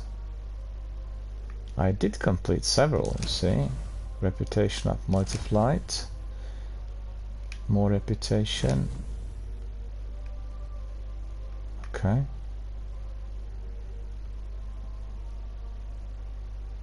I see, so that's all down to the Crucible. Okay. Upgrading. Unlocking perks. So we've got Rack Poltergeist Intellect unlocked. Then we'll have increasing discipline on Spectre Spirit Vest. We have Dream Eater Strides. Look at that. Dream Eater Strides, and then we'll have Cryptid Cloak, increasing discipline. All of that is definitely good. And we'll go to the tower and then sort out the engrams. I picked up quite a few engrams, so let's see if we are getting any legendaries or exotics from those, and then we'll depart. We'll call it a day for today. It's been a very good session. We spent it entirely on Destiny today. We had very little news from elsewhere, and just like I indicated on Friday, I want to discuss the Reddit postings on some people departing from Destiny and asking for help. And if anybody has any further thoughts, go to my Reddit and then just present us with some of your ideas and what should be happening, and we'll forward it to Bungie, or if you're writing it on Destiny the game, Bungie's thread on Reddit, then they'll read it. And it's very important that everyone who is not happy with something, the present state of the game, or the glitches, or error messages, or grinds, or anything, writes a message and states what they're not happy with, because every one of us is an investor in this project. We invest our time and money. We all purchase DLCs and the entire content, and therefore we have got the right to speak out and make sure that your messages or your statements are crisp and clear. Don't rant, but write it in a way that everyone understands in plain English, and keep it short and sweet but punchy. Right. yeah, I think first I'll go to Master Rahul, and I want to see excuse me, what engrams can decode. So that's Saros. Okay, that's no use. Something Wicked's not too bad. Bogota, not too bad. Sinalampri, not too good. So let me see, we've got, yeah, I don't know really what to do with that one. Spectre Infinite Grips, this one out. So it looks like there's another engram in there. Right, so these ones will have arc doubling down, shotgun ammunition, machine gun ammunition, so that's useful. Increasing intellect and increasing strength. Maybe we'll pencil it for next week, so we have like the full armor set equipped, but we need to be masterworking some of it as well. And let me just see the strides here. Bones of Io. Epic! Zenith says. Let me see what Zenith managed to get.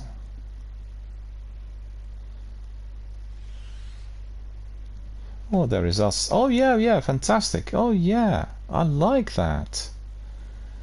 Thank you for taking the screenshot of this, because that is really terrific. I will be posting it on Twitter, absolutely. Basically, Zenith was able to take a screenshot of me dancing on the sculpture's head, and it really looks good both in landscape, or if I magnify it, you know, got it on portrait, and it's just looking good both ways. So thank you so much for that. That looks really awesome. We'll archive it, and we'll well, the activity we've had today is now being immortalized, so that's fantastic. I'm really happy, and thank you for taking a screenshot. I keep forgetting that when other people take screenshots of our in-game activity, I can see myself as I appear to them, and that's something I can never see on my stream, because I'm, you know, POV, so to speak, and that's looking awesome. And yeah, that one looks pretty epic. No, that's amazing. Up at you from the ground. That's amazing. It really is. And what's the purple glow? Is that somebody throwing a grenade at you, or is that your sword, or what's the purple?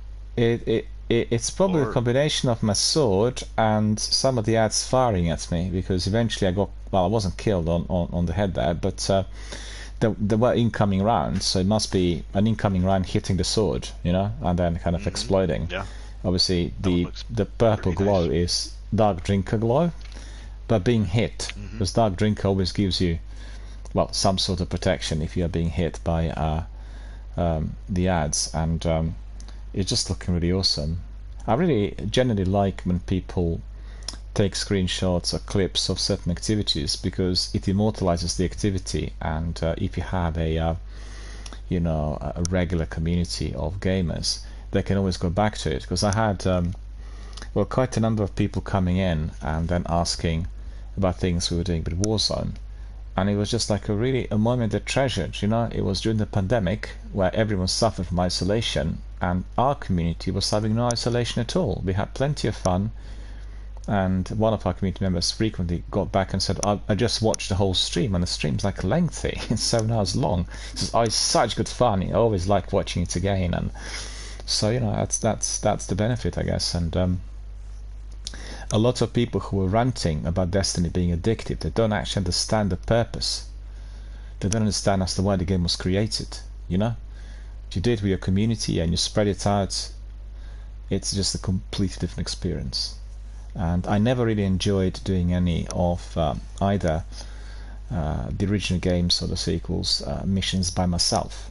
It's so much more enjoyable doing it in a duo or trio, or indeed Escalation Protocol. You have 6 people there, so you know, a completely different sort of experience. And this is definitely terrific. And thank you very much for the screenshot. I definitely will make sure that everybody sees it.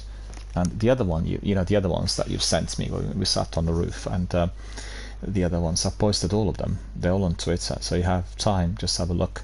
And you'll find them amongst all the other postings, because I post quite a lot on Twitter. I post daily news and everything, so they can get buried. And if you were to put down hashtag Dear B. Miller, then they should pop up immediately on the search, because I put hashtag in there. The only thing is that with hashtag Dear B. Miller, it can be that you get some of my postings through Film Dialogue, which is another hub that I run. And then it's a mixture of the two. In fact, I told you I'm considering whether to run a joint film club, which I think will be of great fun to some of our younger members. On Saturday, I thought we can do film noir, and on Sunday we can do pre-code. And these are the most popular subgenres, you know, that people like watching. We find some obscure titles and throw them in, and everyone can have a nice, enjoyable double bill, either fancy, or they learn a bit more about you know, the actors like Burt Lancaster, Ava Gardner, or Lana Turner, and the big great goddesses of that very golden era of Hollywood history. And would you believe it that there are people that go to film schools in the US? I was in a forum with David Thompson, who is a lecturer at one of those film schools in, I'm not sure whether it's in LA or San Francisco, but definitely, you know, senior lecturer, a very well-known writer on film.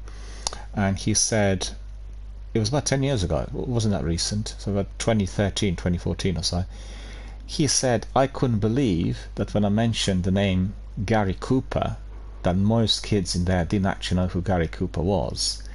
And it just, you know, it just like generational change. People changed. People don't actually know anymore who Barbara Stanwyck was, or James Stewart, and, you know, people we cherished in our youth.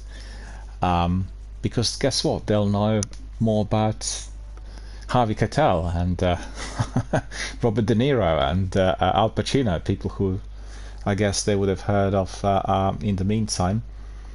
You know, people born in 2000, they look back at the 70s, that's 30-40 years back, in the same way as we've looked at the actors of the 30s and the 40s. And funny old game, the age, eh? Really funny. Anyway, I just thought, what do you think about the film club? If it was to be imported in here, would you like the idea? Because I'll introduce every weekend 4 films, 2 on Saturday, 2 on Sunday. People can come in and, you know, can watch that in their own time, and either on YouTube, or have a platform called Watch Together, and then they can hook up and watch together to a degree. The only problem is that it's not really always screened in real time. They need to import the link. I need to double check, because I've not looked at Watch Together recently. I used Rabbit in the past, which had been discontinued, sadly, and definitely something I'm all very much interested in. So I got another tracer, Eon tracer, which is not really necessary. I've got loads of these, and what I do need to do is I need to look at the Postmaster, see what we got there. Ah, look at that! Perfected Predator weapon ornament. I've got also Crucible Assassin weapon ornament. So that is what I never ever did get before. Splicer Intel Relay says that I've got hardly any space anywhere. Well, probably we'll have to do that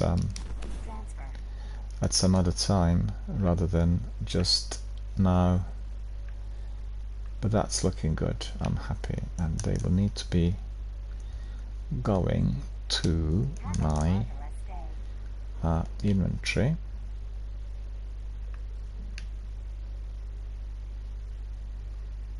I need to consult our friends on how I can be best storing and using some of these, because obviously I've got now a bit of a clutter. So I think I will just leave that for now, and then I will do the admin, because obviously nothing will disappear from my post box. because there is still some space there. What I can do is I can get rid of that engram. Well, maybe I can try it. See whether we are getting anything of use.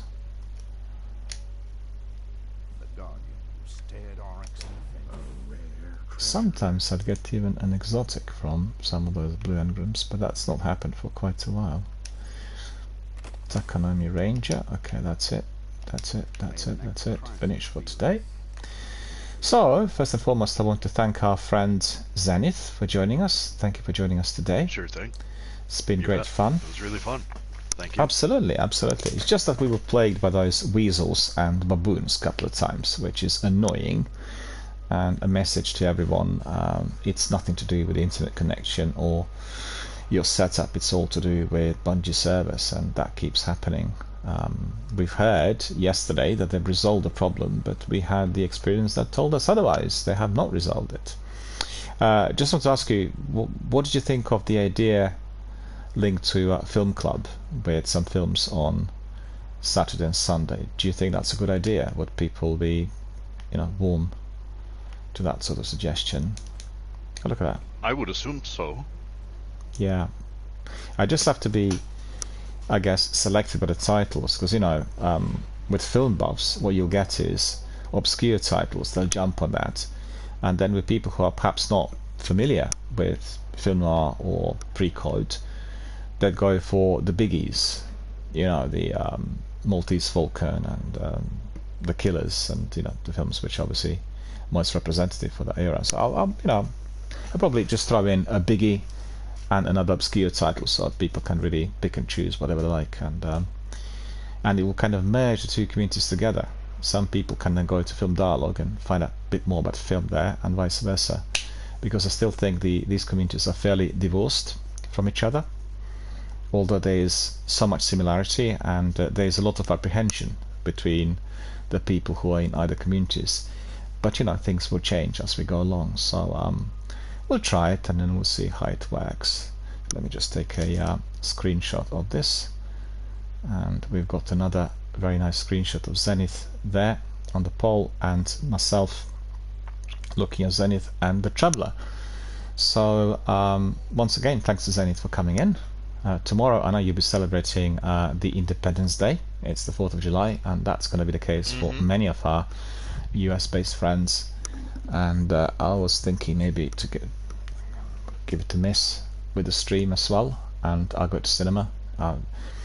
They began screening Indiana Jones on Friday, so I want to catch up with that film in IMAX, and about half dozen other films that I need to see. I was not able to go there during the last couple of weeks as I've been quite busy with the stream, so it might be a good idea.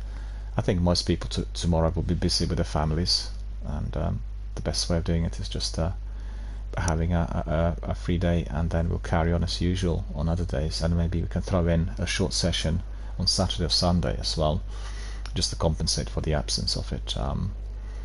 Today was a busy session. Lots of people popped in. We had quite a few new members, and that was really terrific. Really very, very happy to see that we are constantly getting new people, and I like to say to everyone, just make sure you team up and squad up and talk, and don't just watch, but say a few things and connect with others. It's a wonderful community of very helpful gamers, and people can then be playing Destiny 1 and 2 at any other time, which really helps everyone. And also, just to reiterate, we are supporting the Mind UK, the charity that deals or helps people who are experiencing some form of emotional difficulty or mental health pressure, and we are running a fundraising campaign. So anybody interested, anybody who wants to be involved, wants to contribute, please have a look at the links. I will post them again as we depart, and make sure that you spread the news. Just retweet or post the links and make sure people get to know about the charity. The charity is very well known in Britain, but I just think that not many people are contributing with donations of fundraising. I've seen that because we are suffering from the cost of living crisis, so-called crisis, and it's actually a chronic condition. It's been like this in London for at least 12 years, 13 years or so, and people are I guess, a bit apprehensive, and I just want to raise the profile of the charity as much as possible, as I have a lot of experience of the professional services that they deliver. I have liaised with that charity for many years while I was working in that sector, and that is something that I really want to carry on doing. And everyone who works for Mind had been incredibly grateful for all that's been completed so far. I receive daily messages of support from them. They always ask about the progress, they watch our streams, they support us in every other way.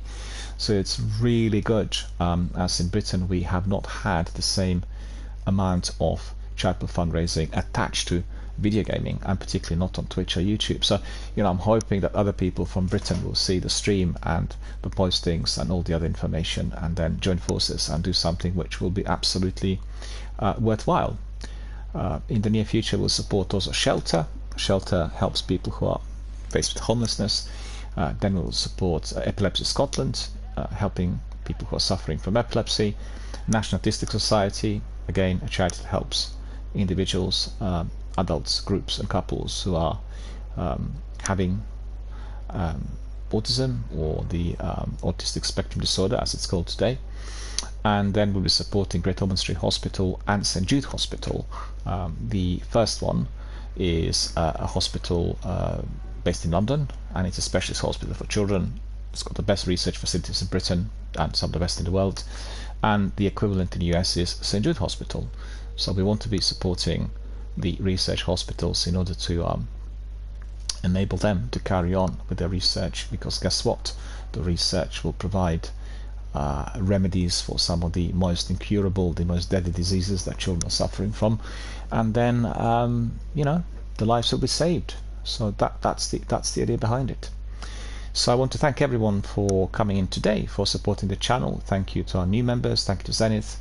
And on that note, I can tell you I'll be off swimming very shortly, and I'll have my dinner afterwards. And I wish you all a very, very good night. Yes, again, I thank you all for contributing, for coming in, for being our very valued community members, and all of your support and all of your contributions are greatly appreciated by myself personally, the channel, and by us all. On that note, I would wish you all a very, very good night. Take care, and I think it's likely I'll see you on Wednesday rather than tomorrow, in view of the Independence Day in the US, as many of our US members will be busy with their families. So once again, I wish you all a very good night, and I'll see you on Wednesday.